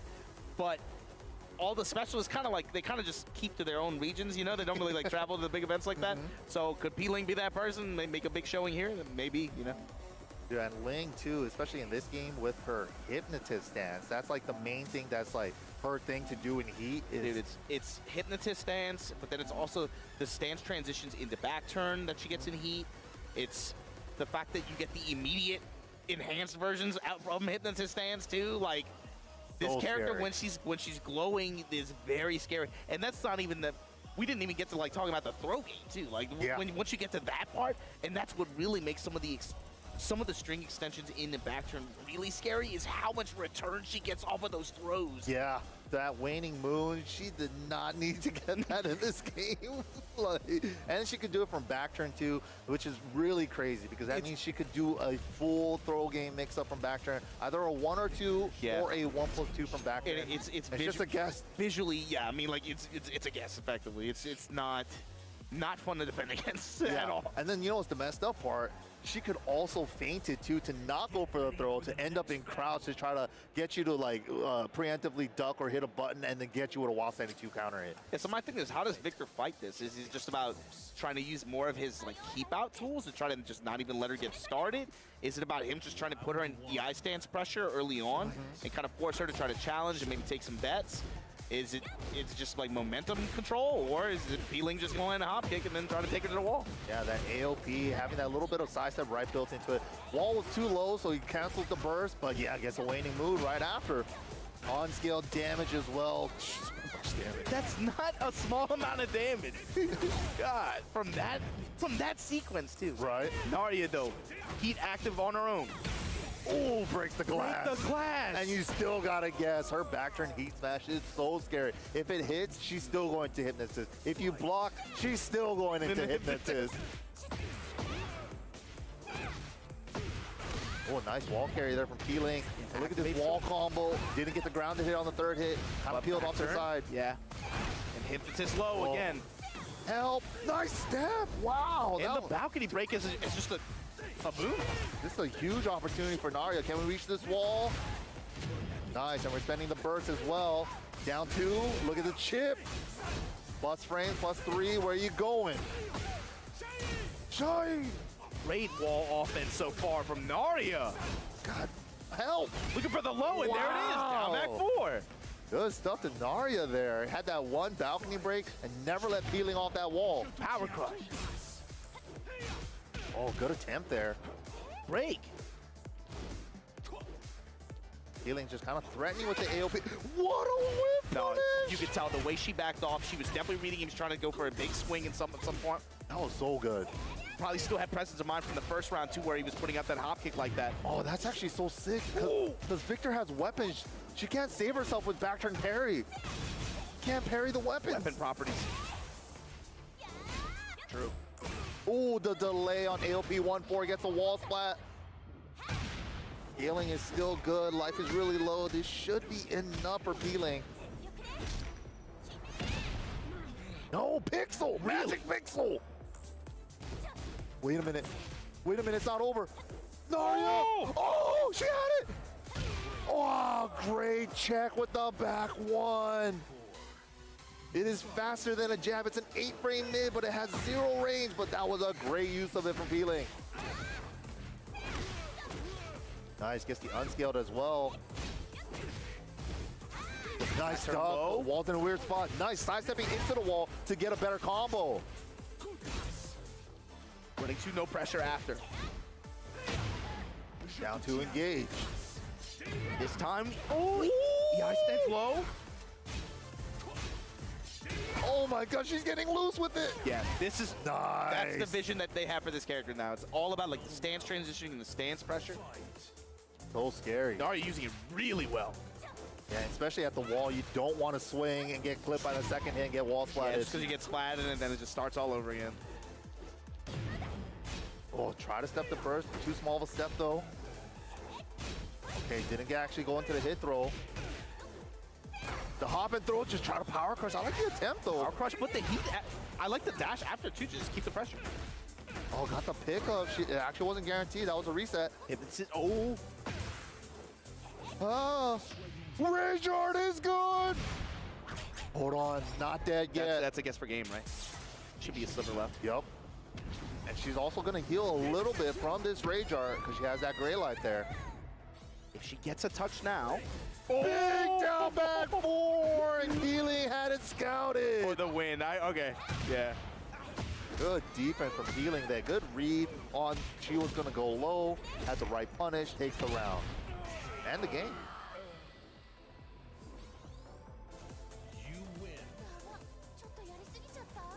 Narya definitely was trying to close that out with the low. Healing definitely felt the greed a little bit, so good defense there.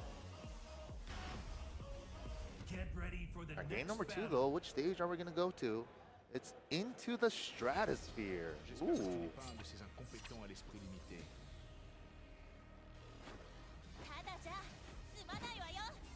Round 1. Might be a little bit more difficult to get the wall control that Narya was kind of getting good reward from in the original stage on this one. Yeah, ever since she broke the balcony, she was like, every time she had wall pressure, she was really good at keeping Peeling there. Oh, 2-throw. She does have a command 2-throw as well, along with the 1+2 waning moon. Back turn low. Wow, back turn sidestep. Ooh, so teleport away. Great movement.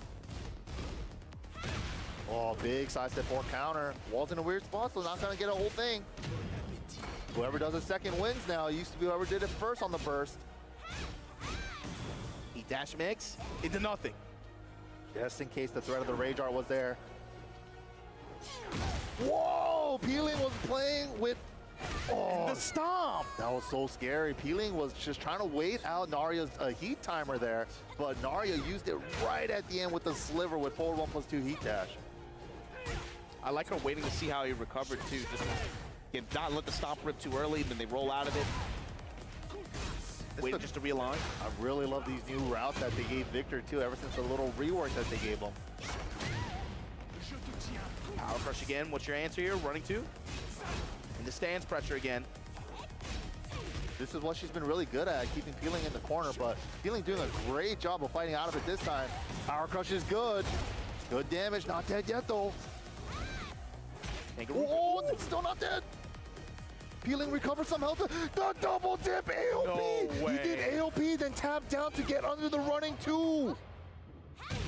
That was sick.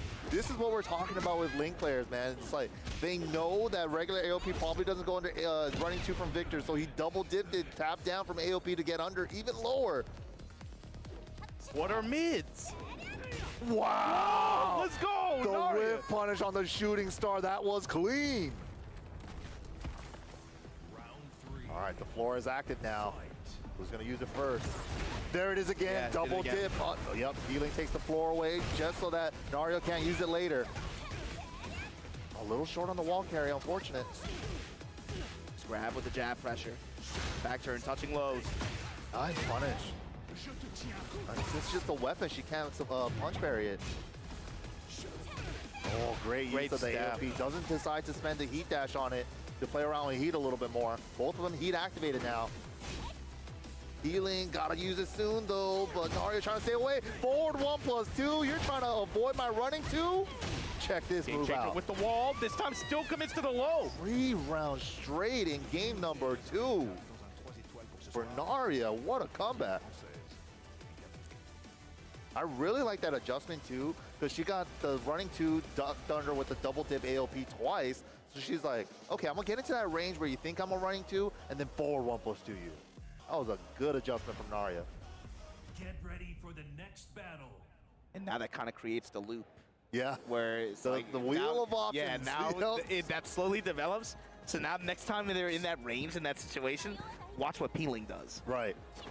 Maybe not trying to go for AOP and neutral, trying to scout out that running 2 anymore. Let's see what the adjustment is. Ooh, gets power crush. Engage. Right over the low, but it doesn't launch unless it's counter. Comes up with the Boston 1+2. Wow, just challenges the timing now. Unblockable setup. It's only a tech catch. Doesn't hit grounded on Victor. Does hit grounded on the big body though. What a walk, dude. Narya's move. What the? What the? Hurt boxes. They're just going crazy. Oh, that almost caught the AOP, but it was just out of range. Both players in rage though. Heat off the table. Nice block. And that was just a 50-50 while standing 1+2 or full crouch 1+2 from Victor, Peeling with the right read. Counter hit throw, launching throw at that. Painful. Oh, with the unscaled up back 4 at the end, so much damage. Bro, launching throws are so cheap. That's so cheap. That is so cheap. It's okay, I'll use it.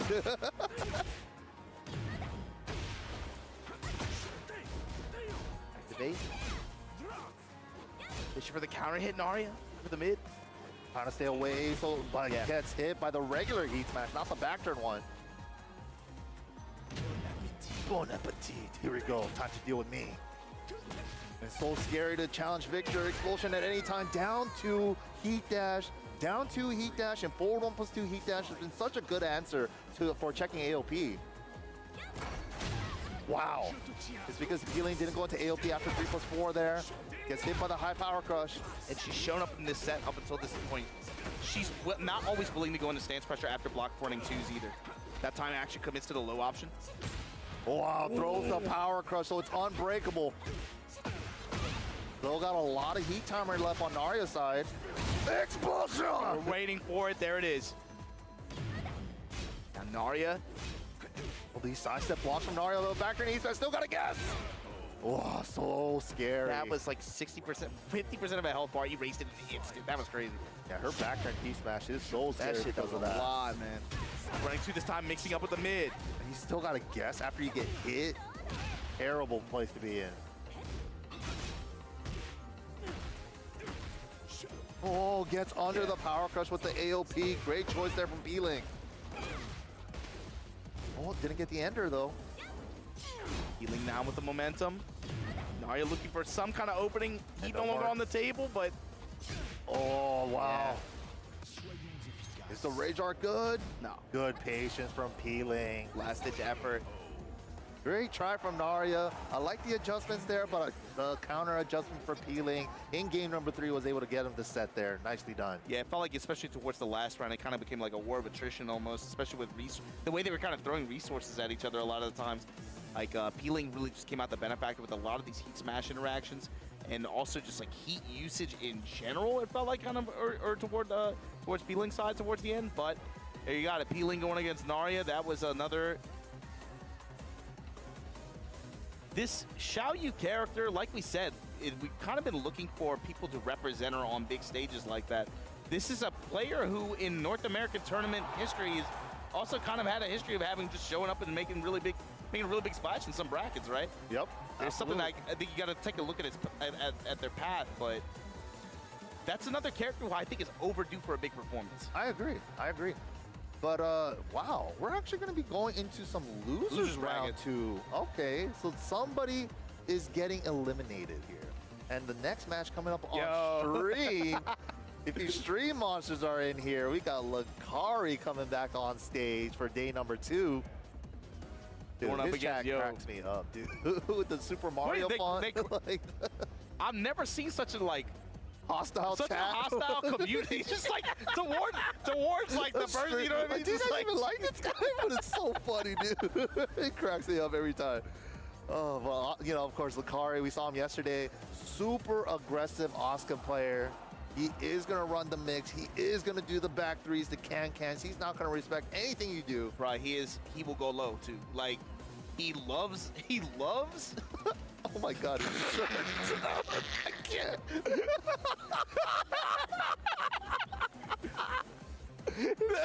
That's crazy. I don't know how they're going to work the camera on this one. I don't think, God bless. Do you best? Woo! Thank God I'm not the cameraman today.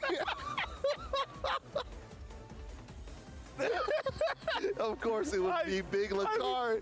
We both saw it at the same time. Oh my God. But Lucari too, he's no stranger to betting big in a lot of these situations too. He'll live and die by that, you know. Especially, he's the kind of player who, against an Oscar, you have to be able to take away his lows. If you punish him big for taking away his lows, he'll kind of like. I know because I played against him in a long set. Not recently, but like last year, I think at Evo actually, I played against him a good bit. Really good, really aggressive style. He's another kind of player I think too. Tekken 8 suits him. Oh yeah, you for know? sure. Like that, yeah, that kind of approach, that kind of play style. That's super aggressive play style from Lucari. Just willing to run the mixes. The biggest mixes. Oh man, that's funny.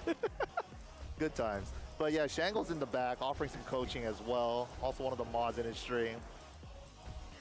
Yo, when you're wait, how do you get mods that coach you? Where do I get those? Dude, he has a lot of coaches, man. He's playing like Street Fighter here this weekend and Tekken. You know, he's always like grinding those games out too. I'm saying, where do you get mods that don't just like troll you poorly all the time? Like when they actually like help, valuable, actually contributing something. Yeah, we all need a couple more mods like that. I agree. But here we go. Going into game number 1. Got a wall explosion on this stage as well. Other than that, Nothing too crazy. We might get some wall combos on the urinals, but we'll see. Gene versus Asuka too.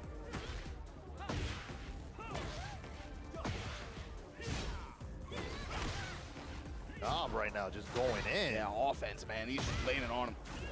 Wow, good step, but just all is some punish. Okay, sidestep Yeah, two. sidestep engage, and here we go. Overhead the low mix. Oh, that's big. That's a good explosion. To Gonna the be a good wall. follow-up in the wall presence here. Nice. Just the two spin into the heat smash is good. Lucari with the first game. In the first round. Quick turnaround too, that's all it takes. Can you get the wall positioning and he will swing.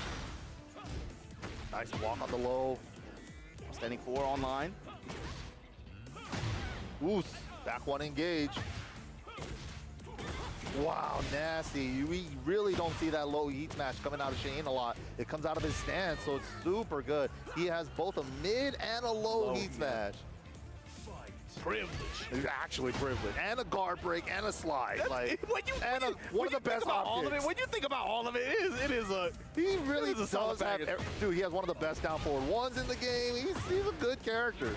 Lucari, all right now, putting Yobes back to the wall. Eats a spring kick. Defiant 2 still fishing for the engage out of on a the air, sidestep. though. Wow, okay, throws the counter. So that does become completely unbreakable. Wow, back three is the good. back threes, Asuka classics. Whoa, where's she spinning? Another To one. the other side, when in doubt, do it again. Damn, the cross-up back three, sick.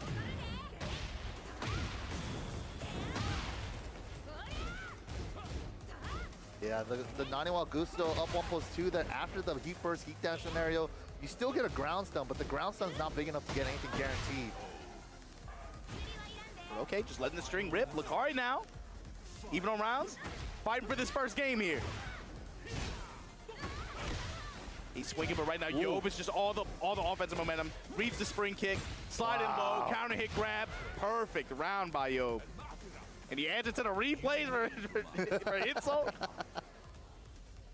But all right, let's see. Which stage are we going to be going to? Shango's coming up, offering some advice to Lucari.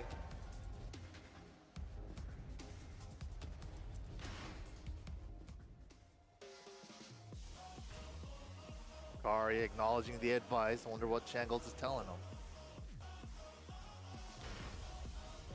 Get ready for the next battle.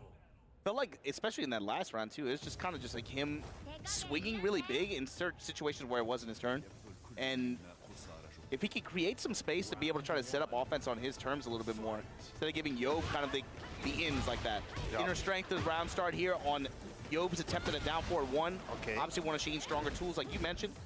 But creating the space to be able to try to create some whiffs and not just be so reliant on a back 3 or something like that every time, you know? Or can-cans, etc. Second burst wins. Oh, right away into the smash. Caught him trying to move. Round 2. All right, we've been here in game number 1 as well. First round for Lucari. This is what we're talking about. He's going low now. If you do not take that away from him, he will do it A million times. all day. Wow, great Jab blow. float and conversion. Nice conversion. We're gonna reach the wall. Down back 2-1. Yes, we do. Are we gonna break it? Yes, we are. Next wall. With the heat dash? Damn. Oh, wow. That's, what? That crossed up. Hold up. Is that actual tech? He's airborne though, so it's not gonna be a ton of life.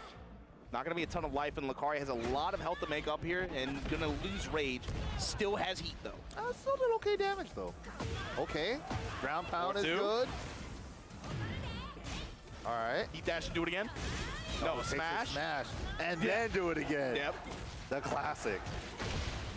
Yeah, Yo definitely had that scouted, though.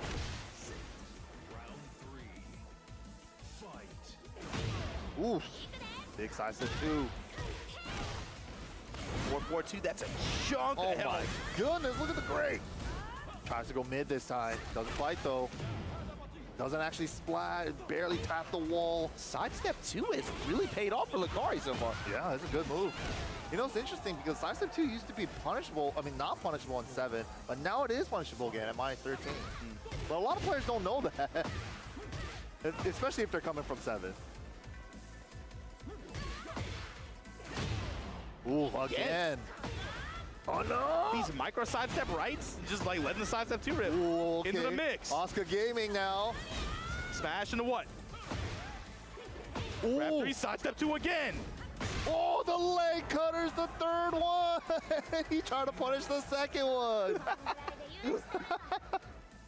Nice stuff to Lucari there, tying it up. What a piece. Black, please. So after the way that first game ended, or I should say like the second round of this game ended, when he bet big on that low ad in that 50-50 mix-up scenario and Yob called it out, now I'm like, okay, so the question was, how does Lucari going to develop his mix from there? So I'm going to throw option a lot more, so I'm going to inner strengthen a lot of the situations a lot more. Yeah, he tried it out. He tested the waters with the lows a couple times, and he's like, okay, Yob is willing to duck, so he tried to mix it up with the mids. But I'm looking for it now, though, in game 3. How's he going to push this mix? He's still going to go to the low. He's still going to it. Yeah, Yob definitely has that scouted now. Sometimes, you know, it is a 50-50. You guess wrong on offense sometimes, too. Live and die. Go down back 2-1, heat dash. 2-1 with the heat dash behind it. Looking for the wall scenario there. Not going to get it. Oh, help me. And now you're in trouble. Help me. Lucari in rage. Oh, he tried to step, but he didn't do a full charge. That's the mix-up, man.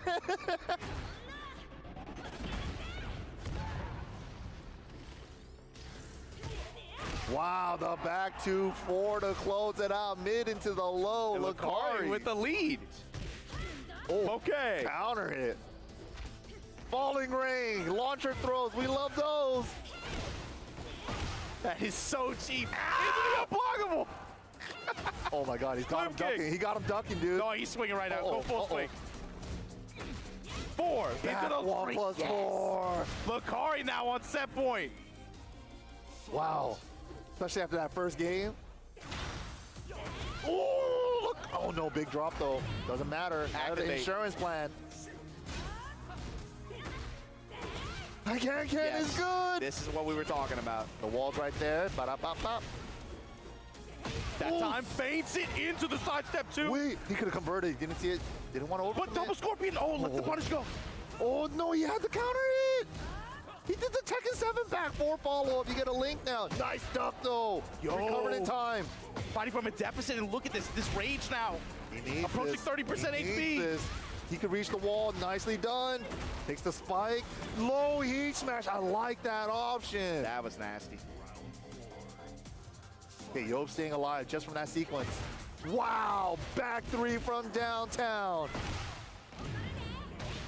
Throw whiff as bait in the back 3. Right? Yeah. It's like, was that what that was? 200 level play, 200 IQ play right there, man. 4-2. Lucari with all the momentum. Inner strength again. Similar situation last round. What a toe kick. Is it enough life? No, it's not. The running 1+2 closes it out for Lucari. Moving on. Loser's side, but still in the bracket. Nice stuff to Lucari. Shout out to the cameraman, too. They're doing fantastic overtime work. out there. Fantastic work. Cinema. Absolute cinema, dude. That guy needs a raise, for sure. Check out his stream if you got one. Bro, you know the command center was in his ear like, yo, we got a code red on the second stage. Code red on the second stage. Look at that guy's shirt. Oh, that shirt is out of control. But yeah, great stuff, man. Lucari still staying alive here at EVO 2024. Hopefully you guys have been enjoying a lot of the pool, round 2 pool action. Round 3 is coming up next. So a lot more Tekken action for you guys here today. We're going all the way down to top 6. But yeah, we'll catch you guys right after this short break. Don't go anywhere. Get ready for the next battle with Tekken coins exclusively from Chipotle. Use promo code EWGF623 when you order any entree in the Chipotle app and get 500 Tekken coins. Visit chipotle.com/Tekken8 for details. Hey gamers, does your room look like this? Tired of having no art on your walls? You need Displate. Made with high-quality metal and customized finishes, with Displate you can transform your room or office from lifeless walls into a stylish space. Featuring officially licensed posters from your favorite IPs like Street Fighter, Tekken, Mortal Kombat, and more. Say goodbye to hammers and nails with Displate's magnet lock technology. It never fails. It's as simple as snap and hang. Bang, bang, bang. Visit displate.com/EVO and order now. Use the discount code EVO at checkout. Go ahead, take a picture. Don't stare, darling. I love a good soirée.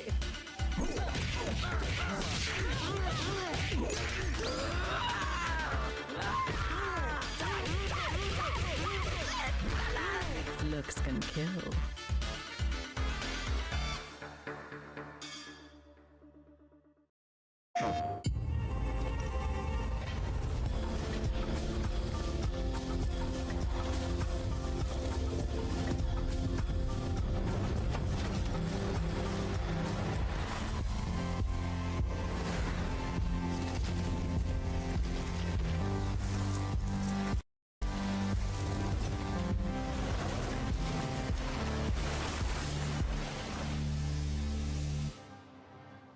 PlayStation.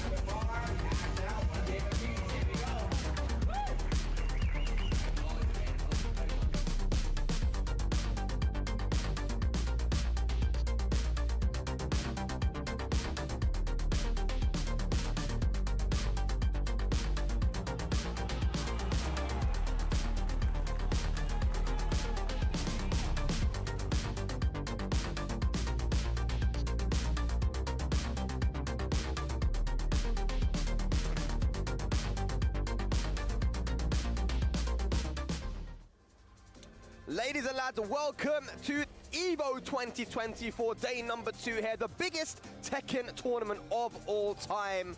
We've wrapped up with the pools now. We're going to be getting to some serious business. And no, you are not seeing double. My name is Spag, and I'm joined by the legend Rip. How you doing, my friend? Feeling fantastic, man. I just made it out of my round 2, which means I got a Chipotle bag to go with my Chipotle cards, right? So I got entrees and I got a bag to put my food in now, I guess. I don't know what that's for. But it's a sick bag, honestly. No, it is. Yeah. So I saw that they gave them out last year and they're like gray, but now they've got like, you know, I don't even know. It's like a reddish color, I guess. That's a cool color, man. No, it's a great color. You got the Tekken colors there as well. Yeah. No, it's sick. I'm a big fan. Yeah, I got the chains on here and everything. Yeah. Too sick. But you know what also is too sick? The Tekken action that we've been seeing as well, man. Yes. I feel like there hasn't really been any major upset yet. You know, not that I've seen. I agree. And if it's going to Except I lost to Taheo. That was a major upset in my eyes. I mean, it's upsetting. I don't know if it's upset.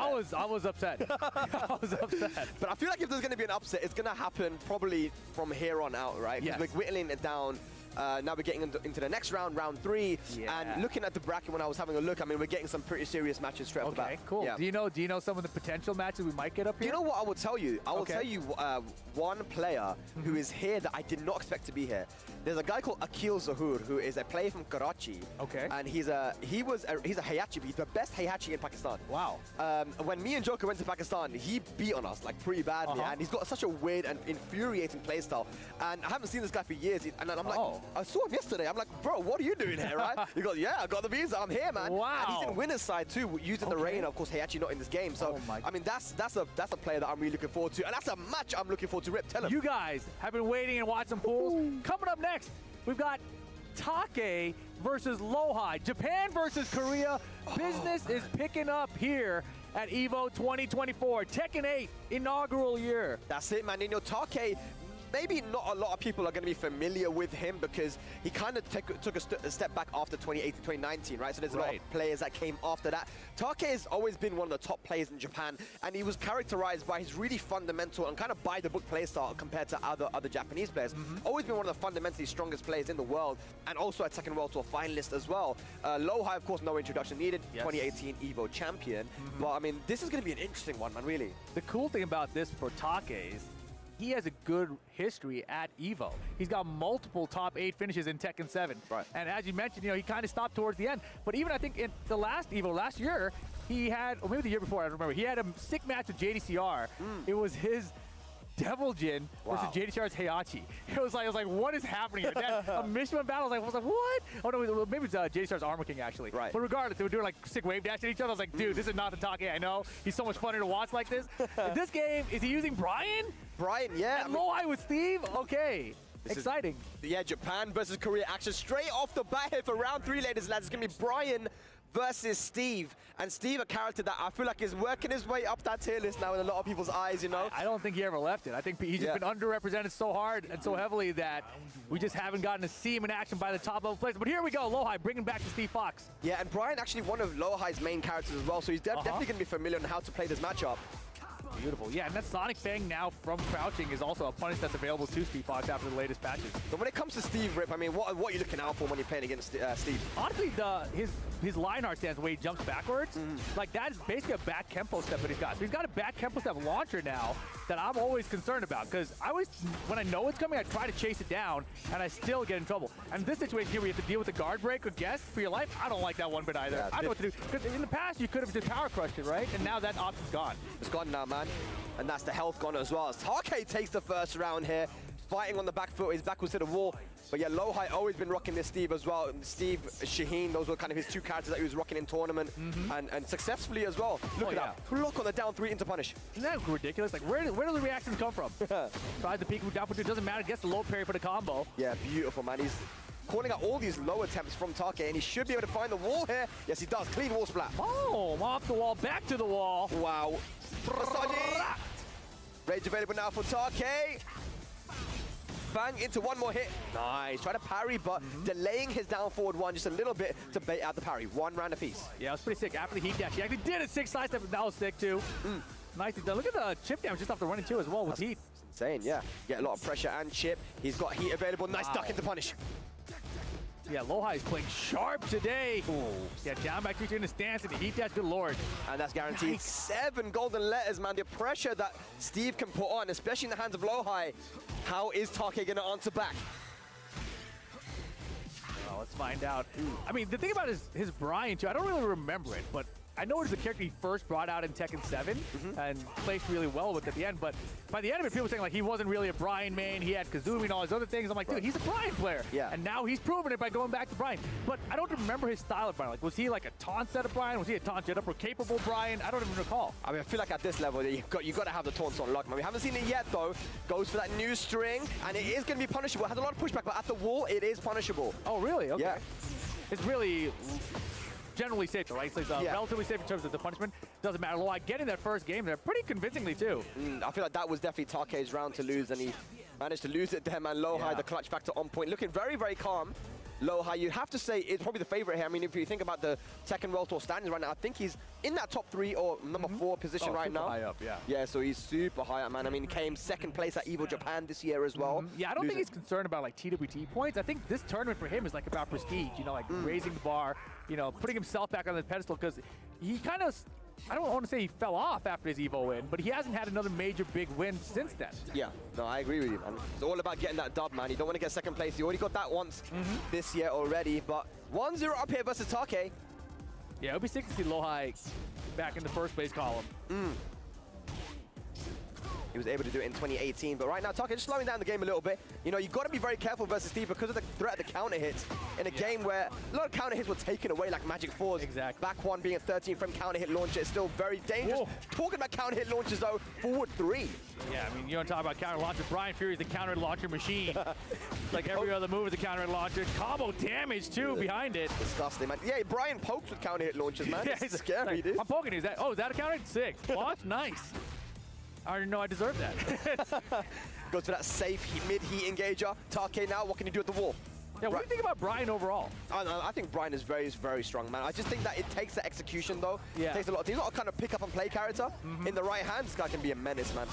He doesn't feel like a character where there's like a singular thing where you're like, oh, that move is so cheap, dude. Right. I can't stand that thing, you know? He's just like, everything is like, oh, yeah, everything is good if you get a counter hit, but I just don't get counter hit. Yeah, and once you string everything together with the taunts and all the different moves that he has for pressure, he can be very, very, very dangerous. But nice sidestep duck there from TEKKEN. No launch. Rage available now. Oh, my goodness. Lohai's so confident with his poking. Rage available, trying to go for that 3+4, trying to get a counter hit. Good break on the throw. Rocket launcher, no go. That's Brian's version of rocket launcher too. That's way back one. Damn, and he just committed to that duck there, low high, knowing that the low was coming out into the punish, into the round. I mean, honestly, his low defense is kind of ridiculous. Yeah. Like, he has had so many big low blocks into punish, right? Like, it's not even just low parrying or like fuzzy low parrying. It's like it's actual blocks. And the crazy thing is that Brian has really scary mids as well, you know, so it's not like he's not taking risks there, but he's definitely got the mind game advantage here. Low high with a small life deficit. Take taking it close to that wall. Woo! A little flash hook there under the high that time. Look at the movement, man, from both guys. Yeah, that good old 1-2-1 from Steve. Heat burst gonna reach here. Take over here. Heat timer ticking down. Nice. Found the smash. I wonder what he tried to do there. He got hit by the hatchet kick, tried to press a button and got counter hit. Take now, one round away. There's the orbital. Combo, of course. Yeah, we're going right there, maybe. You gotta activate heat first, we have the heat afterwards. Nice low poke. Oh, the sidestep, but didn't go. Gets a wow from there? That was crazy far, right? Yeah. And I'm not the heat dad. Get the taunts set up instead to get the game one apiece. Insane stuff there, you know, using that taunt on the tech roll from low high, thinking hard now, what is he going to do? Yeah. I mean, I know he's been kind of rocking the Steve mainly. I don't see a character switch. He has gone to stage select. We saw him on stream earlier, and he was using Dragunov. So, yeah. Like, that is a character he's been running a lot as well. I think he ran it a lot during the mix-up. So potentially something there, but sticking with the Steve here. Yeah, I think maybe he just feels like Steve is the answer for the Brian matchup. I don't know. Dragunov kind of doesn't feel like he has a bad matchup, but I mean, rocking the Steve here, feeling confident in the pick. 1+2, broken. Oh man, nice. Yeah, that was really good defensive duck there from Take. And both of them have really good fuzzy duck timing. They do, yeah. That's what I said, you know, Take, not your typical kind of Japanese playstyle where they're just quite aggressive in your face. He does like to play a bit more by the book, but look at that. Yeah, He's going for the forget string. the book. I'll finish the string. Wow, resplat combo activates the heat. Nice. I'm going to mix. Goes to the mid. Activates heat, both guys in heat now. Goes to chip damage. Wow, the real line for the wall too beforehand. Nice sidewalk! Oh Wow. my, sure you can in the back. Low high first round, game 3. Yeah, beautiful, man. The lateral movement from the Koreans, man, for the past few months we've been seeing, it's just so amazing. Been able to walk around with so many different players. Oh my gosh. Over here. Over here. Oh my god, nice. Low parry again. Like you said, Rip, these guys with their fuzzy timing. To the wall. Push him. No break. Push him, of course. This time he was ready. Oh, he'll take that trade. Unfortunately, wasn't able to get the pick up. Low high looking very, very strong now. Rage available for Take and heat. Yeah, now Take hesitating after the 1-2-1 from Steve. Scared of that fourth hit. Nice counter hit. Whoa, my goodness. Opportunity now for Take, but he drops a combo. That was a massive, massive drop. That's 2 big drops from Take in this game. Low high now gonna steal round number 2 and it's set point for low high. So brave on low high to mash jabs after blocking that back one. But either way, he moves on to set point now. Hey. Up cross 2 follow up. Punish. Nice. Into the mid, low high with all the momentum and the wall positioning. Take guesses correctly. Will he guess correctly? And he does. Nice. He just wants to hug in this game, bro. Yeah, but no confirm. Well, the Q's back 2. Nice punish though on the whiff. Has the wall positioning. Oh no, big attempt for a high there. Low high ready, ducks it, full launch for the combo. No heat to extend his combo, he's got to do a regular one here. Last opportunity here for Take. He's going into the loser bracket, activates heat. What can he do with it? Rage available too, catches the sidestep. Oh boy, heat dash immediately. Hatchet, not enough damage. The low's not enough. 50-50 for the win. Wow. Down back 3, Take stays alive. Great patience there to block that down jab and then finishing it off. Take now on the board. Super, super close. Nice down 2 to catch the sidestep. Lovely sidewalk left on the hatchet kick. Low high super aware. Yeah, sidewalk and hatchet back one's classic anti-Brian strats. And that's going to be it. Low high, 15-second round there to close it out. Take going to be in the loser side, but that was a very close set. But you could just see from that, low high so ready for that Brian matchup, man. No, he was. I mean, you can see he's so prepared for so many situations. The low defense when he started off was amazing, and then the lateral movement in general was good. And at the very end there, the clutch stuff, right? Finding the sidewalks, getting the full launches off and into the combos. I mean, he played really clean. And, you know, I was a little surprised that he committed to the Steve Fox, but I think defensively he knew he had the Brian matchup down no matter what character he was going to use. Yeah, I feel like, you know, you go in with a game plan. Yeah. If it doesn't go exactly according to plan, I mean, just, just stick to it, man. At this point, he's got so much experience. And, of course, he's probably played against Nee plenty of matches, right, with Nee's Brian, and felt comfortable there with the Steve, and it worked out in the end, man. So good stuff. Low-High moves on, and that is definitely a favorite to win this tournament, man. You got to say, there's quite a few favorites to win the tournament, but Low-High's got to be one of them, man. Tell me some of your favorites that might win the tournament. I mean, you got some off. You got to say Atif. Atif has to be. With his performance as CEO, I feel like he is definitely up there as someone that could win the tournament. I feel Joker, man. I mean, Joker, you know, people kind of count him out a little bit, but he says he's feeling confident. He says that my path, if I can, you know, string some of these wins together, he feels confident with those. He's beat some of the people that he's got to play against. And maybe there's a bit of bias there in me as well. I mean, to win the whole tournament, that's a big bias, I think. It is, yeah. But I mean, he's won Boz Gauntlet. That was not an easy tournament. And I picked him to win that as well, so. It could happen. It could happen. I mean, yeah, you got Low-High, of course, I already mentioned. Ulsan, you have to definitely mention him as well. Nobi, I mean, Nobi, with his performances at the DreamHack. Nobi's looking great. Yeah, with his Dragonova. Dragonova's still one of the strongest characters in the game. So I would say, you know, those guys definitely are looking really strong. But you never know, man. I mean, what do you think? I'm kind of rooting for the underdogs. I always like rooting for the underdogs, right? So for me, it's the old school guys. It's the Nees and the JDCRs who haven't done particularly well in this game yet. I'm looking for them to have a breakout performance and like kind of put themselves on the map in a big way. And EVO would be the perfect place to do it, right? Especially for the launch of Tekken 8. So I think that's like cool storyline-wise. And of course, Arslan. Yeah. Like, did you call Arslan? I didn't know. You don't think he's a favorite to win it? I do. I think. I don't think you are because you didn't say it's back. You know, you can't back. I feel like it doesn't have to be said. You literally just said I don't think he is. He's won 4. I just asked you, like, no. You know, he's definitely got to be in there. Arslan haters back number 1. Yeah. I mean, you're gonna have all the Pakistanis in my Twitter DMs now. Hey, you said it. Everyone, look at the clip. All right, I said nothing. Man. But yeah, you got to say he's up there as well as a person that might win. I mean, you know, he's got a small chance. Yeah, he's small. Small Arslan chance. You know, he's starting to win again. Is he sticking with Nina now? I know he's been dabbling with like other characters. He's talking about wanting to learn Yoshimitsu and these other characters. But Nina's the tournament character. I don't think he had enough time to pick any other character on a level where he can feel confident in tournament. But yeah, I feel like it's the Elisa and the Nina that's going to be the main character we're seeing here. But we got a match for you guys. We got Korea versus North America. Yeah. Me versus Joe Crush. Joe Crush. Yes. For me, I feel like he is the one that is really showing the world how to play Tekken 8 Jack. I agree. Yeah, because Tekken 8 Jack has changed quite a lot. He's a stance character now, right? Exactly. And people are still trying to play him like it's Tekken 7 with the 2 jab, down back 1, forward, jackhammer. That's not the only way you can play this character now. You have to be able to utilize the stances, and Joe Crush really does that. Let me ask you this. Why do you think the other Jack players aren't having as much success playing the old style of Jack? Because the thing is that there's a lot more emphasis on aggression here. And, you know, the defensive playstyle has been changed. It's a little bit harder to employ now, right? Yeah. So, you know, utilizing that stance, it's a power crush as well, the Gamma Howl.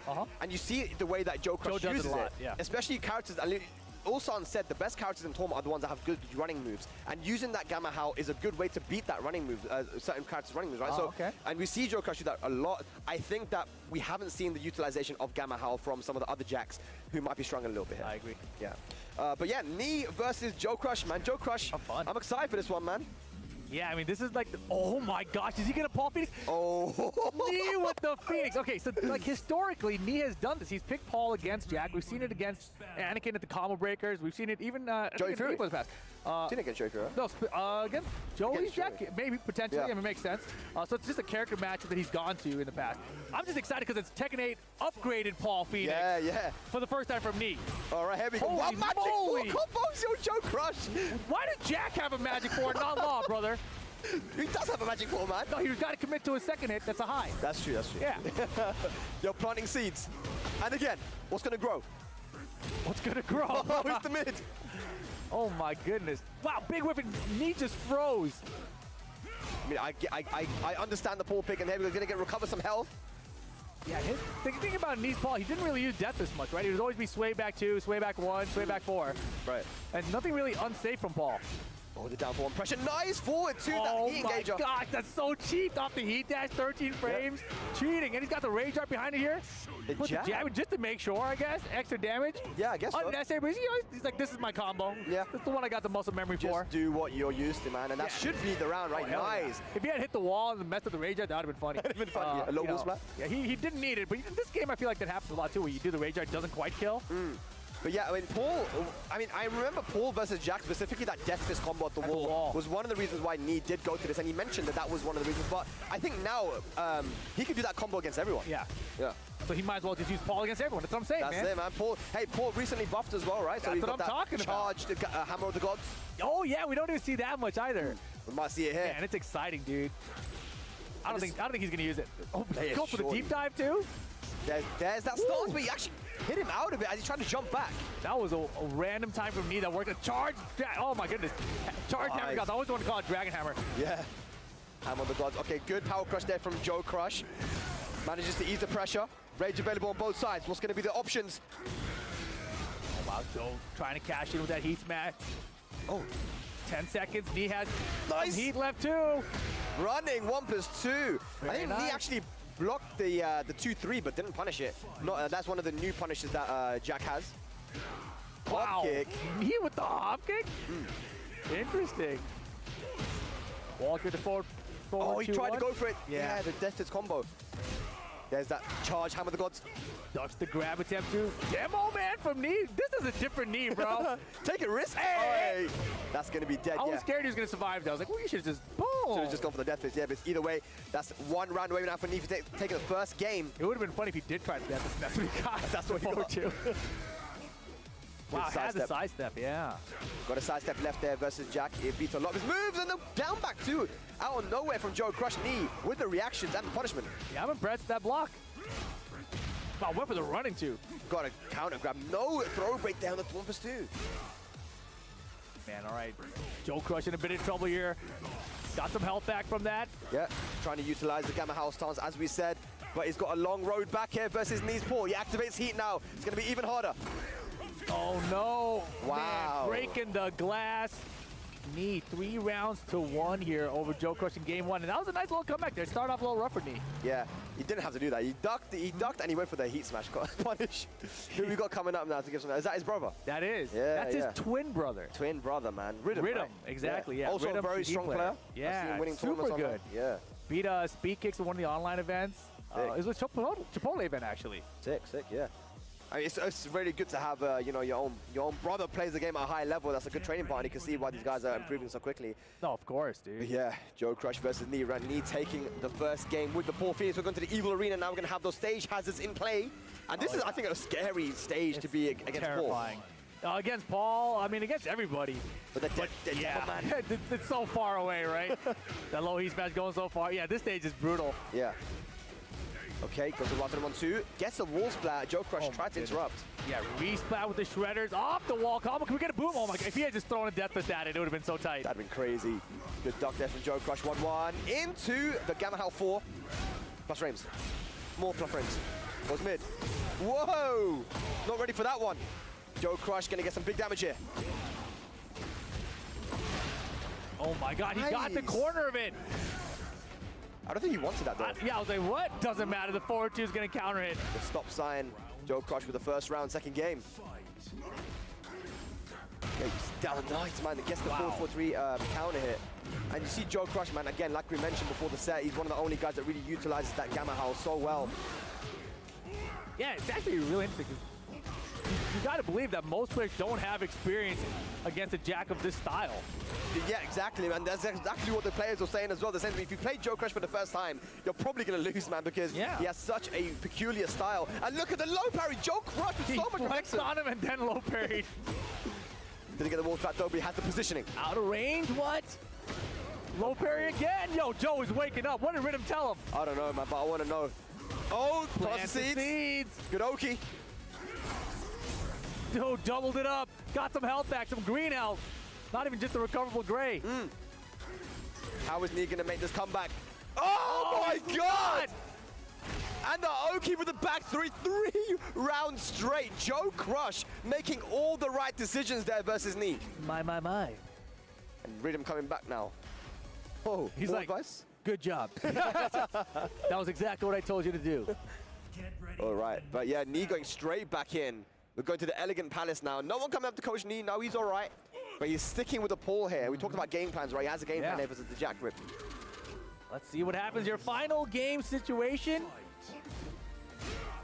Who's going to drop down to the losers bracket? Yeah, you don't want to go down and lose it this early, man. Joe Crush versus Nee. Nee starting off well here. Going for the Hammer of the Gods, charging it. Man, taking his time. He's still going to switch position on the break. Nice. Okay, plus frames there. Side step 2. Look at all this pressure right now from Joe Crush. Nee had to do something. Gets clipped. Yeah, he tried to get out of there. He tried to use the sidewalk. He still has heat available, though. If he can find a heat engage, it'd be optimal to get that health back, too. Oh, he wasn't ready for the punish, and that's going to be the counter throw. Is he dead? I think he's dead. No, yes! Yes! He died! Didn't even hit the wall, and he died. Yeah, that extra floor damage managed to kill him. Joe Crush takes the lead. This is crazy. Is Joe Crush going to take out Nee? Oh, man, it might happen. And, you know, we have to talk about Nee. Hasn't really been having the greatest performances, you know, according to what he's kind of capable of, right? Normally seeing him in those top 3s, but he's kind of been struggling a bit. Joe Crush, though, with the lead right now. Again, planting seeds. Seeds, bro. Oh, mid. Everything's going Joker's way. He's planting hella seeds. Man, he is so confident right now. Nice interrupt. Oh my gosh, the Gamal.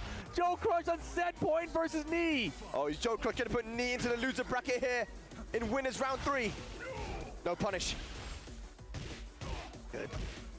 Is that 5 rounds straight?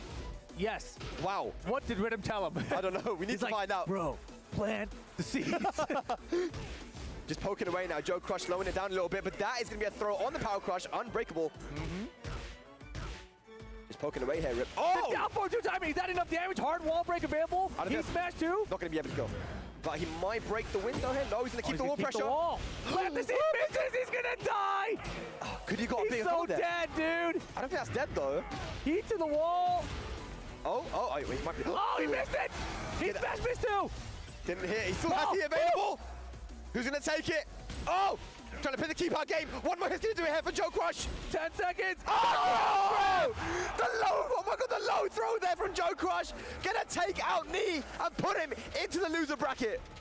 Man, Joe Crush with the big win over Nee right now. Stays on the winner's side of the bracket. Nee down to the loser side now. That is insane. What a comeback. And like you said, I need to know what Rhythm told him, man. 6 rounds straight after losing that first game. He went in with a game plan with that pull. And look at the way, man, popping off. He's feeling himself right now, and rightfully so. Finishing it with the crouch throw. That's just, he was in his head at that point. Nah, that was sick, man. Yeah. I think I know what Rhythm said. He said, show him the true power of North America. The true power of North America. Okay, you know what? I'm going to be nice. I'm not going to say anything right now. We haven't seen it yet, you know, that's all. We definitely haven't seen it. Show him the true power. Now you're getting a glimpse. I'm going to give it up. I'm going to give up. That was good, though. That was very great. good. Joe Crush is always someone that you just don't want to play against a tournament because he's so optimized with that Jack, and he just has so many tricks up his sleeve as well. You know, so if something doesn't work out for him, go to plan B. And if he's got a plan C, D, E, I mean, he's got so many, man. So, yeah, that was sick. But I think we need to take a small break here because that was too much hype. When we return, guys, more round 3 winners actions here at EVO 2024. Damn, you're really making all of this by hand. Oh yeah, the avocados are hand mashed, the chips are hand tossed, and everything is made fresh. You make it fresh every day? Yes, every day. The Chipotle way is we make it fresh every day. Sounds delicious.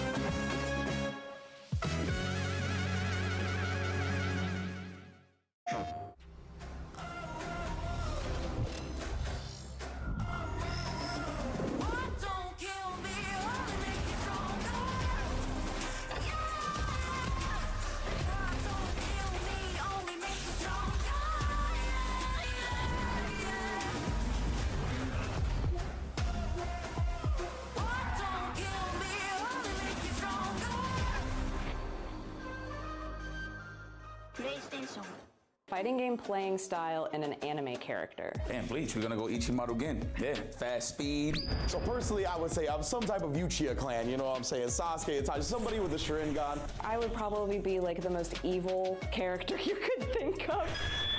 Probably somebody in Hunter x Hunter.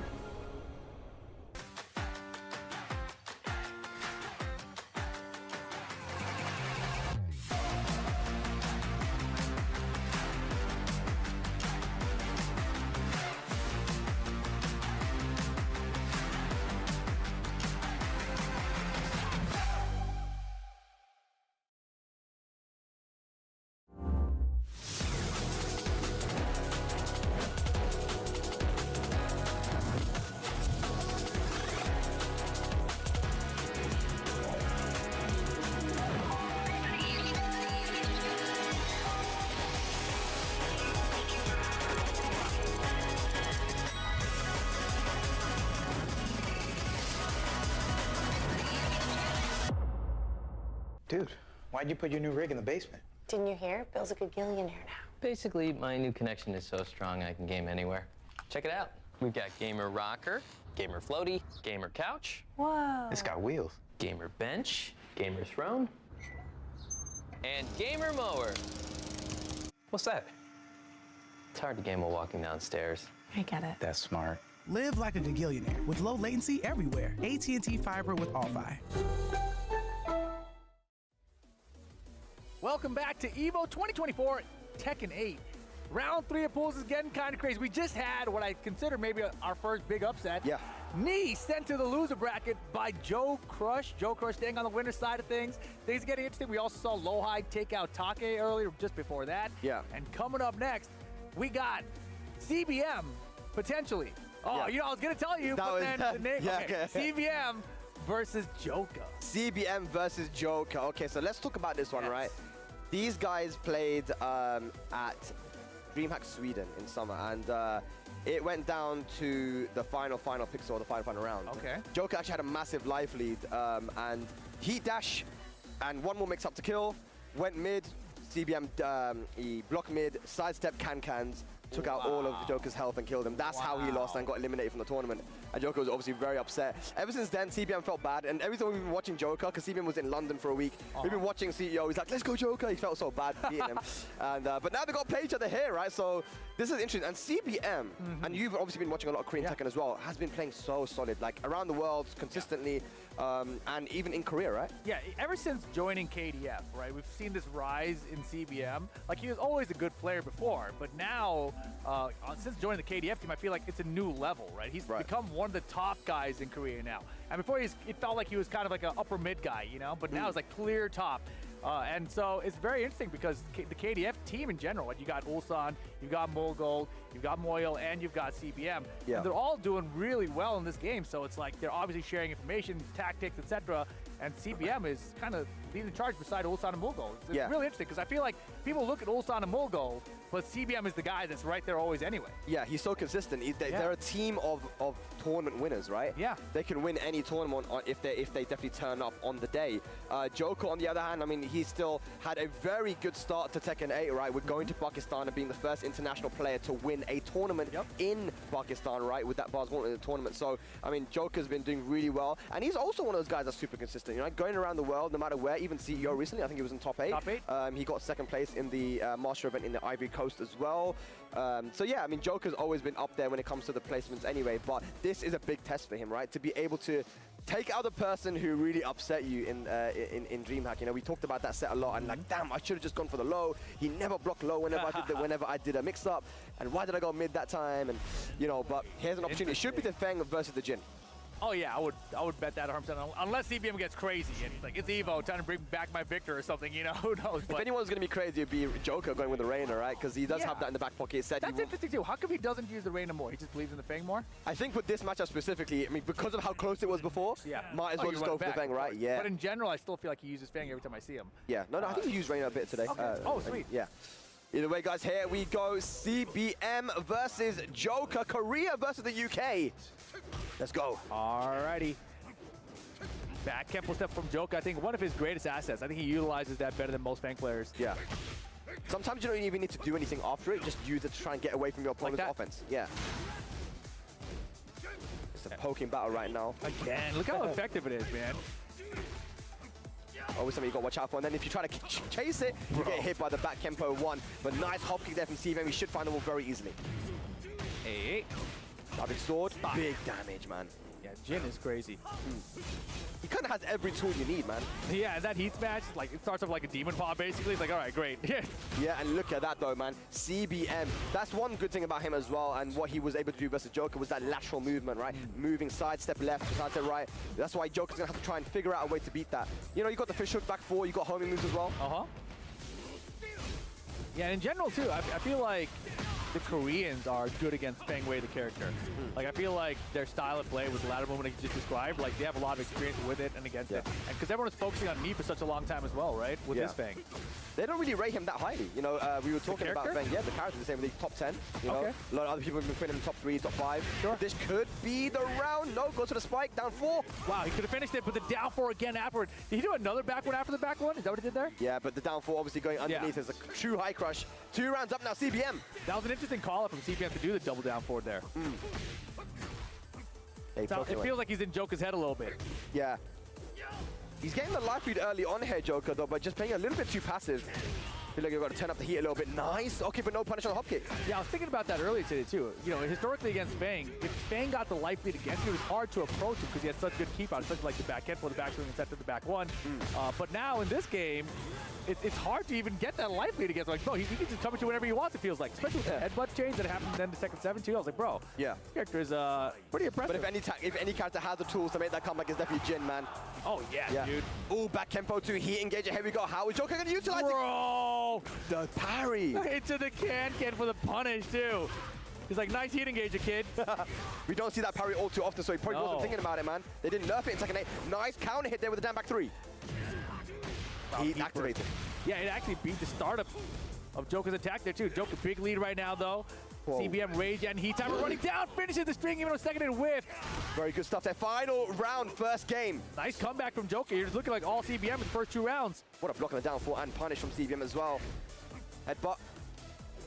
Yeah, headbutt in the back Kenpo. Yeah, CBM keeping it super, super tight right now with just a simple pokes. Has a life lead, now backing off.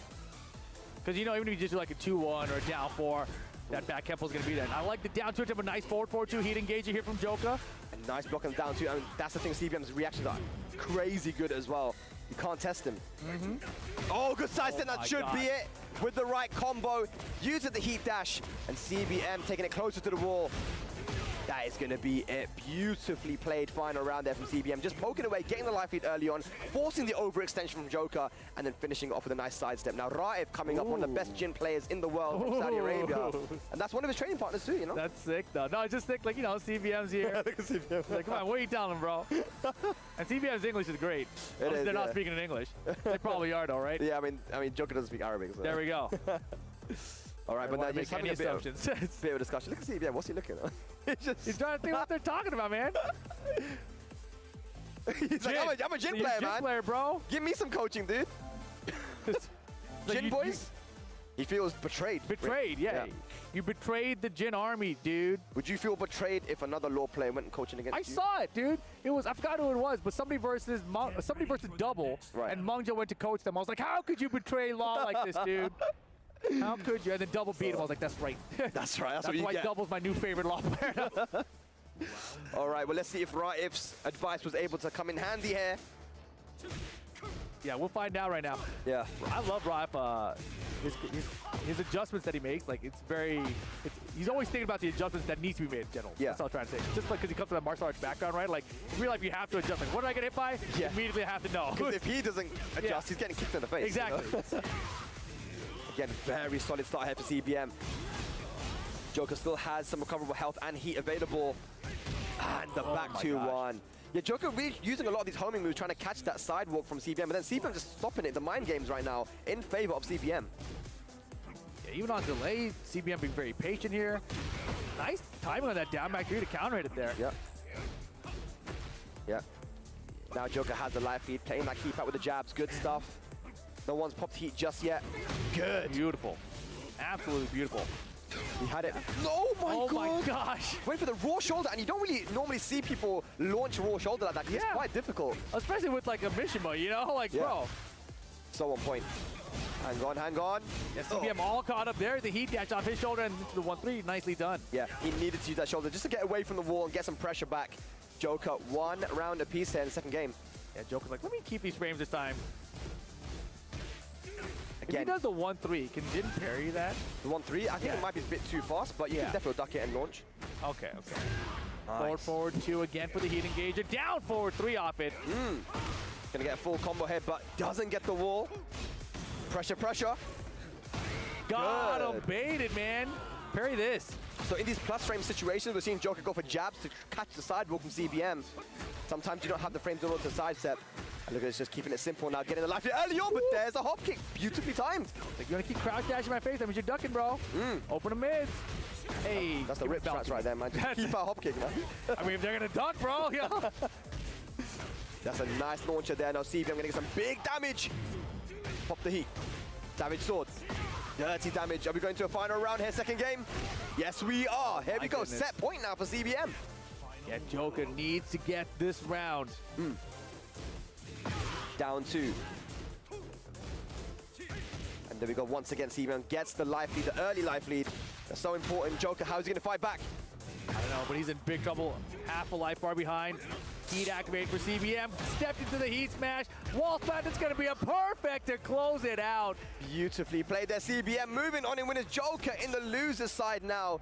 Gonna be difficult in there, man, but CBM, again, he's showing his consistency. The guy's been playing so well. He manages to get that win over Joker once again, man. Yeah, and Joker, you know, he made a final round situation every time, but it never really looked like he took the control away from CBM, right? Like, CBM was always in the driver's seat. The final round just dominated his way through there. And staying on the winner's side, I think he's got to be a favorite for top 6 even. Oh, yeah, for sure. I mean, the way he's playing, and, you know, he's been taking the rests when he needed to as well. Some players been playing a bit too many tournaments, you know, back to back. There's been a bit of a tight schedule, but that's what I feel like about Shadow. He's been to like every tournament, it feels like. He's been to so many tournaments, and it's sometimes not good, right? Because it can, it can definitely take away your endurance. So many ways. Yeah, yeah. But CBM playing very well. Joker's gonna have to now fight in that Shark Tank loser bracket, man. Yeah. That is crazy. Joker in the loser bracket now. And CBM, you know, I thought the same thing at EVO Japan. I was like, CBM clearly going to be a favorite to make top 6, and he didn't make it there, right? Yeah. So that tournament was crazy, though. I mean, that was crazy. I feel like now people are like playing more optimal Tekken because we've had the game for a longer time. Right. Everyone's been able to optimize certain situations. All these kind of side wall splats and weird kind of scenarios that you get. You know, especially with a specialist character like CBM with his Jin, he's going to know what to do in these situations now. Whereas before in EVO Japan, maybe people weren't so familiar, right? It was a bit more of a crazy tournament. But yeah, I mean, CBM definitely a favorite for top 6. I feel like even though the game has been figured out more now, I think that the latest patch with the changes to the throw system and the heat burst system, etc., I feel like there's still people that need to re-optimize the stuff that they've learned, kind of unlearn and relearn new things. You know, we were talking about it off stream where I think someone sidestepped the heat burst, and we both said, no, not used to that. I'm not used to that. Yeah. Like if I had done that, if I had stepped someone's heat burst, I would just stood there. I'd be like, oh yeah, I should probably have hit a button or something. Any button would have been good. You know. All right. Well, we just had a UK versus Korea matchup there with Joker versus CBM, and we're getting another UK versus Korea matchup here. This time it's going to be KWIS versus Mulgold. So UK versus KDF right now, and the KDF boys, like you mentioned, these guys have just been playing so well. All of these guys that have come to EVO Vegas here are contenders for that top 6. Yeah, I mean, I would love, I don't know what the brackets are like at all, but I think it would be so cool to have a team just like take over the top 6. Like, you know, all the KDF boys are in the top 6 together. Like, that would be crazy. Are all of them even here? I know that Mulgold, Ulsan, and CBM. Moyle's not here. Okay. But yeah, everyone else is definitely here. KWIS versus Mulgold now. Ninjas in Pajamas, so, you know, recently sponsored as well. KWIS, and KWIS is also someone that has been quite consistent this year too. He's been getting those top 8s. He was top 8 as CEO. He got the top 8 at the Master event in Ivory Coast as well. So he has been playing consistent Tekken. But one thing I know is that I feel like the Koreans are really good against Hwoarang. That's what I was just saying. I was just saying it, dude. I was like, dude, Korea, I feel like everyone there played Hwoarang at some point, and they all learned the character and how to beat the character. Yeah. You know, a lateral movement is extremely important versus that character as well, and they definitely know what to do. They got, you know, people like Yonorang, Edge, who's also here, who might be seeing later on. Oh yeah, dude. You know. This is gonna be crazy. The next 5 hours, Chad, let me tell you guys gotta watch. Settle in, grab some snacks now, because it's only gonna get better as the day goes on. The matches are gonna be crazy. We're going all the way up to top 6 as well. So shout out to all the guys that are watching at home, and also the people who are restreaming as well, man. I know these guys have been putting in a long shift because it's a long day of Tekken, man. Yeah, and I said 5 hours. I looked at my watch. It definitely is 5 hours. It's going to be another 5 hours of Tekken. And when we get down to top 24, there'll be 2 streams simultaneously for that top 24 down to the top 6. So I've never seen this happen before at EVO, so this is pretty crazy. Yeah. Pretty revolutionary. I think the Tekken setups are at least side by side a little bit, so the crowd can watch both here. But for the Street Fighter, they have it on opposite sides of the venue. Wow. So you have to literally like 360 or 180 your seat to like look at the other side to like see what's going on. Super far away. But Tekken, I think we're kind of closer. It'll be all right. That's fine, it's fine, yeah. But yeah, definitely, you know, a treat for everyone watching, man. There's so much Tekken action to see. And right now, we have a banger of a match. Can Kwis take out Morgul to get revenge for the UK?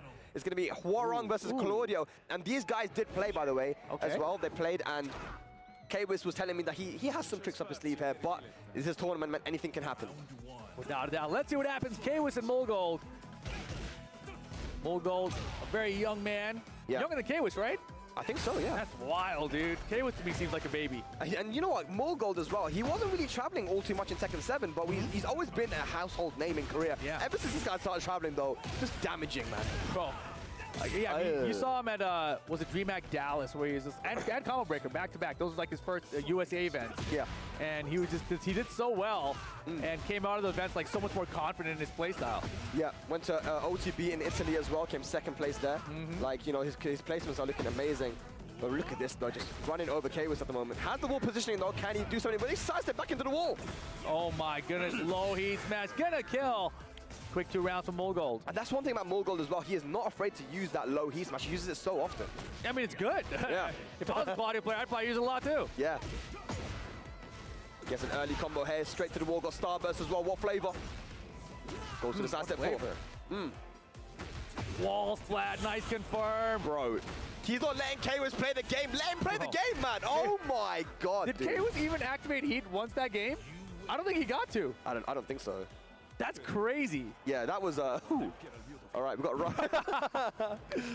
He's probably. I wonder what Ryan's saying to him. Like, well, what are you doing? Like, you know. He's like, bro, Tekken 8 has the heat system. Yeah. There's a button for heat burst, or you can use 2+3. Yeah, right. Well, Raif, you know, like you mentioned, you're 100% right as well. He's a very analytical player. And that's the word I was looking for. Yeah, super analytical. Even you can see it in his face when he's playing in tournament. We will be seeing him. He's also in the winner's side as well. Always thinking about what he could do better. And, you know, even when you play him in casuals too, you know, he's always thinking, you know. It's cool. He did a hand gesture and hit his badge in Kwis' face. Good to get the mask on, man. They both laughed over it. Well, do you know the one good thing about being run over like that is that you really didn't get to play the game, right? So at least you can think, okay, let me try playing. Let me try playing the game. It's easier said than done sometimes. You know, like, let me try playing the game. No guarantee I'll get to, right? Yeah. Well, let's see if he gets to do. Oh my God. Oh, you want to start with low, huh? I've been low pairing and waiting for you. All right, Morgul definitely looking very confident in his matchup. Gets it down 4-3 with no confirm. Still has the good positioning. There's a power crush. Nice down forward two. Caught him coming in. I mean, technically, if Morgul wants to win the rounds that much, he's going to be hitting a lot of buttons, so, you know, stop him with some keep out. That keep out was perfectly timed there. Kwis stand back forward. Nice sidewalk there. The lateral movement from Morgul. Low heat fast. Give me that wall. Oh, man. Full combo. Oh, my gosh. And he's going to go to the other wall. Delays it for the extra wall carry as well. Look at the combo. Oh, my goodness. Plus range. Good side step. No punish though from Kwis. Good. What's he going to be able to do here? Oh, down jab. Oh. Good down forward check. one. Good check. Yeah, Morgul definitely making Kwis work for that round though. But Kwis finally on the board. Good break. Down forward one at a time. That's scary. Gets the launch. Nice trade there in favor of Kwis. Can he get the wall splat though? He does. Yeah, Morgul getting a little impatient right now. Yeah. Good adaptation on the combo. Good sidestep once again. No duck on the string, but it doesn't matter. Kwis now 2 rounds up. Yeah, beautiful. What did Rive tell him? Coach Rive, I'm telling you, man. He knows what he's doing out there. Counter it. Confirm. That is confirmed. Guaranteed damage there. He's got the Starburst as well. Good throw attempt. Oh, the confirm. Give me some big damage right now. Both guys with heat available. Is he going to pop it? Yes, he does. Bam, bam. To the corner. Oh my gosh. Got watch out for that. He smashed it! Of course, you knew it was coming. Everyone knew. I mean, Kay was like, I'll take it. Yeah. What's he gonna do, win the round? I guess so. 7 golden letters as well. Yeah, he was not gonna duck there in that situation. No. I mean, it seems like it's inevitable at this point that if there's a breakable wall behind him, that he's going to have to duck. Yeah. Right? It's that no mix-up though, because you don't want to get hit by down back 1+2, which is that crazy high crushing mid that launches as well, right? Oh! Speaking of crazy launchers. Yep. JFSR gonna go to the wallhead potentially. Big damage incoming. Oh! Key chart setup. Uh-oh, no, that didn't work. Oh, he could have whip punched there. A little bit late.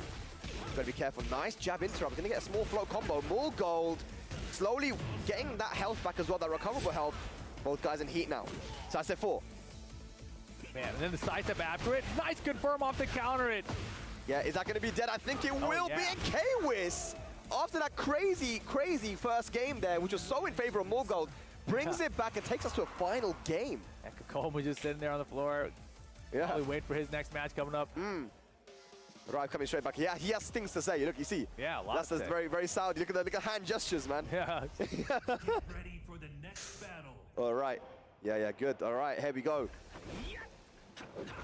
That's final game. How crazy would it be that? This is definitely an upset if K was to yes, without a doubt. Right? Yeah. Yeah. Very good. NA's beating the Queen. I believe the UK can do it too. Yeah, we can do it. We've done it. We can do it. You know. If we can do it. If you can do it, anyone can do it. Yeah. Big shoulder. Nice start here from Morgold. Throw. Oh, wow. Good ducking. Did he punish down forward too, but just goes for the JFSR. Just frame, skyrocket, full combo, heat activation. Okay. Nice. Oh, this is not a good position for K-Wiz. Gonna get out of there with the heat dash. Homing moves. Oh my god, dude! I felt that coming from before he even started, and into the rage art. That's gonna be that round. Yeah, that down back 1+2 we were mentioning, right? In heat, it's a launcher which high crushes. -2 on block only as well. It's one of Claudio's best moves. One of the best moves in the game, actually, easily. For sure. Yeah. Yeah, people were talking about how that move crushes better than Lars up forward 3 ever did. You know, like, you know, I kind of believe it, honestly. I'm sure if you pause it at certain frames, you'll see him like right down on the floor or something, man. It's insane. But yeah, well placed there. And talk about well placed. Another one. JFSR. Dude, what did Rive tell him? I feel like Rive had the read, because these skyrockets, I mean, I've seen K with these skyrockets, but this is more than usual. Yeah, for sure. Is he gonna get 7 golden legs? Yes, he does. 1 game apiece, 1 round apiece here. K-Wiz. We got a match. Okay. Nice side step duck. Wow, look at the movement. Yeah. Like I said, lateral movement definitely works really well versus Huarong, but there is going to be that power crush. Getting that chip damage. Oh my god, here we go. K-Wiz now on set point to put one of our favorites into the losers bracket. This is crazy. I was just talking about how good the KDF boys are. Especially Morgold, man. He's been so consistent. That's going to be guaranteed 4-2-2. Going to get the starburst as well. No recoverable health, but there's the throw. Counter hit. Oh. Keeping the peace. Heat engager's good. Sure, you can block. Gotta watch out. You know another one's coming. Running too. Oh my goodness. K-Wiz. Heat available right now. Going to spend it. Bro, get off him. Nice step. No launcher though. K-Wiz has an opportunity. Morgold's got race. Throw race good. Punish it. K-Wiz did it! K-Wiz gonna take it over Morgold and put him into the loser bracket. What is going on here at EVO 2024? Top 6 gonna be all NA and EU, bro. Yo, what did you call that again? What is it? Oh, the United Bottom Tiers of the world, okay, the UBT. Right. UBT, baby, let's go, okay. United Bottom Tiers, taking them out, look at that. That's crazy. Good job, K-Wiz, man. Impressive, honestly. The first game did not look good for him, right? The way that went down. No, the way that went down was 3 rounds. He didn't play the game. He didn't even get to. No, he didn't even activate heat or anything. He just got smoked. He just got smoked. And in those situations, like, you know, like I said, you didn't get to play the game. So if you do get to play the game, maybe you'll be able to win. But Rive definitely came up as well, gave some words, and there was a lot he was talking about, right? So yeah. But anyway, the action doesn't stop. I might have to DQ myself and just stay on commentary, bro. Coming up next, we got Ty from North America going up against Ulsan from KDF. All the KDF boys are getting to play today. Yep, KDF. It's a KDF gauntlet right now, 3 in a row. Here we got CBM, Morgold, and now Ulsan versus Ty. And I gotta say, I have to say, Ty has been one of your best players as well. You know, internationally traveling, the performances have been really, really good. Yeah, he's been playing really, really good Tekken wherever he goes, man. He's grinding the game, but he's going up against Ulsan, who I believe, I mean, do you see him as a favorite to get top 6? I think so, yeah. He's got to be. He's one of the strongest players. I think they had a dojo event out here right before Evo. I think he won that as well, right? So, I mean, he's looking like a favorite. It's hard not to call him a favorite at this point. Yeah. Bro, I mean, he might be a favorite to win the tournament. No, 100%. Yeah, I mean, I think Ulsan, with the way he's been playing, just the consistent performances, the wins he's been stacking up in Korea and internationally, he's got to be a favorite to win this entire tournament, man. Been rocking multiple characters, but you know, you even tried the Reina early on as well. But let's see what character he goes for here versus Ty. Ty obviously going to be rocking the Brian. But let's see, man. This is going to be interesting. Can the West get another win over KDF? Yeah, we're going to find out. I mean, the thing about Ty, I think he got, what, 13th at that one DreamHack with that the three-way tie. Yeah. I think he's part of that, right? So he's been close to getting these top 8 finishes, but he hasn't quite gotten there yet. This will be a huge test for him, though. Yeah, it is. It's a Dragunov as well. And you know he's going to have a lot of experience against the Dragunov, of course, one of the best Dragunovs in the world, Fear of Silence. I wouldn't be surprised to see a Fear Sounds coach come up here after game 1, too. And that, I mean, what did Rive say to Kwis, man? We'll find out later. We need to find out what Rhythm said to Joe Crush. Yes. We need to find out what Rive said to Kwis. And then we've got to see Rhythm versus Rive. You know, coach versus coach. Wow. Well, we'll see after this. It's all happening here at Evo. Fear here, too, bro. Ty, Ulsan, game 1, winners, round 3. Dude, if Ty beats Ulsan. It could happen. You never know. I mean, Ty, he's well versus matchup. Ulsan, though, is a ridiculous parry. The low parry from Ty. And the thing I've seen about Ty, honestly, is that, like, in the clutch moments, he does have some issues, like combos drop or wrong combo choice. Right. There's just small issues like that in this game matter a lot. Yeah. And obviously, Brian is a very high execution character. It does take a lot out of you, but Ty has the execution. We've seen it before. He has those taunts on deck. Dragunov with a life deficit right now, but he has a lot of recoverable health. And he available. Hang on. Yeah, Ty's looking like he feels good right now. Yeah. But bad position right now. Back to the wall against Dragunov. Oh, doesn't duck the string, gets hit by it instead. UCF4 into the low. And the heat smash. Yeah, like you said, I think you identified, you know, he's at the wall there in the corner. Not a place you want to be, especially with Dragunov 1 heat. Yeah, that round was looking really good until just that one position change. Yeah. Positioning in Tekken is so important, always has been. That's it, he tries to side. Look gosh. at this, oh my god. That was 10 seconds. He's dead. 7 golden letters. I mean, he made every right decision there. Ulsan, 2 rounds up in the first game. 1-2-1, engage. Playing very disrespectful Tekken, and you got to do that sometimes. Yeah. It's a skill, honestly, at this point for Tekken 8. Good side step in the down forward 1, no punish, goes for the throw, switches positions now. That was the goal. Good, okay. Step jab. Gonna get the wall here, and this is where Brian wants to be. Activates heat as well. What's the combo? Nothing much. Gonna spend it.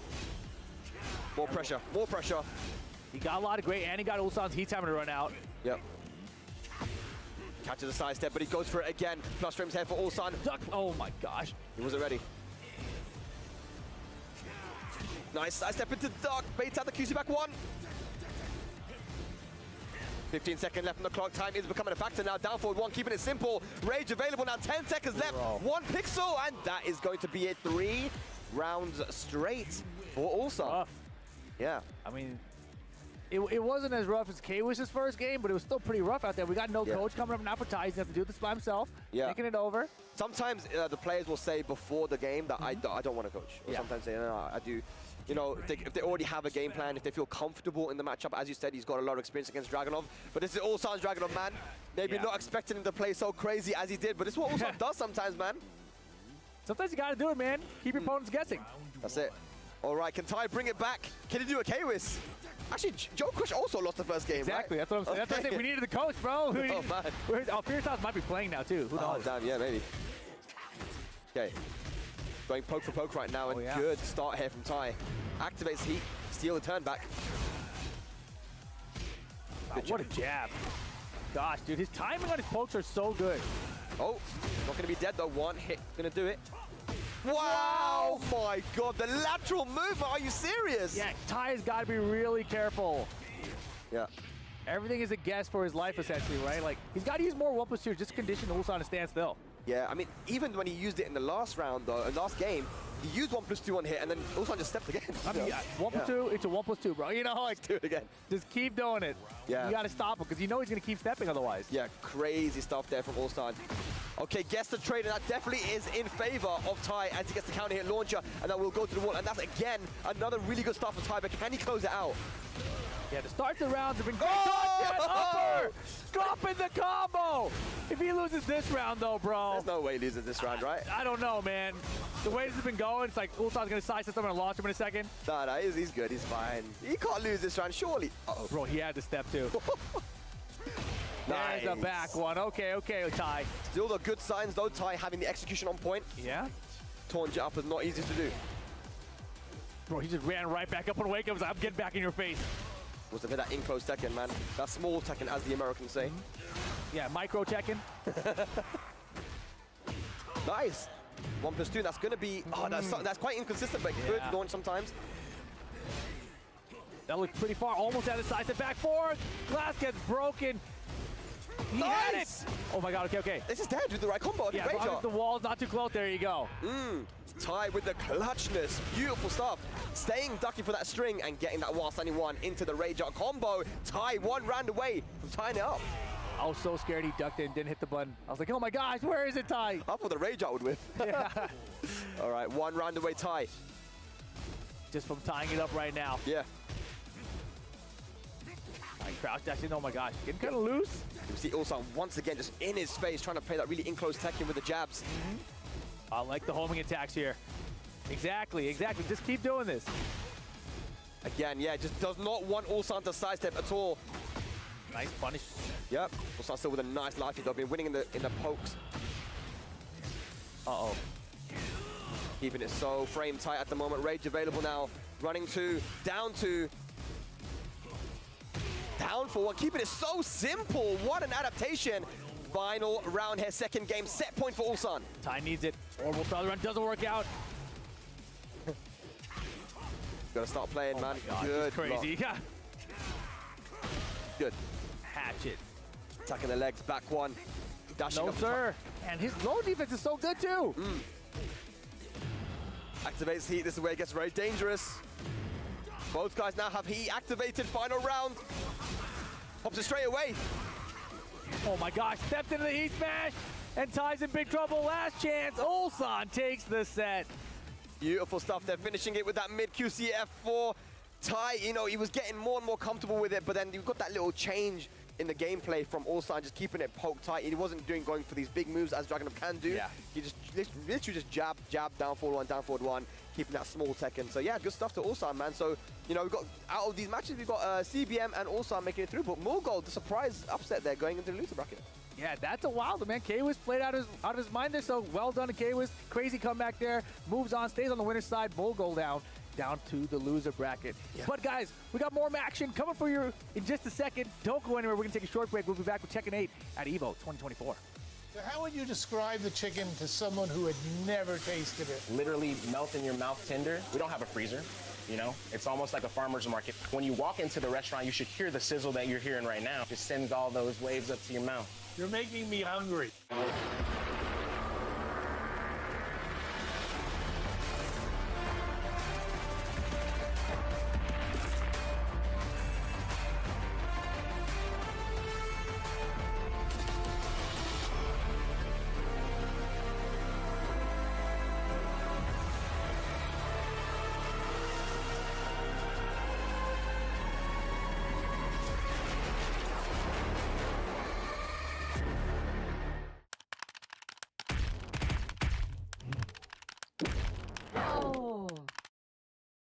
Red Bull gives you wings.